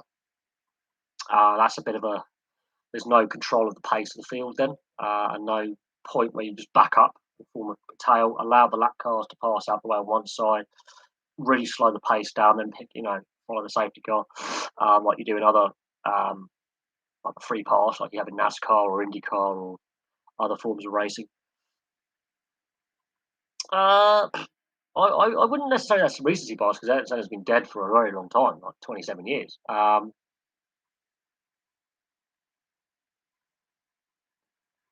would say reading that book, and of course Senna dying. Some of the drivers weren't even alive when Senna crashed and died at Imola, at Ratzenberger. Um, I would say a lot of the younger drivers would have looked up to Hakkinen and Schumacher and Alonso, who's still obviously racing with them, when they're coming through the karting and single seater formula to get to the junior formula to get to F1. Um, Lewis Hamilton's, I think, I think a year younger than me or a year older than me. So Lewis Hamilton's a similar age to me. He would have grown up watching Ayrton Senna if he was interested from a very young age in F1. Um,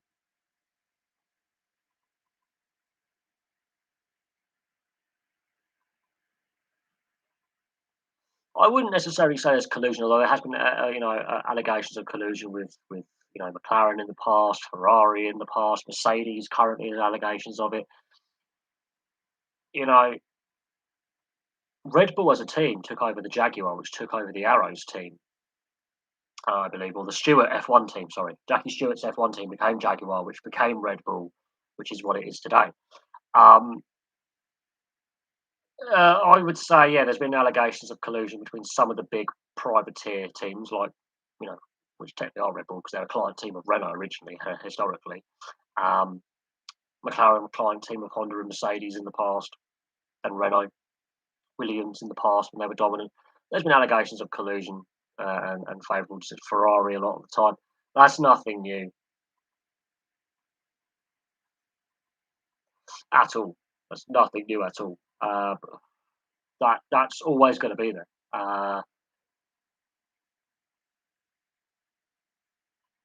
I wouldn't say necessarily. I mean, we go back to the Renault days with Flavio Briatore telling Piquet to crash into the wall so Alonso could win. That's collusion. That is working things out. I haven't watched F1 for a long time. I have no interest in F1 anymore. That book and the era that book published in the 90s and 2000s is when I was watching F1. I started watching F1 when Mansell was winning, and then Schumacher, and then you know Prost and Senna and things like that. And of course, we've now got these forced regulation changes that Ferrari and Mercedes are trying to. They were trying to delay. They weren't happy with it because it makes it an even playing field, much like NASCAR, much like touring cars, superbikes, other formula in other motorsport, be it two or four wheels, have a more level playing field where the privateer teams, the client teams, and the factory teams are basically going off the same pretty much basis. Um, you know, it, whether conspiracy theorists will abound. There was question marks about some of Schumacher's tactics as well, and Prost and Senna. So that's never going to go away. Um, if he's a one-hit wonder, fine. If he wins another title with a different team, that's a different thing. Or if he wins another title with a Red Bull, I think that changes it. But Schumacher had a people can say about Schumacher being the greatest of all time and all that. There were some question marks about some of the team audit decisions made and how Barrichello and Eddie Irvine got screwed out of wins and when they were actually the dominant car in a race, famously at the Hungaroring, where Schumacher just didn't feel comfortable and winning the race, and he basically swapped places on the podium with Barrichello making a big point about we're not so keen on some of these team orders. We were still going to win the title that year. He was going to win the title that year. They were going to win the constructors by a country mile, and there was no need for that team order to be done by Jean Todt, but it was. And that was a big point made, and they changed the rules on that because it was so embarrassing, it was so obvious. Whereas with Villeneuve and Damon Hill, they were considered equals. They were racing in '96. They were racing wheel to wheel, and they would take lumps out of each other. So with Mansell and Hill in '94, '95, '92, '93, they were taking wheel nuts off each other. That's why I think Williams got it right. They didn't have team orders between drivers.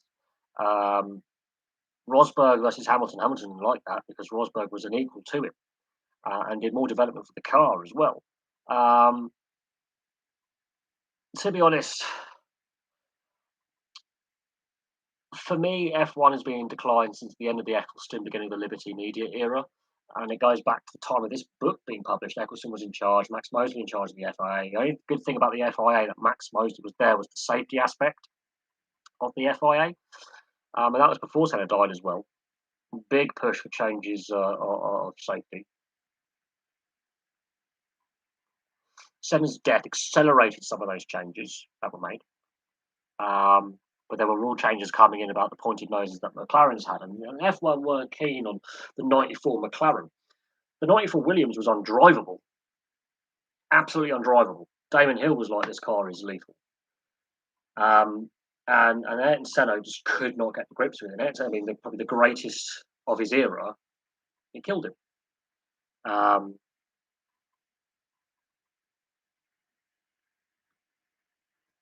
And so there were already concerns about the Benetton in '94, '95, the McLaren in '94, and the Williams going into the '94 season. Those three cars, there were a lot of concerns about some of the features on their chassis, on their bodywork, with their front and rear wings, and the nose cone. And it transpired to be a fatal season for two drivers, Ratzenberger and Senna, at Imola. There were concerns about some of the tracks. And if we get to, let's get to some of the later bits of this book, which is very, very crucial.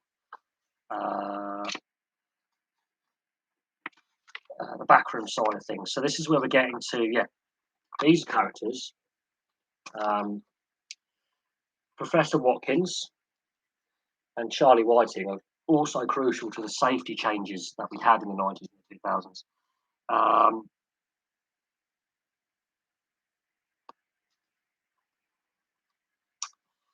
trying to find a picture with Max Mosley and Bernie Eccleston because Bernie Eccleston, here we go.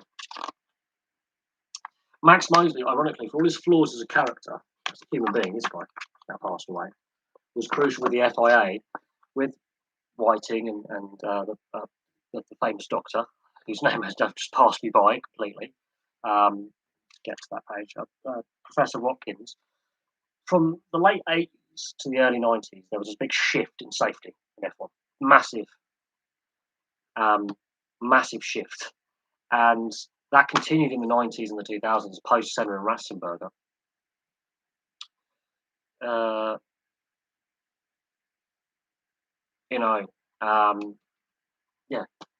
You won't see, I think, the characters that are in this book.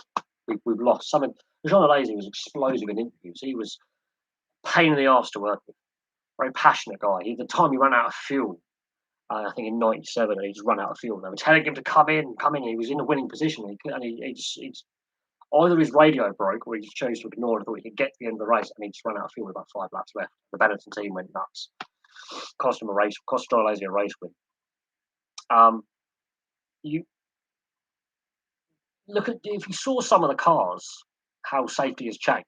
Exposed gearboxes, exposed exhaust manifolds, exposed straight exhausts. Very exposed cockpits. None of the head and neck protection. Obviously, back in the 50s and 60s, it literally was a pair of goggles and literally a hard hat, basically, in design. You're changing overalls, changing safety features. changing barriers. You look at some of the photos from the 50s, hay bales. Cars would catch fire in the pit lane when they're refueling them with big funnels. They didn't have hoses. Um, you know, really exposed suspension. The halo device, I think, does limit vision, but it protects the head. IndyCar have gone a full enclosed, like jet fighter style cockpit. Well, I think that's where F1 is going to have to go, is a fully enclosed cockpit like IndyCar. I'm not a massive fan of single seater racing. I watched a video of the biggest crashes of 2021, and some of the other single seat formulas still do not have the halo device. And I'm amazed some of these guys and girls managed to walk out of these cars. Even watching some of the GT racing support series for the F1, the International GT series, the IMSA series, some of the accidents. I mean, cars are disintegrating.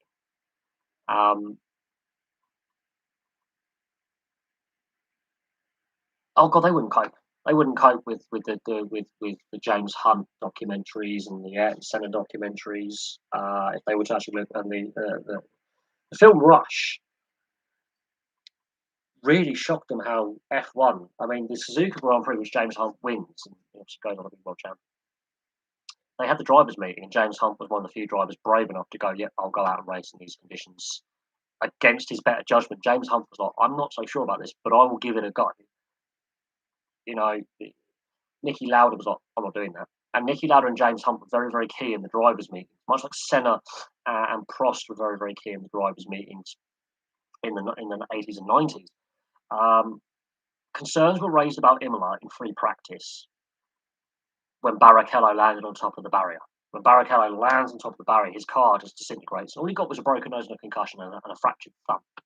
Should have broken his back, as a minimum. After that free practice accident on the Friday, the drivers' meeting, when it came to qualifying, were raising concerns about Tamburello and some of the other chicanes and corners at Imola, saying that our cars are too fast for this track. The track is a good testing track, but we're too fast for it. And the wall that Senna hits, there is a river, a stream behind. And so they brought the wall closer in. So the gravel track doesn't really decelerate you at all because there's not enough time for deceleration. So therefore, it's a problem. Imola itself is a testing track. I've watched it on the Superbikes. I've watched it in the European touring cars, the World touring cars. I've watched it with F1. It's a lethal track anyway. It's still dangerous now, even with the changes they've made to Tamburello and other corners. It still is one of the most dangerous tracks that is still used with pretty much not much change to the configuration. Let's be honest with it. And then that drivers' meeting before qualifying starts, after Barrichello's accident, Senna and Prost and Mansell. I think Mansell was still driving at the time. He might have been close to retirement. But Schumacher, all these big name drivers. Schumacher was winning the title at this point. Damon Hill. All of them were voicing concerns about the fact that with the regulations as they were, with the cars set up as they were, the cars were not stable enough, and they were too dangerous. The cars were too dangerous for the track. They were like, "This is dangerous." That qualifying session, Ratzenberger dies. They continue still to go ahead with the race weekend. And I think it was lap 4 or lap 5 into the race, Senna goes off. Admittedly, there was a mechanical failure with the car. But that weekend, there were so many drivers in that race meeting raising concerns with the FIA, saying, "We're not happy with this track because our cars, the current aero package, the way the cars handle, it's not safe." 2 guys died, 1 guy lucky to walk away with just a broken thumb and a broken nose and a concussion. Barrichello should have died that weekend. That is how ridiculous that Imola weekend was. Fast forward to Jules Bianchi and the safety car failure when he goes into the safety crane, picking up I think Adrian Sutil's car had gone off, and they were getting Sutil's car out, and he hits it. Fast forward, we get the halo device. Would have the halo device actually saved Jules Bianchi in that instant? We don't know. It's hypothetical, the angle he was pinged at. But there was an issue with, now they bring in the virtual safety car, which I think is flawed. Because the safety car becomes the pace car. And therefore you can really slow down the pace. But the regulations that the cars have with the aerodynamics is flawed. They cannot cope in wet conditions anymore. Whereas back in the day, they could cope with wet conditions. It was the visibility that was a problem, because all you do is adjust the suspension and the tyre pressure, which is when pit stops were crucial. Now they have to start in wet races behind a safety car. So Spa, for example, absolute joke of a Grand Prix. Um, Whereas 10 years ago, they raced that flat out from the start as best as possible because the aero package worked. The cars now, the package is all wrong, hence why the regulation changes are coming in because so many complaints have been raised by drivers saying we can't go flat out, we can't drive in the wet properly. It's not because of visibility. We know we're going to have bad visibility. It is simply because the aero package and the downforce and the grip levels are not good enough in the wet. The Pirelli tyres are shit, and we're getting regulation changes. These arguments have been had before Liberty Media took over F1 from Bernie Ecclestone. So, regardless that the risk has been mitigated, it's still a dangerous sport. Motorsport is dangerous. There are still fatalities every year in motorsport. Bikes and cars, doesn't matter. Open and closed wheel racing, open cockpit, closed cockpit, GT cars, touring cars, there are still fatalities. You cannot get away and mitigate the full risk. And of course, that GP2 accident at Spa, at Eau Rouge, where the so-called safety barriers actually contributed to the accident, which was almost a replay this year in a GT support series. I think it was the World GT series, similar to Le Mans style. Lamborghini coming up, clicks one barrier, spins out into the road, is hit by four other cars, the car's disintegrated. How the driver of that Lamborghini gets out alive is beyond me. Same accident was a carbon copy of the GP2 accident at Spa in 2019, where because of the safety barriers and the removal of the gravel traps, the tarmac runoff area at one of the fastest parts on a blind double crest chicane, where you're going at flat out fourth, fifth gear, climbing up a hill where you can't fully see, carbon copy accident. What made the accident worse? The safety barriers. If you still have the gravel traps there, it creates a hazard where you've got to stay on the tarmac. Because you've got no deceleration before hitting that barrier, you are basically sprung back out into the racetrack, as proven. Two serious accidents in the same section, different classes of motorsport, where it's a multi-vehicle pileup, where car gets sprung back out the road and is hit by multiple vehicles following them, unsighted, expecting a clear track, or if there is an accident, the car to be buried in the barrier. 20 years ago, that's a gravel trap. 15 years ago, that's a gravel trap. The FIA has changed regulations in regards to the so-called safety, where you have no deceleration before hitting the wall. You are hitting the wall at full pelt. A gravel trap decelerates you. And certain gravel traps, you just dig in and you really slow down. You don't even make the barrier. You might pitch and roll, but you're rolling, and therefore, is it more dangerous? Possibly, but it's only one car involved, hypothetically, if you're going to go have a mechanical or go run wide. If you're pitched back into the race traffic at high speed at a section like that, you risk getting ping-balled, which is what happened with that GP2 accident 2 years ago, and what happened this year at Spa in the GT series, where Lamborghini gets it wrong. Is it driver error? Possibly. Is it mechanical? We will never know, because the car was in bits. There was no telemetry from that. Computers are ripped out. Cars destroyed. 4 cars hit it. It is hit all over the place. Cars are unsighted. One gets a glancing blow and 3 more go into it. And it is a nasty accident. That reminds me of a motorway accident, bad weather, when it's just fog and you just pile it. And that is down to the barriers. Where there should be gravel traps, there is now tarmac. And instead of extending the barriers further back, partly because of geography you can't, unless you do a lot of work in widening the runoff area, then put the gravel traps back. Put the gravel traps back in at sections like that, because it decelerates you before you hit the wall. You're less likely to bounce out of the track. Monaco, you have no runoff. You are in the barrier. Imola, they redesigned the track. They didn't take the gravel track. They redesigned Tamburello. Still lethal. Still lethal. One of the most dangerous circuits. Spa is more. The Nürburgring Nordschleife is possibly the most lethal. It's the reason why F1 doesn't go there. And if you have the GP and the Nordschleife circuit together with Nürburgring, it's about 14, 15 miles long. You will be exhausted after doing an endurance race there. 24 hours in the Nürburgring, drivers, even if they have stints, 2-3 hour stints, they come out of the car being carried out because it's physically demanding, because you've got 150 turns. Do I think Macau is even worse street circuit. Look at some of the accidents at Macau.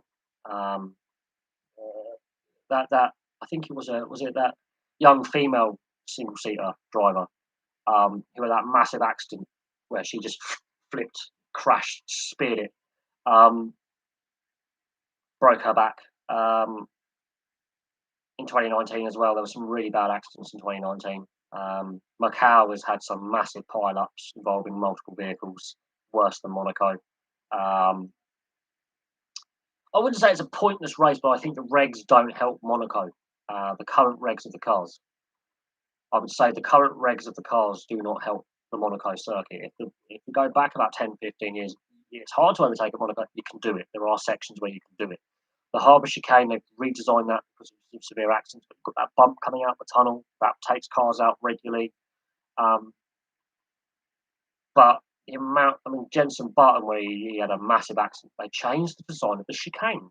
And Perez has a nasty accident, can't race the following day in qualifying, was basically broke his back, pretty much. I think he had 2 herniated discs after that. They haven't actually made that safer, they've made it more dangerous. But there are overtaking opportunities at Monaco. It's the current regulations of the cars over the last decade or so have made it less interesting. It has made it more difficult. Um, that's why Valencia is not on the circuit anymore. It was a crap circuit anyway, where Mark Webber hit Kovalainen and decided to Red Bull gives you wings. That was a nasty accident. That was, would the Halo device made any difference? He walked away from that amazingly. He was upside down.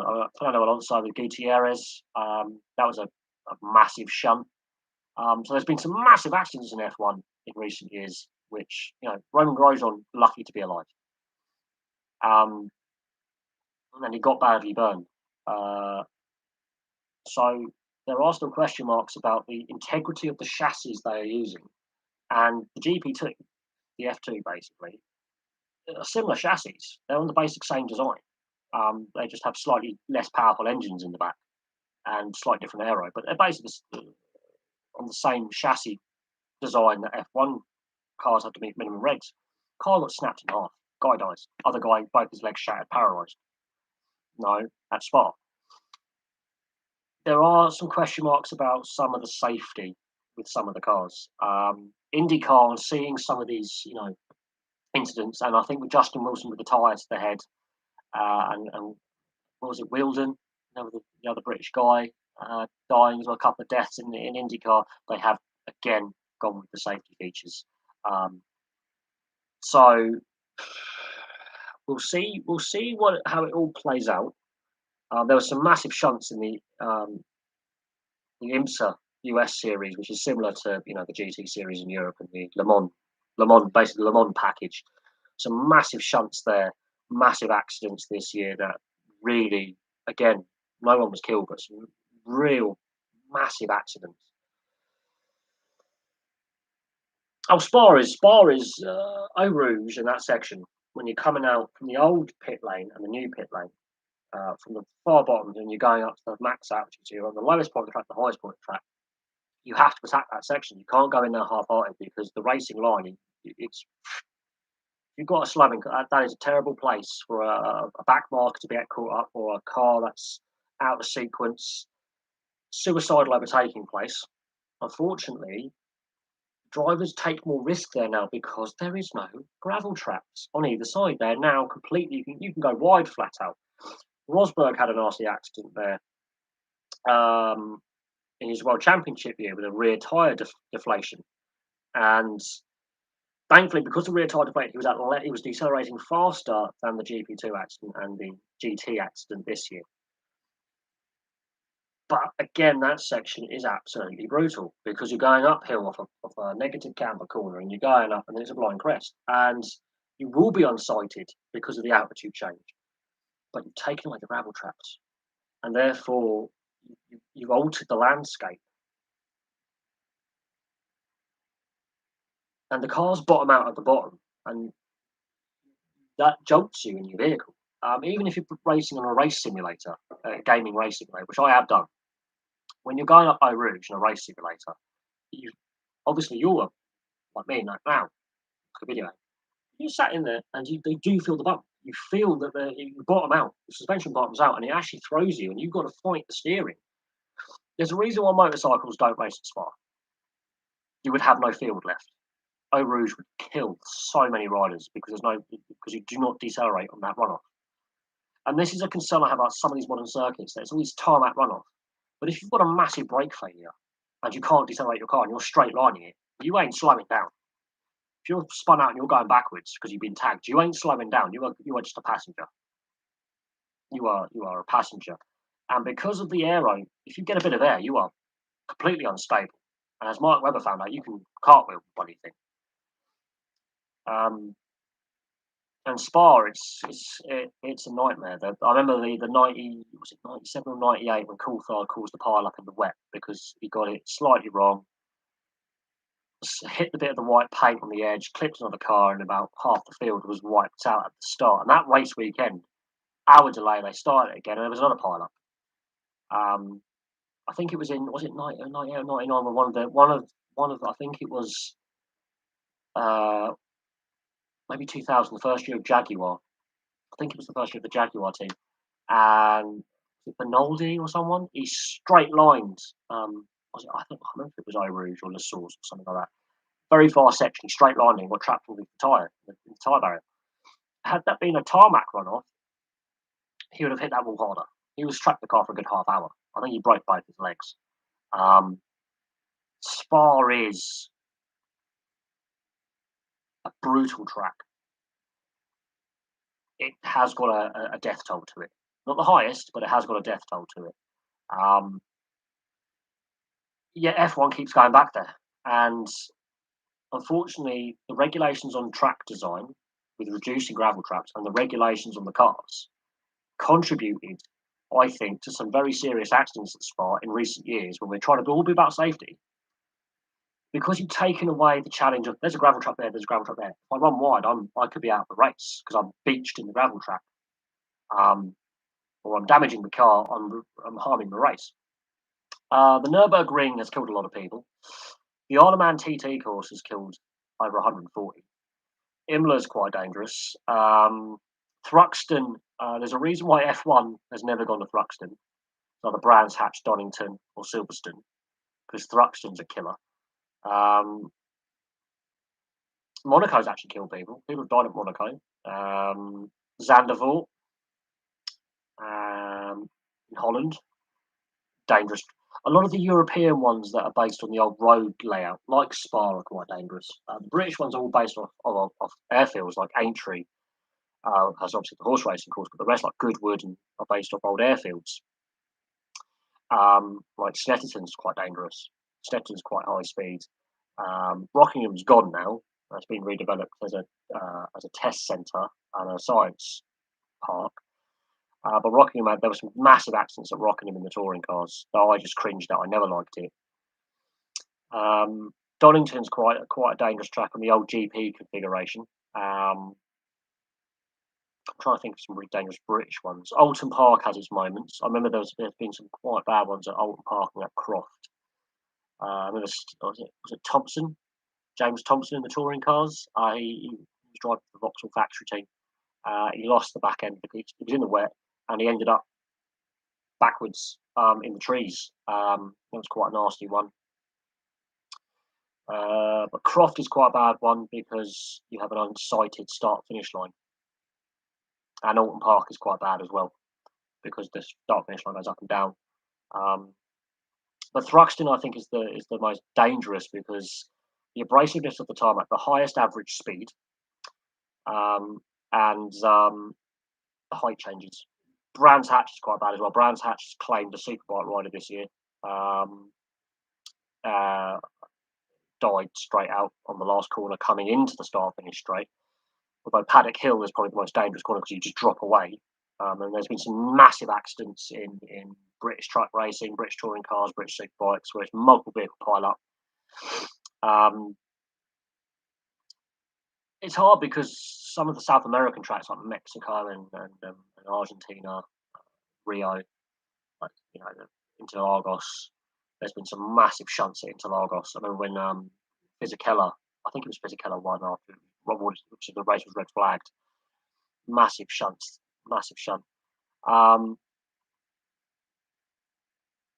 it's a difficult one. I think you would have to look at the percentage of races done, percentage of accidents that happen per race. And out of all the accidents that have occurred that have been documented, Monza's quite dangerous. Monza's got a lot of victims, and all the various layouts that Monza's had over the generations, from full banked oval to figure of eight to what we currently see with the L-shaped one with the national circuit, which is basically a but almost an oval loop, not banked oval, but with a little couple of chicanes in it. Monza's got some of the most dangerous corners for speed. Um, there are loads. I've seen fatalities in every form of motorsport, from motocross through to superbikes, MotoGP, road racing, biking, rallying, touring car. Thankfully, the deaths now in motorsport are a lot rarer. They happen. They do happen, and when they happen, it's just as shocking as the last one. Whereas in the 70s and 80s, it was almost an everyday thing. It became almost an everyday thing, and people became numb to people dying in race accidents. Juventus, Bayern, or PSG, who's more popular in the UK? I know more Bayern Munich fans over here, but I don't think they're overall with hardcore football fans. If you support your club, you support your club. Um, I've seen Juventus and Bayern jerseys. Not a lot of PSG over here. Not a lot of PSG. But that's personally just me. Obviously, I'm just down the road from Reading Football Club. I'm not too far from London, so you've got like Chelsea, Brentford, Arsenal. I've got my friend lives just up the road, a Fulham fan. I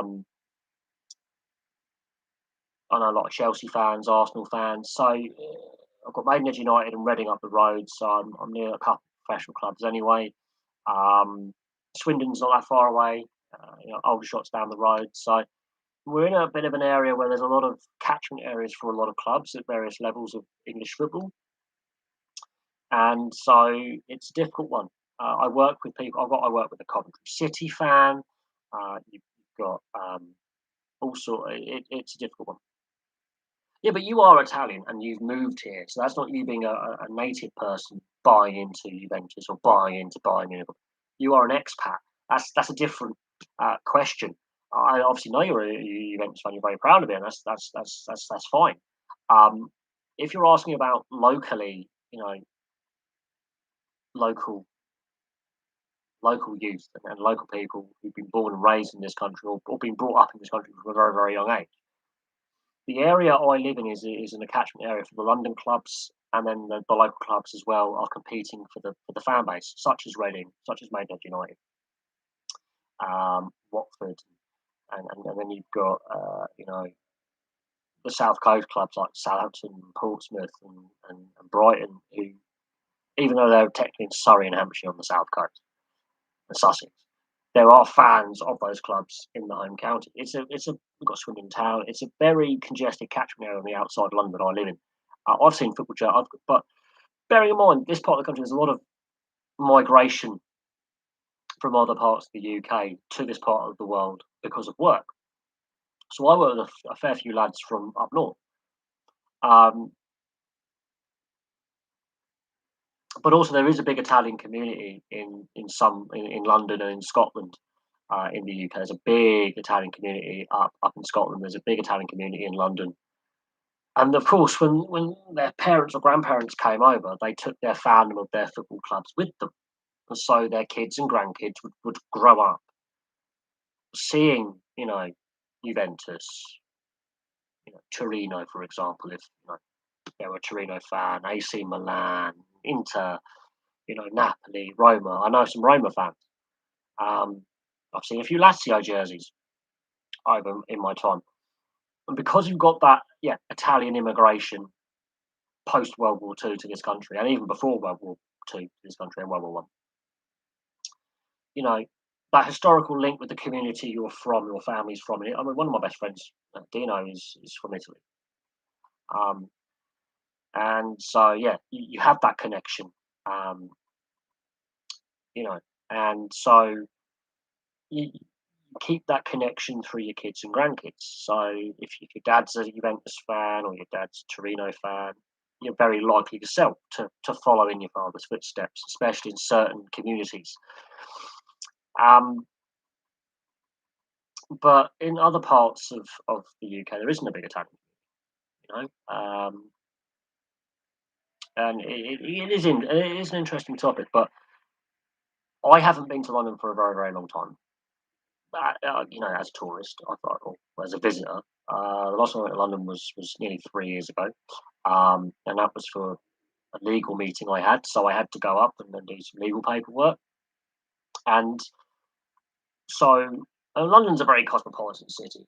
Same with Manchester, same with Glasgow. They're very global cities in the sense they're very cosmopolitan. There's lots of nationalities there, so you're going to see like a football jersey from almost every national league in the world, probably in London if you were lucky enough. If you were to do a poll on people. But my friend John, he collects football jerseys from all over the world. He's got football jerseys from Argentina, Uruguay, Mexico. His hobby is collecting football jerseys from around the world. He's a West Ham fan. Um, my friend Mike is a Reading fan. My friend Chris is a Liverpool fan. My mate Rob's a Fulham fan. My friend Steve's a Chelsea fan. My mate Sam's a Chelsea fan. So I've got my friend Paul is a Leeds fan. So I've got friends who support other clubs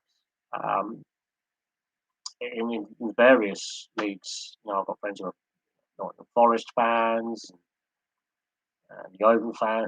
It's a very interesting mix you get, and you know I have to admit I've seen jerseys from all over the place. I have. I've been fortunate enough, I suppose, in the area I live. There's been a lot of international migration in the sense of oh no, I'll never change team. But where I live, there's been a lot of internal migration in the UK, plus external, waves of immigration to this area because of the employment prospects of the region that I live in and the investment in the region I live in. Um, so there's people from all over the UK who live in the area I live in. I've got friends from all over the UK, and I've got friends from outside the UK. So I've got some friends from France. I've got friends from Greece. Um, I've got friends from, and not all of them are football fans. This is the interesting thing. Not everyone is a football fan. It is a very interesting. Not everyone I meet is a football fan, but I've got friends who basically support almost everything under the sun. Every team under the sun, and yeah, it is very interesting the mix you get. Um, I've got a lot of friends who are Tottenham fans for their sins. Um, and yeah, it is really, really, interesting when you break it down and you look at it, and you've had that discussion about, you know, people's fandom, um, and the hows and whys and all that. Um, it is really interesting, really, really interesting. What country's more passionate? I think that's about equal. I think it's about equal. Um, Both countries are exceptionally regional as well, with a lot of regional passion for their teams, like North and South divide in Italy, for example. But the regions in Spain, like the Basques and the Catalonians and the Andalusians. So that is a very interesting question. It depends if it's club or country playing as well. When it comes to club football, I think it's about equal because of the regional nationalism in both countries. More so in Spain, I feel, than in Italy. I think for wanting to be independent, like the Basque Country and Catalonia and parts of northwestern Spain being more closely linked to Portugal. Um, so the pronounced regionalistic nationalism, I suppose, in Spain is a bit more pronounced. So I think that sort of clouds the passion a little bit, and it gets a bit nasty and a little bit less than appropriate, I would say. If we're looking at on the international stage, I would say that they're equally as passionate. If we're getting talking about club football, I think they are equally as passionate. But I think the regional side of Spanish social and politics bleeds into their football a little bit more than the Italian, I think. Even though like Naples and Palermo and Catania and Cagliari have, and Udinese, for example, have those very passionate regional, fan bases uh, where they're not truly Italian. There's a bit of Slovenian, there's Sicilian, there's Sardinian in there. I think it's more pronounced in Spain, but overall, I think they're about equal. With the fanaticism and the colour and the ultras, I think it's very very similar. Very very similar. That is a very, I think it's about even, but you can definitely see differences between the two, and how that comes across with the rivalries and the passion and but I think Spain is slightly more pronounced with the regional passion. I think, but it's a good question. It's a good question. Well, I've been going for 4 hours and 40 minutes, so I'm going to call this a day. Thank you very very much, obviously, for all your questions. I really really appreciate everything. Thank you very very much. I really appreciate it all. We'll see what happens in the transfer window. We'll see if any big signings happen. Kieran Trippier looks very likely to go to Newcastle from Atletico.